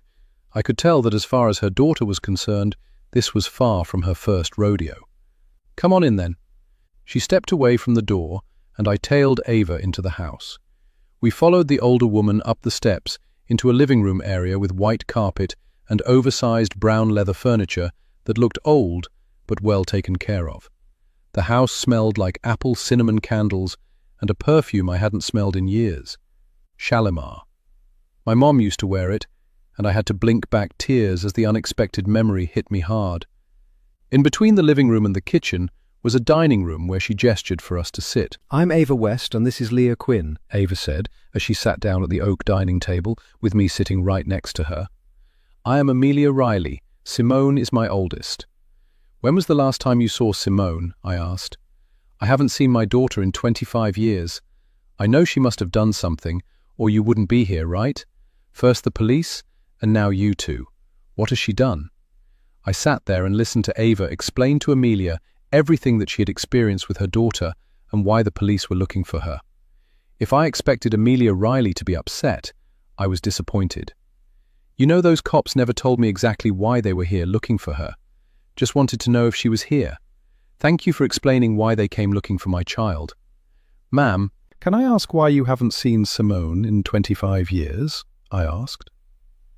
Amelia Riley got up and went into the living room to a bookcase housing knickknacks and photos and grabbed a framed photo. She set it on the table before sitting back down herself. It was a photo of a young black boy with close-cropped hair and a big smile, who looked about 12. "This is my son Amari. This was the last school photo taken of him before he died." "I am so sorry, Mrs. Riley." Ava had picked up the picture and stared at it before handing it to me. "What happened to him?" I handed the photo back to Amelia, who laid it face down on the table. "He and Simone were over at the school playing basketball when the little boy she was dating showed up to tell her he'd changed his mind about taking her to the prom. She was 17 and Amari was 12. While she was busy arguing with her boyfriend, Amari was shooting hoops, and the basketball rolled out into the street. He ran out between two parked cars to get it and was hit and killed instantly. It was an accident, but Simone blamed herself for his death, and her life has been in freefall ever since." "Meaning?" prodded Ava. "Meaning drugs, alcohol, petty theft, anything and everything that would dull her pain. Even though she caused problems between me and her father that led to our divorce, she was always welcome here, no matter what trouble she got herself into. I'd already lost one child. I didn't want to lose another one, but that's exactly what happened." "And you haven't heard from her lately?" I asked. "No, I haven't. The last time I saw Simone, she seemed to be in a much better place. She had a job she enjoyed and had been getting treatment to straighten herself out, and had stopped all that drinking and drugging. She was excited for her future for the first time in years. But—" her voice trailed off, and she shook her head. "What happened?" Ava leaned forward and touched the other woman's arm. "That's just it. I don't know. She never came back. Until those cops showed up here tonight, I didn't know if Simone was dead or alive." This sounded exactly like what Vivian Barnes had told me about her daughter, Crystal. "Did Simone say anything about working for a place called Infinity Farm?" Amelia Riley thought hard before replying, "Infinity Farm? No, I don't remember her saying anything about any Infinity Farm. What's that?" "I'm still looking into it, but that's where the car your daughter stole from her landlady ended up." "Lord have mercy," Amelia mumbled under her breath. There wasn't a whole lot left to say, and I couldn't tell if Ava was satisfied with this woman's answers or not, but it was late. It was time we both left. "Thank you so much for your time, Mrs. Riley." I stood up and Ava looked at me in surprise, which told me she had more questions, but I doubted anything else Amelia could tell us would be helpful. "You said she took something from you?" She directed her question to Ava, who nodded. "A gun." "Oh my God." Her hands flew to her mouth. "Why would she steal a gun? What is she planning to do?" Amelia Riley looked close to tears, and I mouthed, "Let's go," to Ava, who reluctantly stood up. "Is there anybody we can call for you?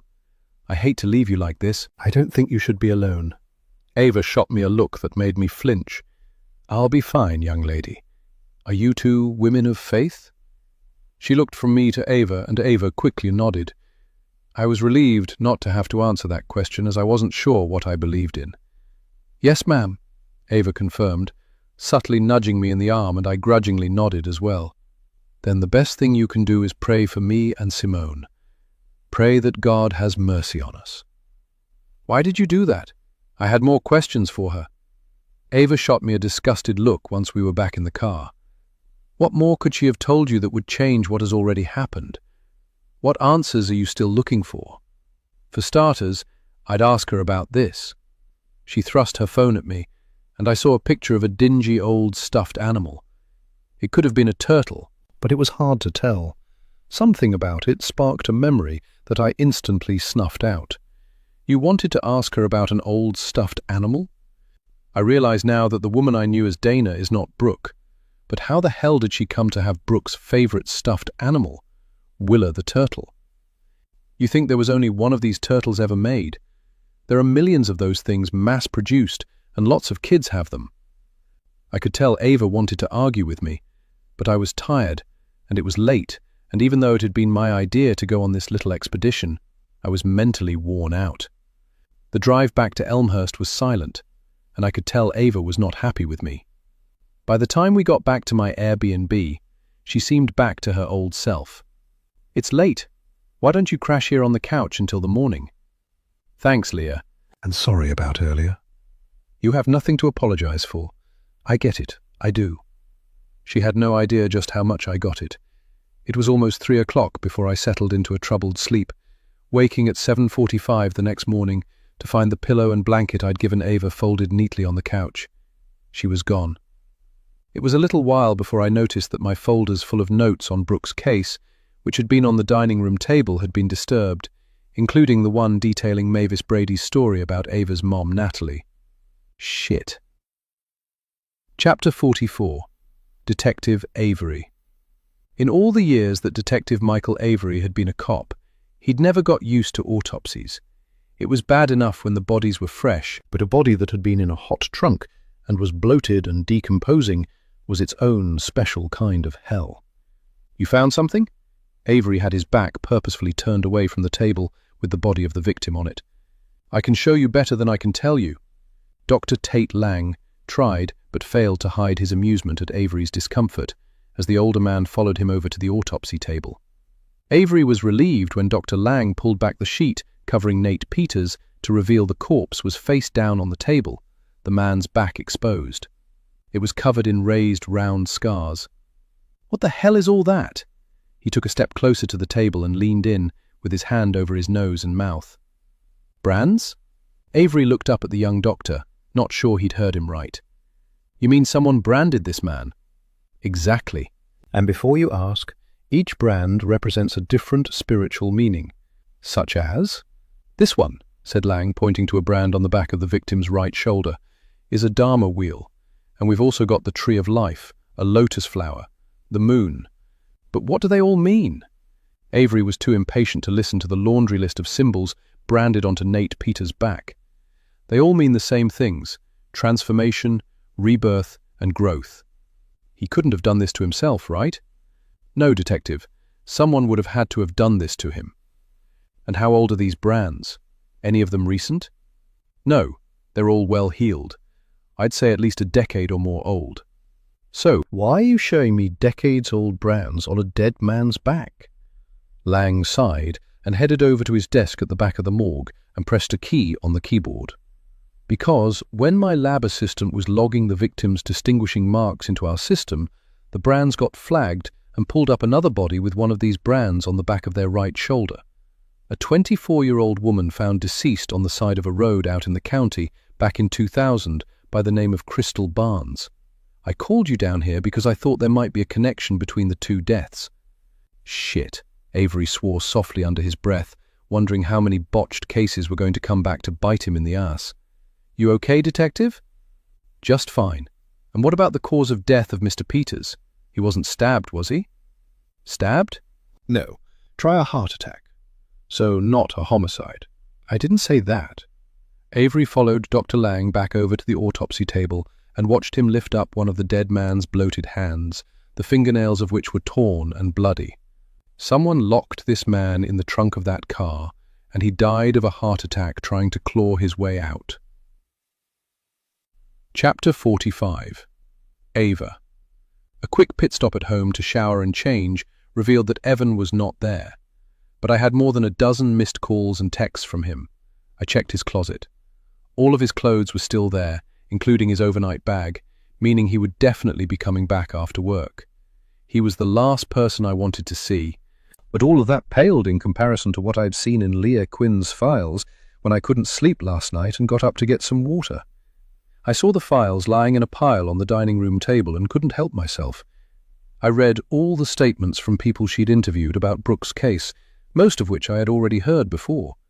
It wasn't until I got to her notes from talking to Mrs. Brady that it caught my attention, and I was nauseous by the time I'd finished reading the account of how my mom owed people money and she couldn't pay it back. These people may have taken Brooke by mistake when I was the original target. If that was the truth, it would explain so much. I distinctly remembered my mom looking so sad and agitated whenever Brooke's name came up. Brooke's mom, Julia, leaned heavily on my mom during that horrible time, and I caught my mum crying more than once. At the time, I just thought she was sad because she'd loved Brooke too. But after reading Mrs. Brady's account, I wondered if she had been crying because she felt guilty. She'd always alluded to the fact that she had to do things she didn't want to do in order to save our house, but she never once told me where the money came from and what she'd had to do to get it. Before now, I never wanted to know. Though I'd always wondered why that house had been so important to her. The only thing I could come up with was that it was a symbol of her love for a man who'd discarded her. I never saw my father again after he left for Seattle, and while 10-year-old Ava was hurt by his abandonment, adult Ava had learned long ago to live without him. When I arrived at the hospital that morning to see my mom, full of anger and questions, all I saw was how fragile she was.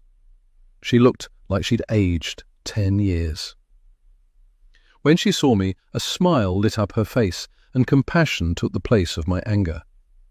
My mom knew me. She'd seen the look on my face and instantly knew that something was wrong. I sat on the edge of her hospital bed and burst into tears. "Ava, baby, what's wrong?" She wrapped her arms around me, gingerly holding me, despite the fact that she was still in pain. It was like she was trying to absorb all of my pain, which made me cry even harder. "I just want to know one thing," I gently pulled away from her, "and then I'll never ask you again." I could feel her body tense, but she looked me in the eye, like she'd known this day would come and was ready for it. She nodded. "Did they take Brooke by mistake? Was it supposed to be me?" She cupped my chin so I couldn't look away. "Ava, I've done things I'm not proud of, things that were against the law, things that might make you hate me. You have my word on my life that nothing I did led to Brooke being abducted, and I will swear to that on a stack of Bibles." I stayed with my mom all morning, then left for my afternoon shift at Haver House. When I walked through the door, it felt like I've been gone forever, and was so happy when some of the residents came up to give me hugs and ask if my mom was okay and how I was holding up. When I walked into the office, I was surprised to see Selma with Janine, Adele's replacement, who decided to come back early from sick leave. "Ava, how are you holding up? You know you didn't have to come back until you were ready, right?" "If I don't get back to work, I'll go stir crazy. I need to keep busy and be active. And I missed you guys." "Well, it's plenty active today," said Janine. I realized then I'd never really spoken to her before because we were always passing each other like ships in the night. "Intake? You know it, and it sounds like the first round are here now." I ducked my head out into the hallway to see a handful of women walking in the front door, looking tentatively around like they weren't sure where to go. It was time to get back to work. "Good afternoon, ladies. If you're here for your intake appointment, please sign the logbook and then have a seat in the living room area across the hall until we call your name." 4 hours later, I clocked out. I checked my phone as I was leaving to see several missed calls and a dozen texts from Evan. I wasn't ready to talk to him yet and didn't know what I would say when we did finally come face to face. Surprisingly, I had a missed call from Kerry too, but when I called her back, it went straight to voicemail. "Ava!" Janine was coming down the steps of the shelter holding a box. "What's that?" "We found more of Adele's things. Selma's at a doctor's appointment and suggested I ask if you could drop them by Adele's house, since we can't seem to get a hold of James." "Sure, no problem." "Great, here's the address." She handed me a slip of paper, and I took the box from her. It was a box of photos, accounting books, and another framed degree that I hadn't seen before. This degree declared that Dr. Adele Mackey had received her medical degree in psychiatry from a different college than the first framed degree I had seen. I was instantly confused. The first framed degree I'd seen, the one she said had been someone's idea of a joke, stated the college she had received her medical degree from was Crestwell College in Niagara Falls, Canada. I'd never heard of this college, but didn't think anything of it because it was in Canada, and why would I have heard of it? But this framed degree claimed that Adele had gotten her medical degree from a college called Prime University in Nevada. This was the same college on the framed degree in James Mackey's trash basket in his cubby at ECC. I got into my car and set the box on my passenger seat and instantly pulled up a browser on my phone and looked up Prime University, only to find numerous articles and horrible reviews from the Better Business Bureau claiming Prime University was an unaccredited online for-profit college that basically sold their degrees to students who never attended classes. Next, I looked up Crestwell College, but their website was no longer working, and I could find no other information about them. This could have only meant one thing. Adele had not been a licensed medical professional, and neither had James. Had she gotten caught, and that's why she was no longer practicing? Detective Avery needed to see this, along with the picture Dana had left me. I got on my phone and called Selma. "Hey Ava, what's up?" "I found something in this box of Adele's things Janine just gave me. I think the police would be interested in it, and I'm wondering if I should drop it off at the police station instead." "What is it?" "Sorry, but I'm not sure I should tell you in case it might be connected to her death." "Okay, but I already left a message letting James know you're on your way with that box of Adele's things. Why don't I take out the object in question and give James the box with the rest of the stuff?" Selma hesitated for several long seconds before replying. "I'm on my way back from my doctor's office, and I'm only a few blocks away from his house. Would you like me to meet you there?" Now, why was she offering to meet me there? I'd already been warned by Kerry about how flirty this man was, which had been confirmed by one of his colleagues at the adjunct instructor's office. Was she worried he would try and hit on me? "Only if you want to. I was just going to hand him the box and then leave." "Please don't take this the wrong way. I told you the truth when I said nothing happened between me and James, but he's become a dear friend to me, and I'm worried about him. I haven't heard from him all week, even though I've been calling. He's never not answered one of my calls before." I rolled my eyes as I realized that no matter what Selma told me, she was still very invested in this man, especially now that there was no wife to stand between them, and she was looking for any excuse to see him. "Then I'll meet you there in 10 minutes, how's that?" "See you there," she replied before hanging up. James and Adele Mackey lived in one of the more affluent parts of Elmhurst, One of the older neighborhoods that came along with much higher property taxes. Evan and I had looked at a house in this area when we'd first gotten married, but the unfriendly neighbors and the price tag on the home deterred us. It's not that we wouldn't have been able to afford the house, but that's all we would have been able to afford. And neither one of us was trying to be house poor. Our townhouse was perfect for our needs, and we only talked about moving once our family expanded. We had no family, so the townhouse would be where I would be for the foreseeable future at least. Evan's time there was growing short. The Mackey home was a beautiful mid-century masterpiece at the end of a long asphalt-paved driveway. There was no way this house cost less than $500,000. With Adele working as an admin assistant and James a part-time adjunct instructor, how could they afford this? I instantly put the question out of my head because it was none of my business and elitist as hell. What they had in their bank account was their business. I noticed Selma pull in right behind me in her blue Camaro. We both exited our cars, and I reached across and grabbed the box, having already taken the framed degree out of it. "Thanks for meeting me. Would you be up for a coffee when we leave to discuss my offer for assistant director?" "Absolutely." In all the chaos, I had completely forgotten that I'd been offered an amazing new opportunity. We both walked up to the front door, and Selma rang the doorbell. We heard barking from within the house, and a cocker spaniel ran to the door and frantically scratched and whined, but no one came to the door. Selma and I looked at each other before she rang the doorbell again and then proceeded pounding on the door. "James, are you in there? James!" "I'm going to go back to his garage. He's probably out there working on his car with the radio turned up and can't hear us." "I'll just wait here." I set the box down on the front porch beside me and waited.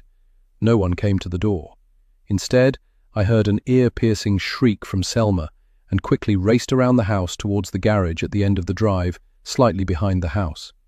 I found Selma still shrieking as she stood in the side door of the garage.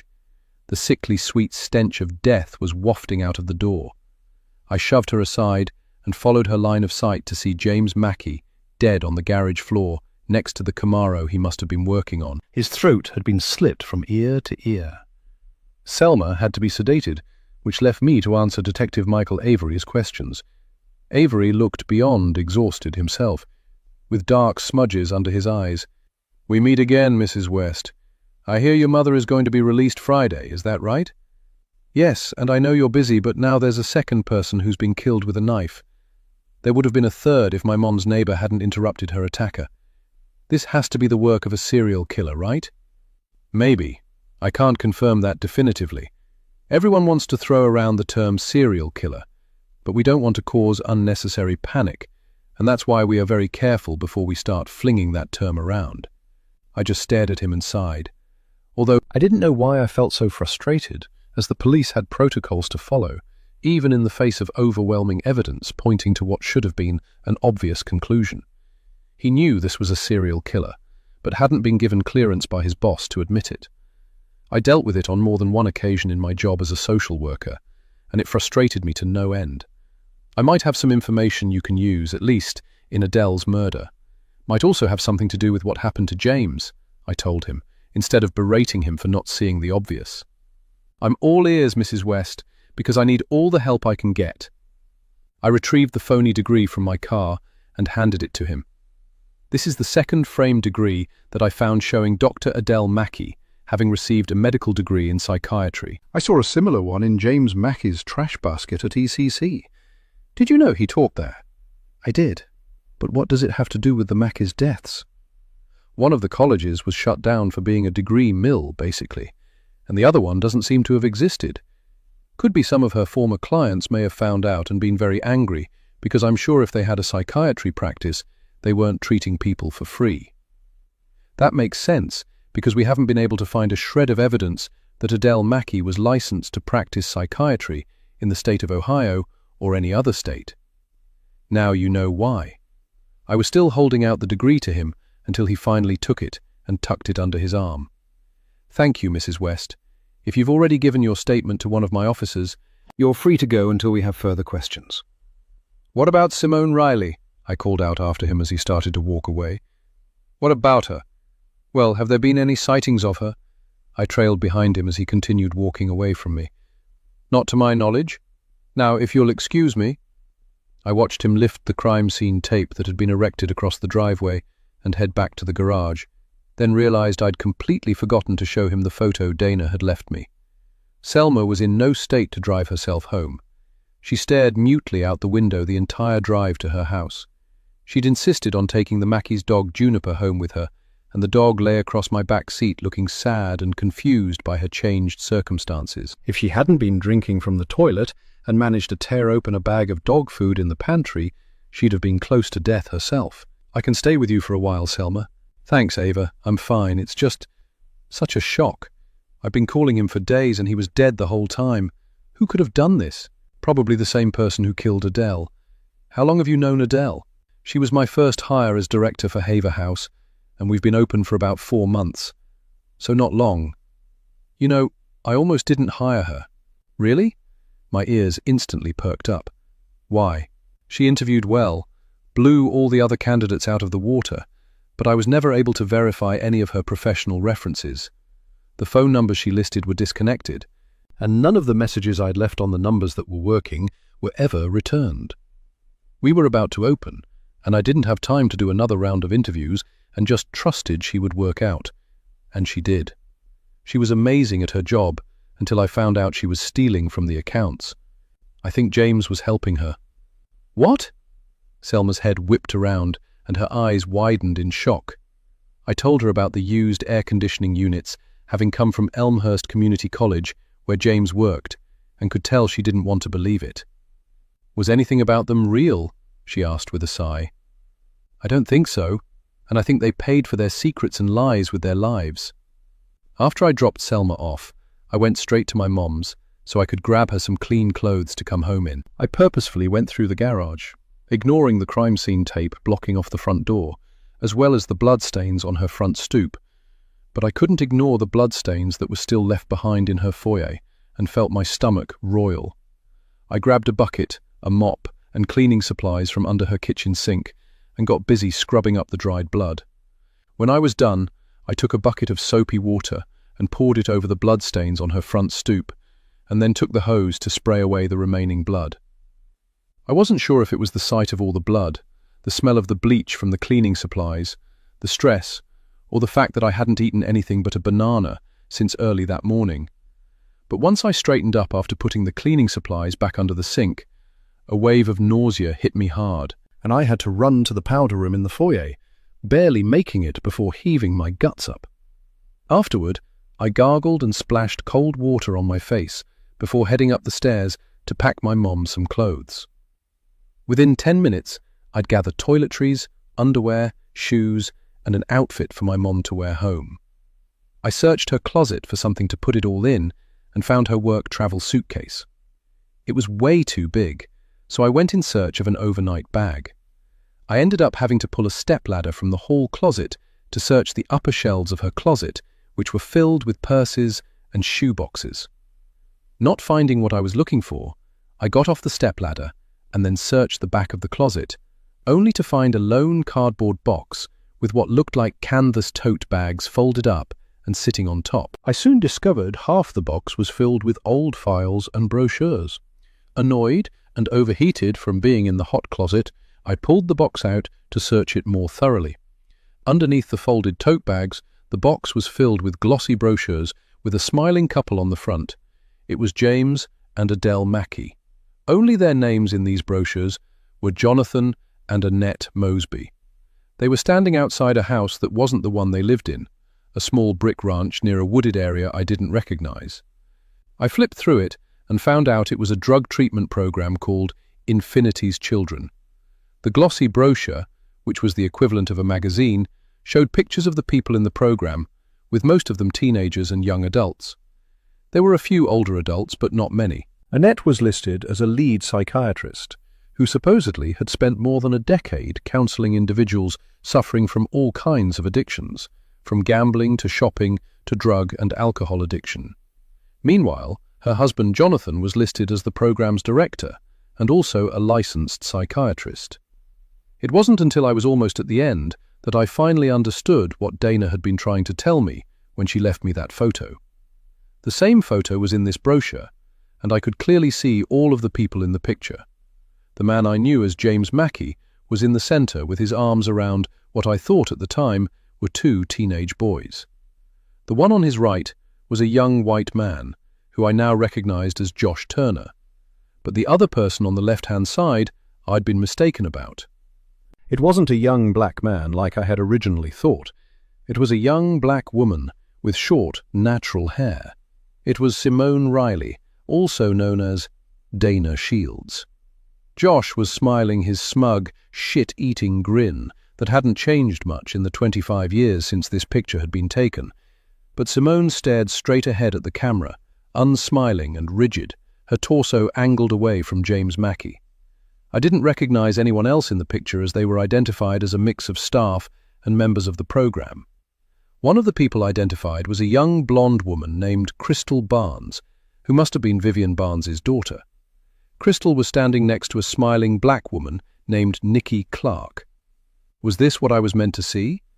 Dana had known James and Adele Mackey back when they were Jonathan and Annette Mosby, as well as Josh Turner. Was this some kind of confession? Had she been the one to kill Adele and now James? And why did my mother have this? I put the brochure down and flipped through the rest of the box, finding a framed degree declaring that Natalie Hammond was a licensed therapist who received her degree from Prime University in Nevada. I sat the degree down and groaned. "Mom, what did you do?" I whispered to myself before I suddenly realized something. The framed degrees I'd found for Adele had her current name on them, Adele Mackey, not Annette Mosby. I remembered Adele telling me the framed degree was someone's idea of a joke, and the caller looking for Mrs. Mosby. Someone had known who Adele used to be. That person was Simone Riley, also known as Dana. Had she killed the Mackeys and then tried to kill my mom?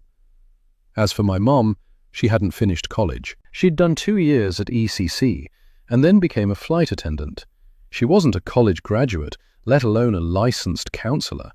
What kind of scam had she gotten herself into with the Mackeys, Mosbys, or whoever the hell they'd been? And all for a house that could have been replaced. A further search of the box uncovered something even more shocking. Pictures of my mom looking very cozy with James Mackey. I could hear my phone ringing downstairs and figured it was Evan again. I let it go to voicemail. I never did find an overnight bag, so I put my mom's things in a large tote bag along with the box I found in her closet and went back downstairs. Clearly, a conversation was in order with my mom about what all this meant and what her involvement was with 2 people who had been murdered. Is that why Dana had come to the shelter? Had she been looking for Adele all along? over whatever had happened with this Infinity's Children program? My phone rang again, and this time it was Leah. "Did you hear the news about James Mackey?" she asked, instead of greeting me when I answered the phone. "My boss and I were the ones who found him." "Are you for real?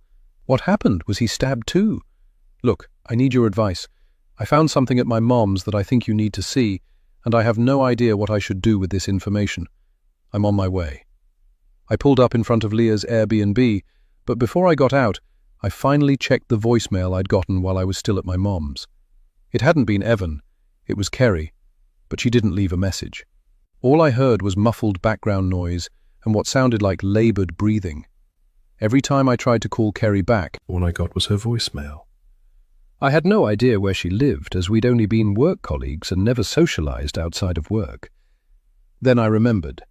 As employees of Elmhurst County Child and Family Services, we were required to download an app to our phone that would track our locations when we were out in the field doing home visits alone. Some of the places we needed to go to could be volatile situations, therefore our locations needed to be tracked at all times. Since Kerry was no longer working for the county, did she still have the app on her phone? I pulled up my phone and tapped on the app, which we jokingly called Gypsy. If Kerry was still having her location tracked by Gypsy, she would come up in my contact list within the app. I pressed the app and prayed. I was surprised when Kerry's location came up, and even more surprised when I saw the dot tracking her location moving. Was she driving? I called her again, and Josh answered the phone. "This is Josh, Kerry's fiancé." "Josh, this is Ava. Can I please speak to Kerry?" "I'm sorry, Ava, but Kerry is unavailable right now. She's not feeling well, but I'll be sure to let her know you called." He hung up before I could say anything else. Asshole. I continued to stare at the tracking location moving. Clearly, Josh was lying. There was only one way to find out what was going on, and that was to follow that dot. Without even thinking, I started my car and took off just as Leah came out of her Airbnb, waving her arms and yelling something I couldn't hear. Chapter 46. Leah. I felt like an idiot standing on the car curb, yelling and waving my arms. What the hell? Why did Ava take off without coming in when she'd told me there was something I needed to see? Was she in trouble? She was still at the light up the street when I hopped into my car to follow her, but a sharp rap on my window scared me so bad I almost shot through the roof of my car. It was a brown-skinned black woman with short, natural hair, making a rolling motion with her right hand, wanting me to roll down my window. Of course I knew who she was. I recognized her immediately as soon as Ava had shown me her driver's license and told me about her theory that this woman was Brooke. I reluctantly opened the window. "I know you know who I am because I certainly know who you are, and I'm not here to reminisce about the bad old days. I know where Ava's going, and it's important you let me in this car if you want to see her alive again," said Simone Riley. There was no time to discuss our shared past because we needed to get to Ava before her impulsiveness got her killed. I unlocked the passenger side door, and she hopped in. "Where am I going?" "Head to the traffic light and then take a left." I did as I was told and tried hard to forget about the last time I'd seen Simone Riley. Chapter 47. Brooke. September 2000. Tamika was hungry, despite the fact hard-boiled eggs had recently been added to their diet as a source of protein.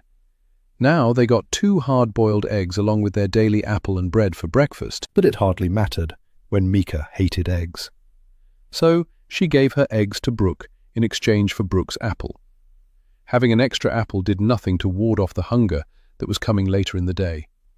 Her meager portions of vegetable stew and bread were quickly burned off by the day's work, and by bedtime she was usually starving.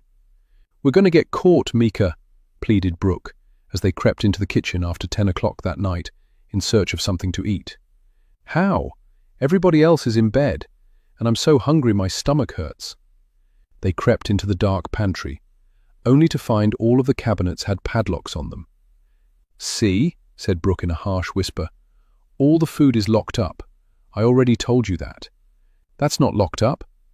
Mika pointed to a loaf of bread sitting out on the counter. "Well, hurry up and grab a slice so we can get back to bed." No sooner had Mika reached out towards the loaf of bread than a light came on flooding the room with brightness. "What are you two doing in here?" An older black girl with short hair stood in the doorway to the pantry. Brooke had overheard someone calling the girl Simone. She always looked angry and barely spoke to anyone at the farm. She was one of the people who had brought Brooke to the farm and her new family.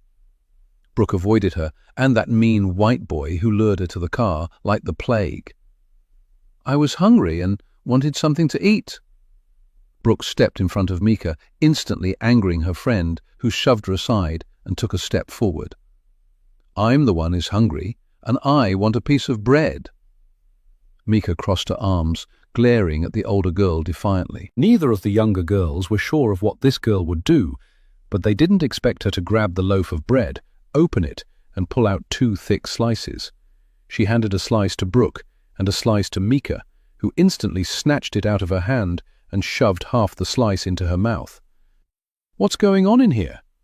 All 3 girls whirled around to see the woman they'd been instructed to call Mother standing there, at which point Mika almost choked on the remainder of her bread, and Brooke tossed the slice she'd just been handed back up onto the counter. "The girls were just hungry, so I gave them a couple of slices of bread, that's all. No big deal." The woman stepped forward, staring from the bread to Simone, a tight smile creasing her lips. "Oh, but it is a big deal. What was your name again?" "Simone." "And how long have you been here, Simone?" Mother took a step forward. 4 months. 4 months what?" The older woman and the teenager stared at each other before the other girl realized what was required of her. 4 months, Mother." "Then you already know that there are rules around here, and one of those rules is that food is only to be consumed during meal times. Part of your treatment here is that your meals be strictly regulated. If you're sneaking food, that means you're stealing from us, and we do not allow stealing here." "It's just a couple of pieces of bread for 2 hungry little kids. What's the big flipping deal?" "The big deal is you are quite undisciplined and ungrateful, and this is the kind of attitude that landed you here in the first place. It's fueling all of your poor decisions and addictions. This is the kind of behavior that you were sent here for us to stamp out of you, and stamp it out of you we will." "What are you talking about? Do I need to remind you of the waiver that you signed in order to be allowed into this treatment program? You had no money to pay and agreed to come here to work off the expense of your treatment. What if I change my mind and want out of this whack-ass program? I've been here 4 months and have never gotten any treatment. All any of us do is work. You don't even know my name, and I'm not calling you Mother anymore. I have a mother, and it's not my fault you can't have kids." Brooke and Mika thought Mother might explode. Her face got very red. Then she smiled and walked up to Simone, who took an involuntary step backwards. "You'll be let out just as soon as you fulfill your financial responsibility, and not a minute before. Until then, you need to learn some manners." Mother stepped over to the phone on the wall and picked it up, whispering something into it, while Brooke and Tamika clung to each other in fear. When Mother turned her attention towards them, Brooke felt the warm sensation of urine trickling down her bare legs, and she looked down at the puddle on the floor in horror before bursting into tears. Even though Simone didn't know what Mother was capable of, Brooke did. "You two get the cleaning supplies and scrub the entire kitchen floor and then go to bed. And you won't have to worry about having any breakfast tomorrow, since you're so ungrateful for the food that you got today." The girls rushed off to do as they were told when 2 security guards showed up, each grabbing one of Simone's arms. "Get off me! What the hell are you doing? It was just a couple of slices of bread. Are you insane?" Brooke looked back in time to see Simone being dragged from the room, kicking and screaming. As soon as they were out of the room, both girls dropped their sponges and ran to the window as Simone was dragged to the discipline shed, followed by Mother, who had something long and thin that ended in a wheel shape in her hand. All 4 of them entered the discipline shed. Half an hour later, Brooke and Tamika huddled together in the pantry, covering their ears to block out the sound of Simone's screams. "Don't worry, girls," came a voice from behind them that made them jump. It was that creepy white boy they called Joshy, the one who brought Brooke to the farm. "When she comes out of that shed, she'll be a new person." His smile scared them more than Simone's screams. Chapter 48. Ava. 10 minutes into my drive out into the county, Kerry's dot stopped moving. As I turned down the narrow dirt road in the direction of the dot, I recognized the name on the signs I passed that pointed further down the road. It was Infinity Farm. I realized the narrow dirt road I was now on was the back of Infinity Farm's property, judging by the abundance of no trespassing signs. I had no idea how big this farm was. I couldn't even see the main farmhouse from the road I was on. What were they doing out here? The road was covered in deep potholes and ruts, and getting more difficult.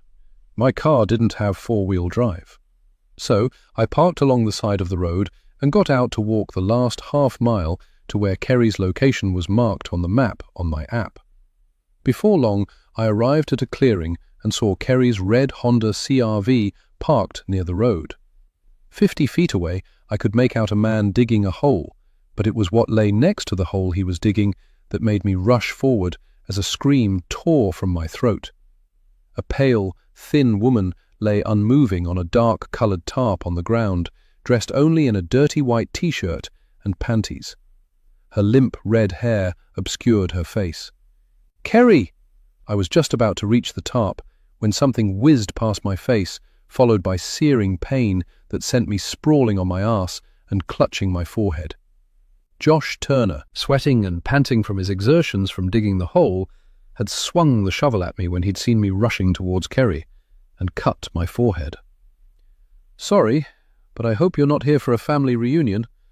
That bastard you're married to is not my brother, and you're not my sister-in-law." "Like I'd want to be connected to a spineless nutjob like you," I screamed, as warm blood flowed through my fingers and panic gripped my chest. He started to swing the shovel at me again. I held out my hands to shield myself, but the blow never came.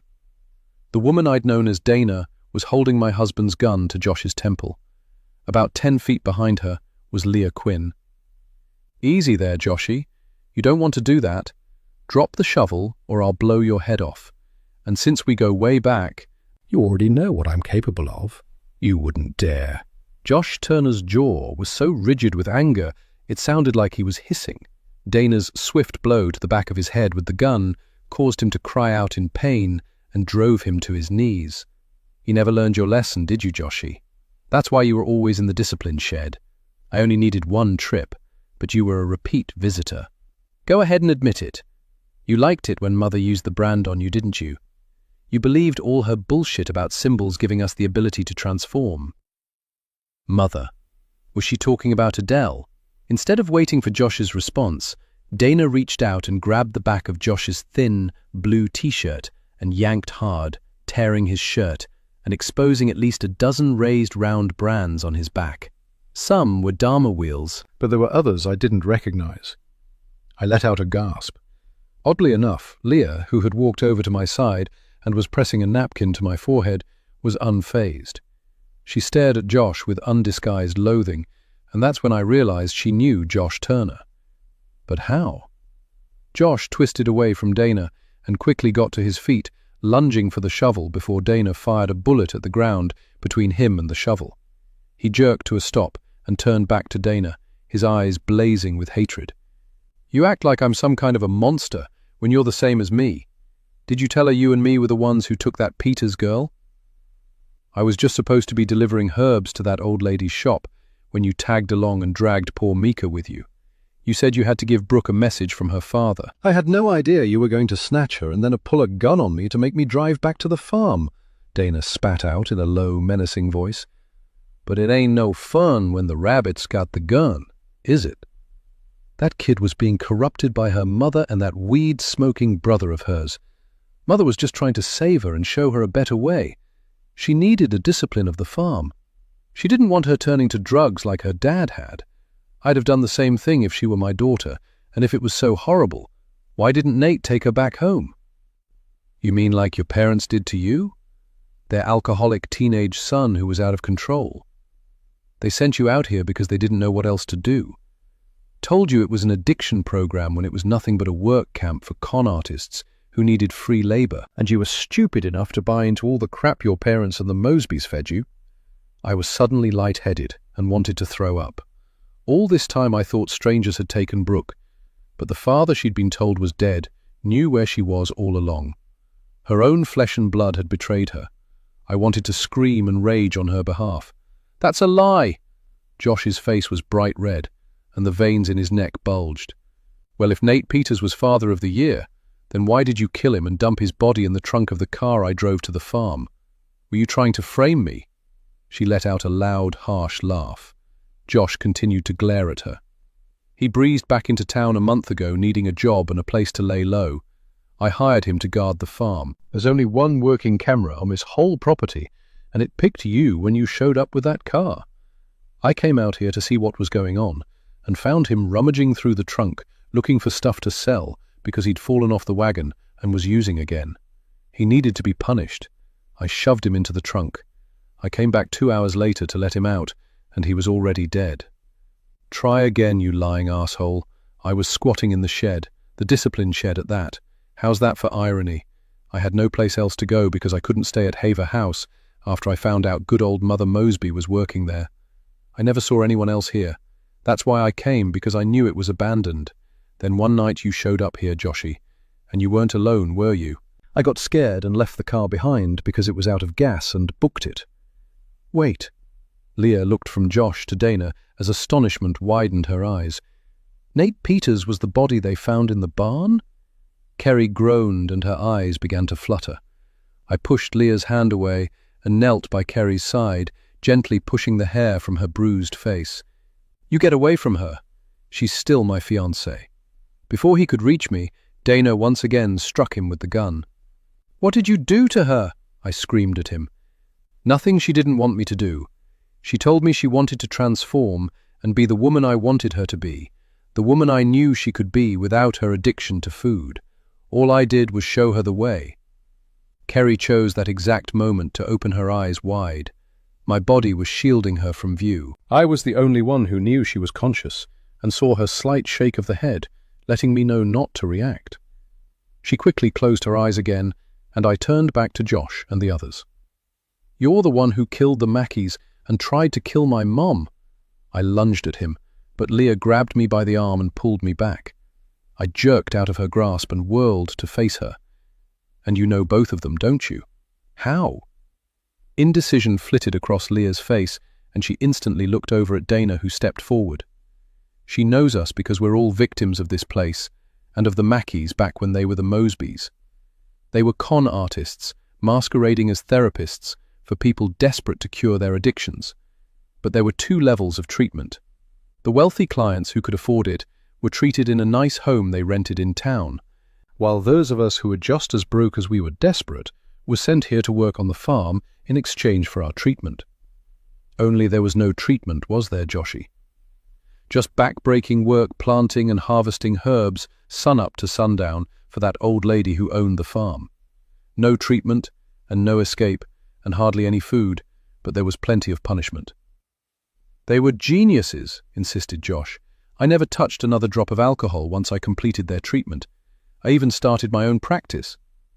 "You're just as cruel and pathetic as they were." Dana let out a harsh laugh.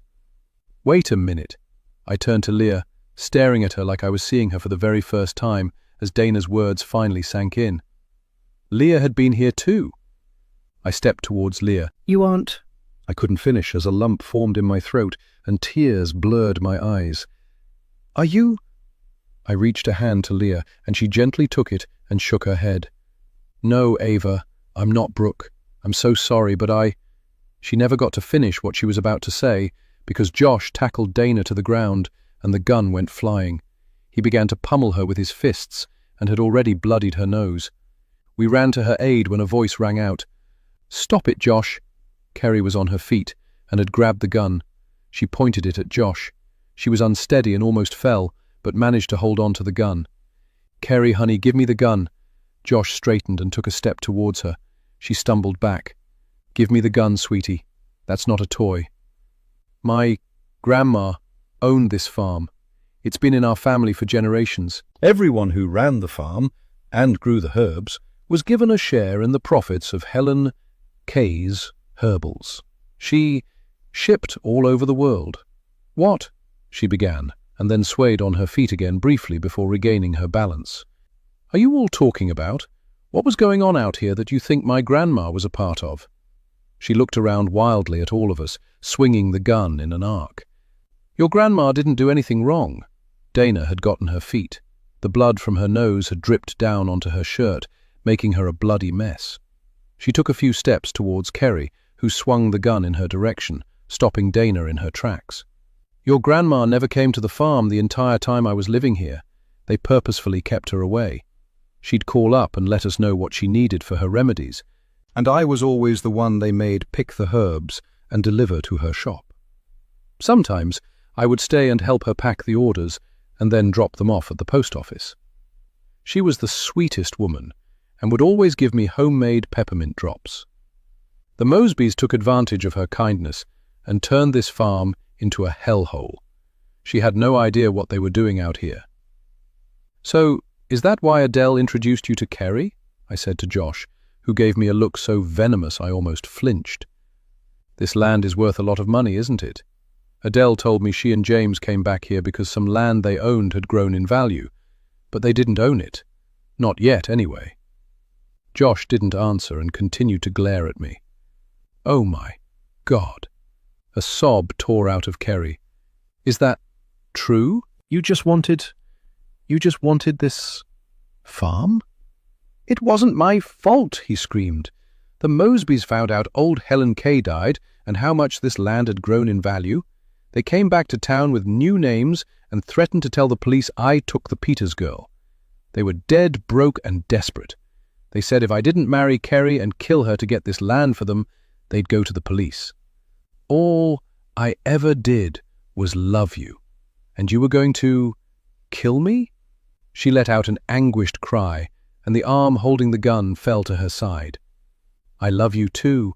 I never meant to hurt you, but you made me so angry when you wouldn't listen to me and kept bringing up that damned prenup.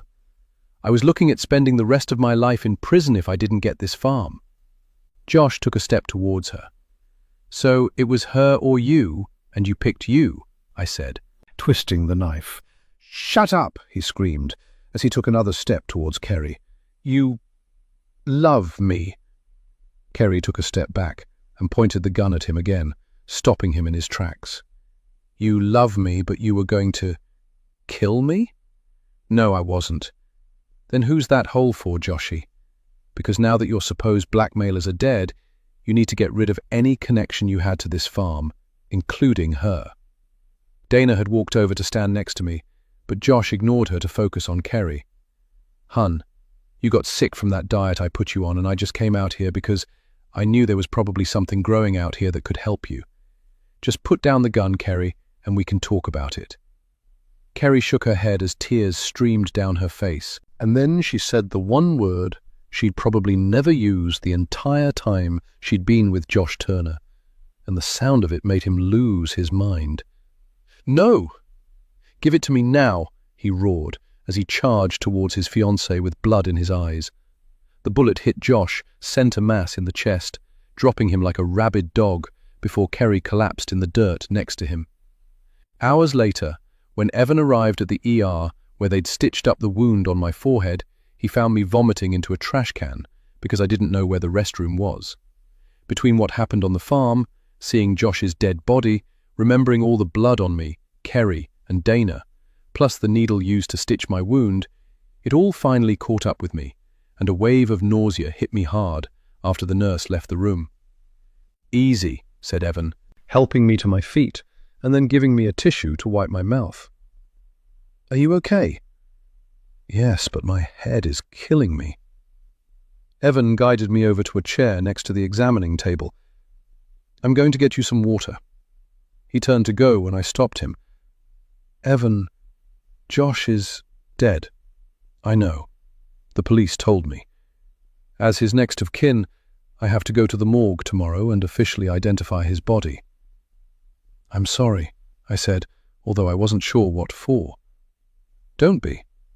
I can't mourn a relationship that never existed."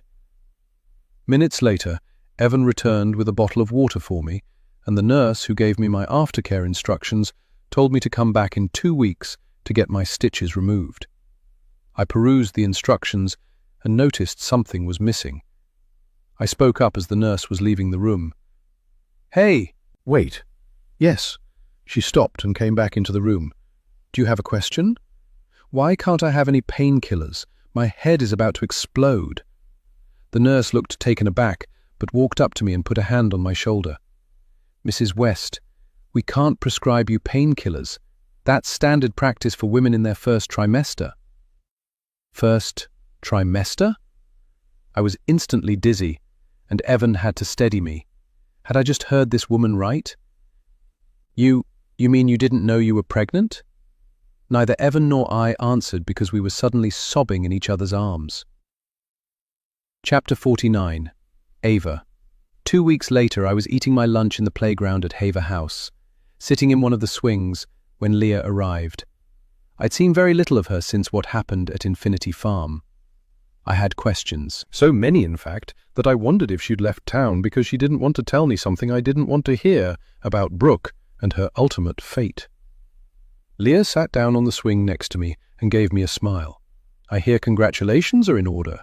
How far along are you?" 6 weeks, and the morning sickness is kicking my ass." She laughed. Of all the things that had happened to me in the last few weeks, being pregnant was the plot twist I never saw coming.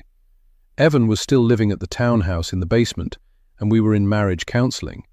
I honestly didn't know what the future held for us, but if nothing else, we were committed to being the best parents we could be, whether we remained married or not. I heard Kerry's on the mend. She is physically, but it'll take a while for her to heal mentally and emotionally. She came in today for a few hours, if you want to go say hello. I was relieved to hear she won't face any charges for Josh's death. Her being charged for his death would have been a bigger tragedy than her killing him. It was self-defense, and she saved all our lives that night. Leah nodded in agreement. "And your mom?" "She's getting better. She's back at home and trying to put all this behind her. And thanks for not telling the police about her connection to Infinity Farm." My mom had been lucky. Her connection to the Mosby's/Mackey's bogus addiction treatment only went as far as her applying to be treated for her alcoholism. But she freaked out when they branded her, telling her it would help with her transformation. James Mackey was interested in her and offered her a job. Once she'd seen the phony degree he'd purchased for her, she quickly resigned and had never appeared in any of their brochures. But that left her with no income to pay the mortgage, so she borrowed from local drug dealers. I'll never know if she knew Brooke was at Infinity Farm. I'm choosing to believe she didn't, and since my mum and I look alike, it was easy to convince the police that it was me, Josh Turner, had been after the night he attacked Mom, because he thought I was encouraging Kerry to leave him and got my mom by mistake. Me, Kerry, Leah and Dana had told the police Josh had confessed to kidnapping Brooke and killing James and Adele because they were blackmailing him. When I thought about it, he'd never actually admitted to killing anyone, but he was a nasty piece of work and had the biggest motive. So, who else could have done it? The police closed James and Adele's murder investigation. Since Brooke's body was never found, her case was still open. "I never once saw your mom at the farm. Her secret is safe with me." "Thank you." "And Dana?" she asked. "I haven't seen her. She disappeared from the hospital where they treated us that night. I never got to tell her that none of us told the police she was involved in Brooke's abduction. I just hope she finally finds some peace." Neither of us said anything for a few minutes, as I tried to decide which of the million questions swirling around in my head I wanted answers to first. "Who are you, Leah? How did you end up at Infinity Farm? Were you really doing a documentary on Brooke?" She paused for a moment before giving me a sad smile. "There's plenty of time for you to hear my story. So, why don't you go ahead and ask what you really want to know?" I'd been too afraid to ask what I really wanted to know, too afraid I'd be devastated. Leah seemed to sense this and took my hand. "She's alive." My head whipped around so fast and my eyes got so big, Leah burst out laughing. I was speechless because it felt like all the air had been squeezed from my lungs. What? "She goes by the name Willa now. She's a married mother of 2 and owns a hair salon in downtown Toronto." Willa. The name made me smile. "Do you talk to her often? Can you please tell her to call me? I'll understand if she—" But Leah just held up her hand. "Tell her yourself." She stood up and turned around. I turned too, and what I saw almost made me fall out of the swing. A black couple with 2 kids stood several feet away.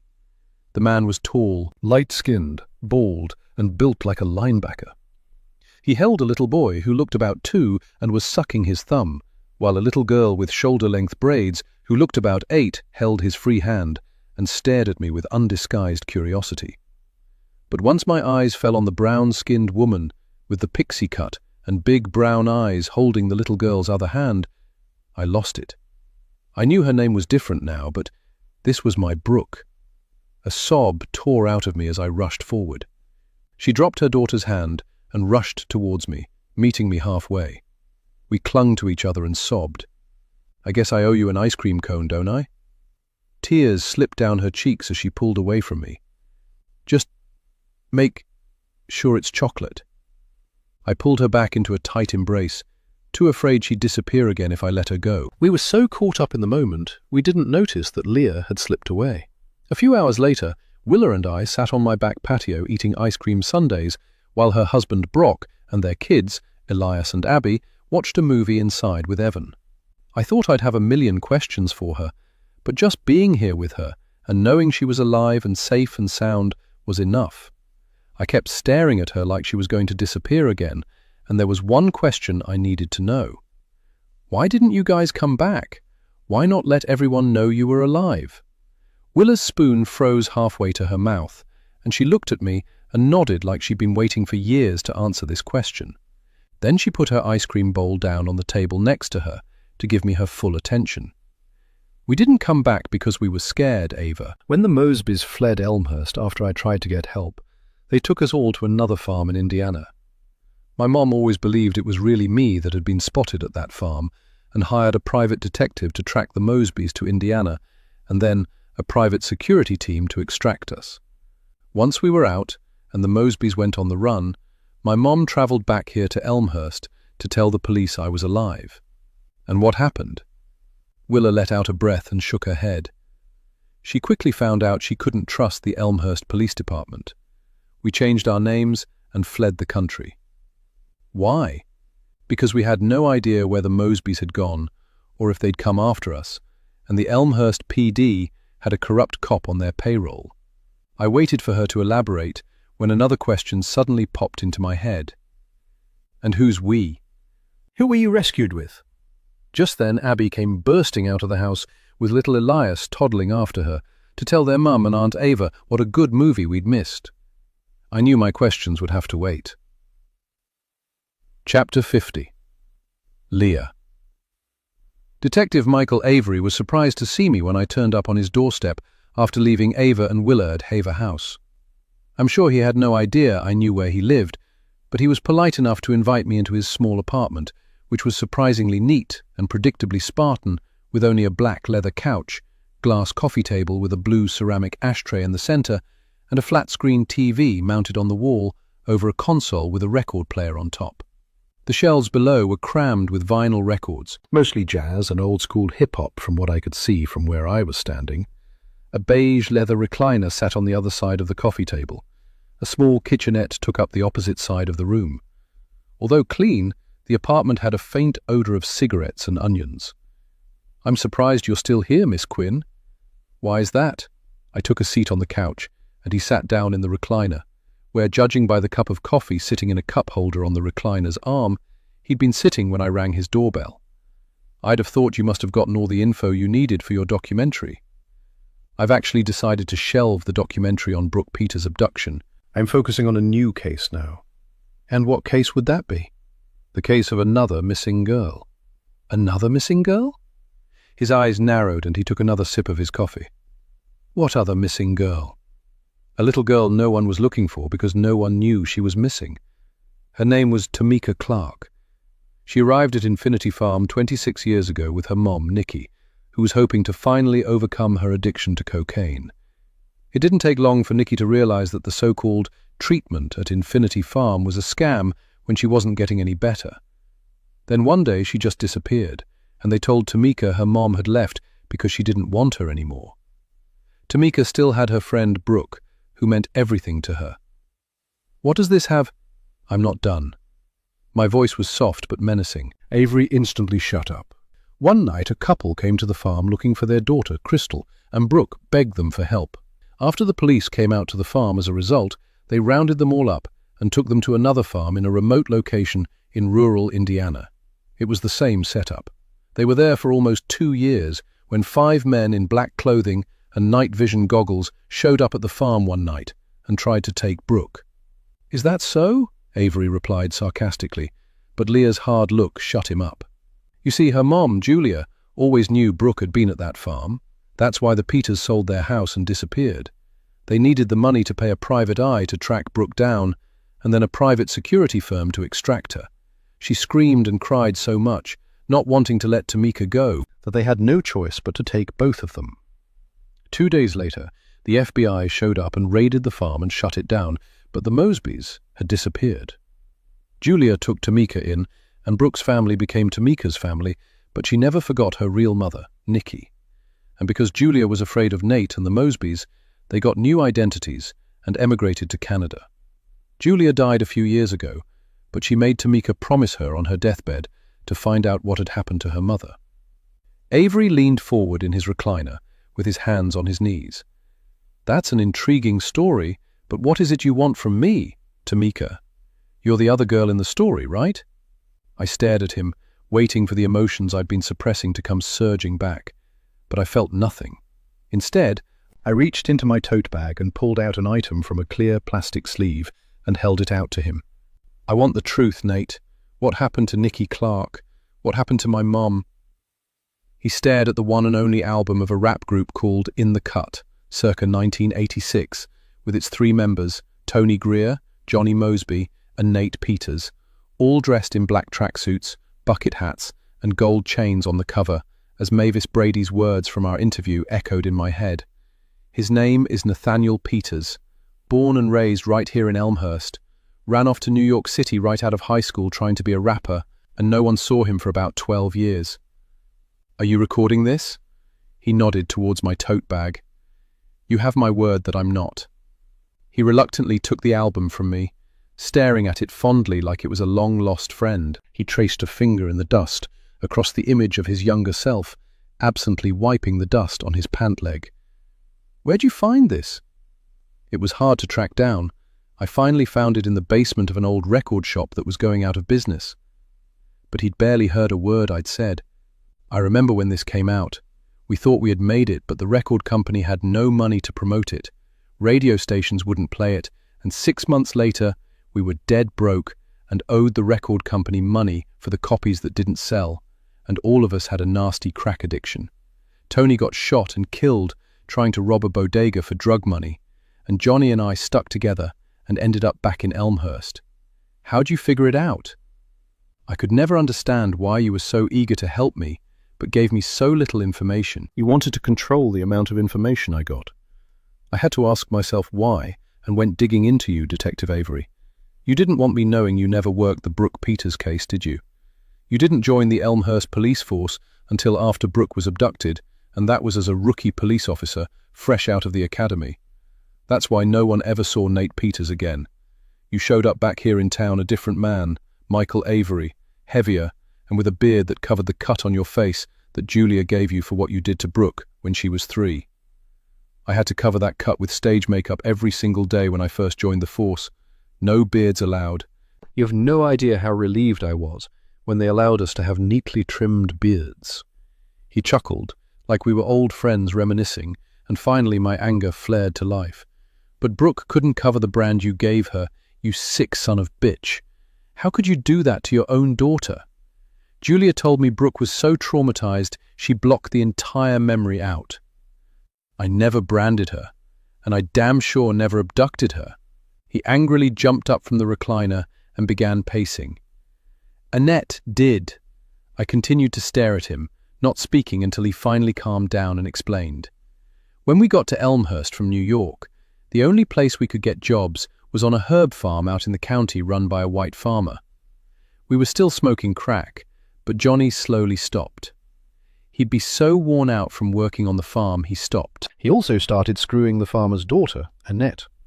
His getting clean was just cold turkey, but after the old man died, Johnny married Annette. The money they were getting from the old lady who owned the farm to run it wasn't enough for them anymore. Johnny had expensive tastes. So they came up with the idea of using the farm to help other addicts get clean by pairing cold turkey with a strict diet and manual labor, meditation, and a bunch of other shit to make it sound like a treatment and even pass themselves off as therapists. And the branding? That came later, and it was strictly because of what Johnny did to Annette. What are you talking about? Johnny never could keep it in his pants.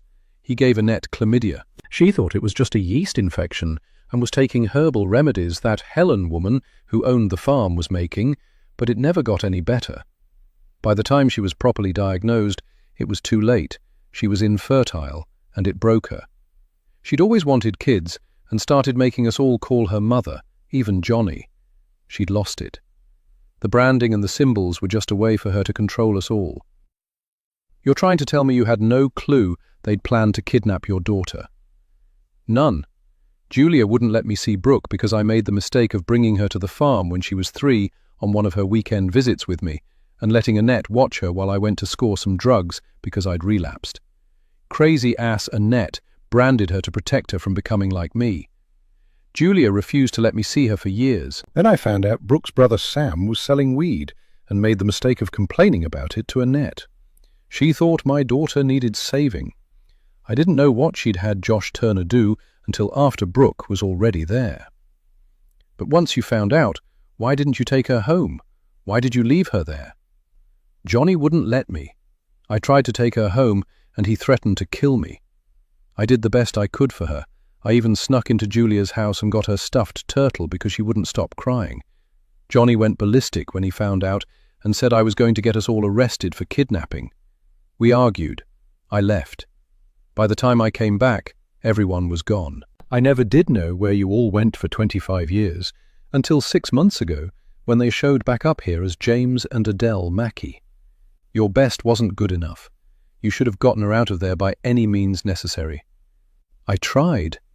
He sat back down in the recliner, breathing heavily, like it had cost him something to admit all of that. But I needed more from him, much more. What happened to my mother? And don't you dare. She's dead, he blurted out, not able to meet my eyes. How? My voice was barely a whisper. I knew she was dead. I knew she'd never willingly leave me, but it was still like a knife in my heart. I had to take several deep breaths to keep the tears at bay, because I refused to cry in front of this waste of space. Like I said, Johnny was a ladies' man. He loved the ladies, and the ladies loved him. And your mom was real pretty, even for an addict. One night, Adele caught your mom and Johnny messing around in the hay barn, and she grabbed the nearest pitchfork and... He couldn't finish, and I didn't want him to. Where is she? What did they do with her? When I got back and found you all gone, I noticed a boarded-up well near the back of the property that hadn't been boarded up when I left. If I had to guess, she's in there. It was getting late, and the setting sun was making the room dark. Avery reached out and turned on the lamp sitting on the table next to his chair. Can I get you coffee or something? Why, so you can poison it and kill me, like you did that poor bastard in the morgue with your name on his toe tag. It probably wasn't hard to switch his fingerprints and DNA samples with yours, was it? Didn't need to. Sadly, there was a mix-up, and a funeral home came and got the wrong body and cremated it before it could be fully processed, and the few samples that had been taken from the body went mysteriously missing. Elmhurst PD is keeping it out of the media until they figure out how to shift the blame. More than likely, they'll make our interim medical examiner the scapegoat. Then who did they really find in the trunk of that car? Avery shrugged. No clue. There's an alley downtown where the homeless camp out, and you can throw a rock and hit a former Infinity's child. Most of the ones who didn't run away or end up dead or in prison wound up on the streets. There's not much any of them wouldn't do for a hot meal, even go for a ride out to a deserted farm. You were getting too close. I had to do something, and Josh Turner owed me for what he did to Brooke. I told him to pick some guy who was the same height and build as me back in the day. You're sick. And your time is up, Miss Quinn. It's time for you to go. My Reds game is about to start. He picked up the remote from the table and clicked on the flat screen on the wall. I stared at him in disbelief. "Aren't you even going to ask where your daughter is? How she's doing? You have grandkids now. Don't you even care?" I saw the briefest flicker of emotion in his eyes, but it was gone in an instant. "No, Miss Quinn. Nate Peters has a daughter and is a grandfather. My name is Michael Avery." Disgusted, I got up, glaring down at him as he continued to sit there, staring at the TV like I no longer existed. "You know you've been calling me Miss Quinn since we first met." "I never told you I was a miss. I'm actually married." "Then why don't you wear a ring?" "I do when I'm not around you." "And why is that?" I could tell he desperately wanted me gone, but I wasn't done with him yet. "Because I didn't want you to know my married name, Mrs. Leah Quinn Lang, wife of Dr. Raymond Tate Lang, the interim medical director for Elmhurst County, my co-producer and partner in crime." When I'd met Ray, I was an angry, emotional, self-destructive wreck over my past at Infinity Farm and not knowing what happened to my mom. He could have run away. Instead, he saw past my rage and lovingly helped me put myself back together and encouraged my healing, even when it included revenge. "What?" He stood up abruptly and swayed on his feet, sitting back down hard in the recliner, looking confused as beads of sweat popped up on his forehead. "You, Detective Michael Avery, will have the distinction of being his very last case here, before your new medical examiner starts next week. He'll rule your cause of death a heart attack." "I don't understand. What did you do?" He looked around frantically. "It was the album. That wasn't dust. It was cyanide that seeped into your skin. I'd say you've got about 5 minutes, give or take." I took a pair of plastic gloves out of my tote bag and picked the album up and put it back into the plastic sleeve I brought it in. "But don't worry, I won't let you die alone." Avery lunged forward from the recliner and fell onto the floor. I watched him crawl towards the door before turning over on his back and clutching his chest as his eyes bulged. I watched his chest rise and fall and his face contort in pain, like I was watching a bug die. Once he'd stopped breathing and his eyes stared unblinking at the ceiling, I stepped over him and headed out the door. In the hallway, I took the knife I'd used to kill James and Adele and stabbed Natalie Hammond and put it down the building's garbage chute. James, Adele, and Josh had deserved to die. Natalie had been a grey area. While she wasn't an active participant in what went down at Infinity Farm, she knew the Mosbys were con artists taking advantage of vulnerable, desperate people, and she'd said nothing. In my book, she was guilty by association.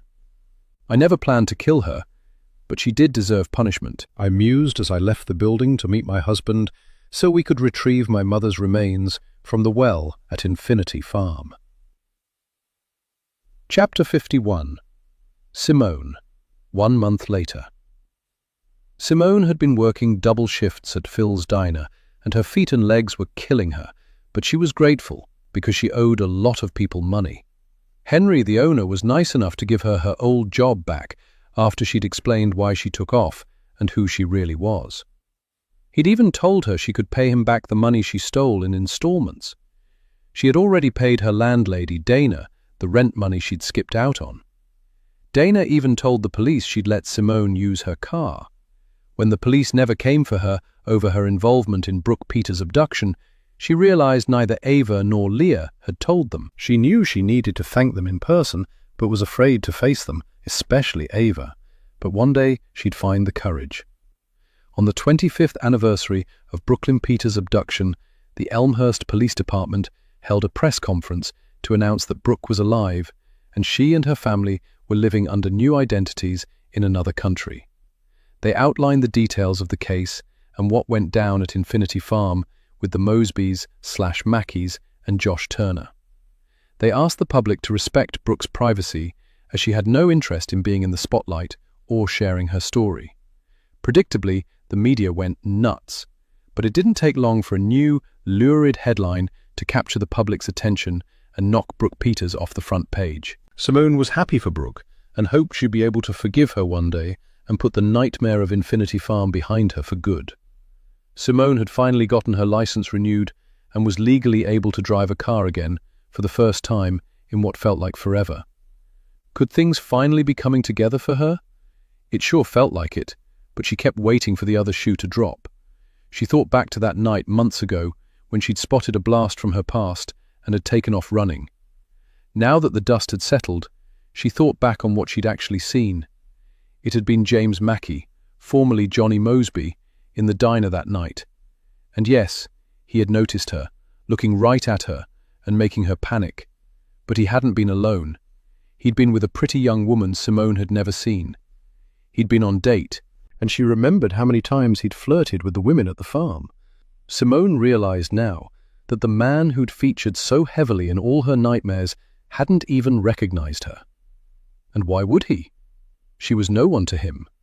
How ironic was it that his cheating had sent her trailing after him to Elmhurst and helped set in motion the downfall of people who'd caused nothing but pain to everyone who'd encountered them.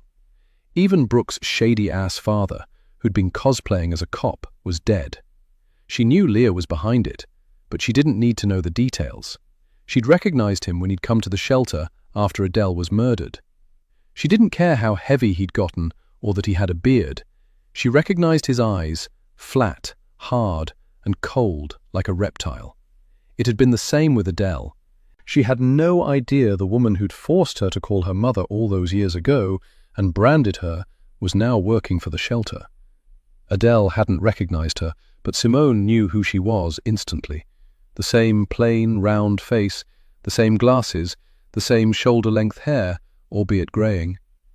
When Ava had seen them arguing downtown, it was because Simone had confronted her about being Annette Mosby, and she flipped out on her, threatening to call the police on Simone for harassment. 2 days later, she was dead, and Simone had been there. She'd followed Adele with the intention of somehow making her admit to what she'd done to her, and couldn't believe it when she'd pulled into the same park she had driven Josh Turner to when he'd abducted Brooke. She found Adele on the ground next to her car, bleeding out but not quite dead. When Simone had knelt down next to her, she'd grabbed the front of her shirt with both her bloody hands, pleading for help. Even if Simone had called 911, it was too late. She'd lost too much blood. Simone noticed an envelope full of money on the ground next to Adele and instinctively took it and fled. But once she'd gotten far enough away, she saw Adele's blood had soaked through the envelope, staining some of the bills inside. She couldn't bring herself to spend any of it, and threw it in a dumpster behind a grocery store.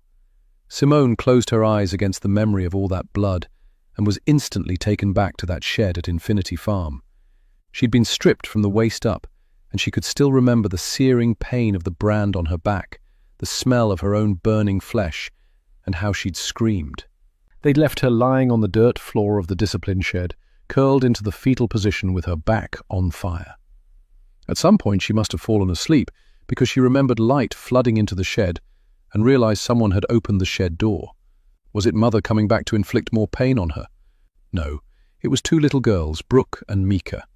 Mika pressed a cup of cold water to her lips, and she drank greedily, spilling most of it, while Brooke covered her with a towel and tucked something soft next to her. Then they were gone. When Simone woke up later, she saw that Brooke had left her stuffed turtle with her. Day turned to night, and by the time she felt brave enough to leave the shed, everyone was gone. She had no idea where they'd gone, but she quickly gathered up what food she could, even finding some money in the process, before they came back and fled. She'd been running ever since, moving every few years and using aliases and what happened at the farm to keep everyone at a distance, even the one person that mattered to her the most. A silver Ford Taurus pulled into the driveway of the house whose porch she'd been waiting on for nearly an hour. An older woman got out with a plastic grocery bag. When she spotted Simone waiting, a look of annoyance instantly popped up on her face and she sighed. "Whatever you're selling, I'm not interested. I'm a retiree on a fixed income." "Hey, Ma." Simone took a tentative step forward so her mother could get a good look at her, stopping the woman in her tracks. Her free hand flew to her mouth. "Simone? Oh, thank God." Amelia Riley dropped her grocery bag and held her arms out wide. "Ma!" Simone was off the porch in 3 strides. launching herself into her mother's arms and inhaling the familiar scent of Shalimar, finally realizing she was home and she was safe. 3. Epilogue. Natalie. 2 months later. It took Natalie 2 trips to bring in everything she'd bought for her future grandbaby. She knew Ava would protest when she saw all of the stuff she'd bought, but she didn't care. As a grandmother, it was her right to spoil her grandchild, and she planned on doing just that. Once she'd put everything away, she went into the kitchen. She didn't have any champagne and instead poured sparkling white grape juice into a champagne flute and carried it out into the backyard, where she had a table and chairs set up next to a large flower bed. She took a seat and looked around at her well-tended backyard, proud of how well she'd been able to maintain it on her own. Some of her other single friends who were homeowners hired a lawn care service to care for their lawns, but not Natalie. She did it all on her own. It wasn't because she loved gardening and yard work like everyone assumed. She did it all out of necessity. Natalie knew no one could understand why she had clung so hard to this house, when it would have been easier to just move to a more affordable place after Clay left her. They thought she was delusional for thinking he would come back to her, but they were wrong, because he had come back. She remembered like it was yesterday. She got a call from him to let her know he'd be home the next day, and that he had something important to talk to her about. She'd cooked all his favorite foods, beef short ribs, garlic mashed potatoes, and parmesan and lemon roasted asparagus, and put on the red dress she knew he loved and waited. She'd even sent Ava away to Brooks for the night, so she and her husband could have some quality time alone. When he'd arrived in a taxi with a large suitcase, it had just cemented her belief that he was back for good. After dinner, which had led to dessert in bed, she'd awakened after midnight to find Clay not in bed. She found him fully dressed and in the kitchen, packing up the expensive chef's-grade cookware she'd given him for Christmas the year before. "What are you doing?" She was so confused. "Look, Nat, I meant to tell you this when I got here, but you went to the trouble of cooking, and I didn't want to hurt your feelings, and then we had too much wine and things just got out of hand." "Tell me what?" He didn't respond, and instead looked at the kitchen counter, where a manila envelope lay. She snatched it up, opened it and pulled out the paperwork. She quickly scanned the top page and then looked up at her husband in disbelief. They were divorce papers. When Clay wouldn't look at her, her stomach knotted up, and she felt sick. "I'm sorry, but Olivia and I want a life together. I never meant for this to happen. Please don't make this any harder than it is." Watching him pack up the cookware, she realized the large suitcase had been empty. He'd brought it home to pack the rest of his things that he hadn't taken with him when he'd left for his new job in Seattle. "But what am I supposed to tell Ava?" Her voice was thick with tears. Clay was unmoved. "Tell her the truth. She's a big girl now. She'll understand. She can come visit us on her Christmas break." He pushed past her to head to the garage, grabbing the keys to the Mercedes SUV, which he'd given her on their 10th wedding anniversary on his way. Everyone who knew them knew the car was a guilt gift for putting up with all his cheating. Natalie didn't care. She loved that car. "Oh, no, you don't. That's my car." She snatched the keys out of his hand. "Don't be a bitch. That car's in my name. I paid for it, and I need it to drive back to Seattle." He snatched the keys back and shoved her out of the way, sending her stumbling backwards into the table across from the garage door. Natalie didn't remember picking up the heavy lead crystal vase on the table, let alone smashing into the back of Clay's head, fueled by all the lies, gaslighting, humiliation, and disappointment she'd accumulated in the years since she'd met him. What she did remember was sitting on the floor next to Clay and holding his hand as he took his last breath. She tenderly wrapped him in a sheet and buried him at 3 a.m. in the flower bed, telling herself she would dig him up and put him somewhere else when she had the chance. 2 days later, Brooke was abducted, and the eyes of the police, the media, and the entire town were on not just the Peters family, but on her and Ava as well. As soon as she realized she liked knowing where Clay was and that he'd never leave her, she left him where he was. She'd texted his mistress, Olivia, from his phone, pretending to be him, and told her he'd had a change of heart and wouldn't be back. Olivia blew up his phone for weeks afterwards before she finally gave up. When Facebook became a thing several years later, Natalie found Olivia's profile and was happy to see she'd moved on, and by all appearances was happily married. She mailed a resignation letter to the restaurant where Clay had been a chef, and sadly, they closed their doors 4 months later. Natalie drank her grape juice until there was only a mouthful left, then turned to face the flower bed. "Guess what, Clay? You're going to be a grandpa." She smiled as she poured the remaining grape juice into the flower bed. Then she got up and went back inside the house. Meta. Sex 3.5. The end.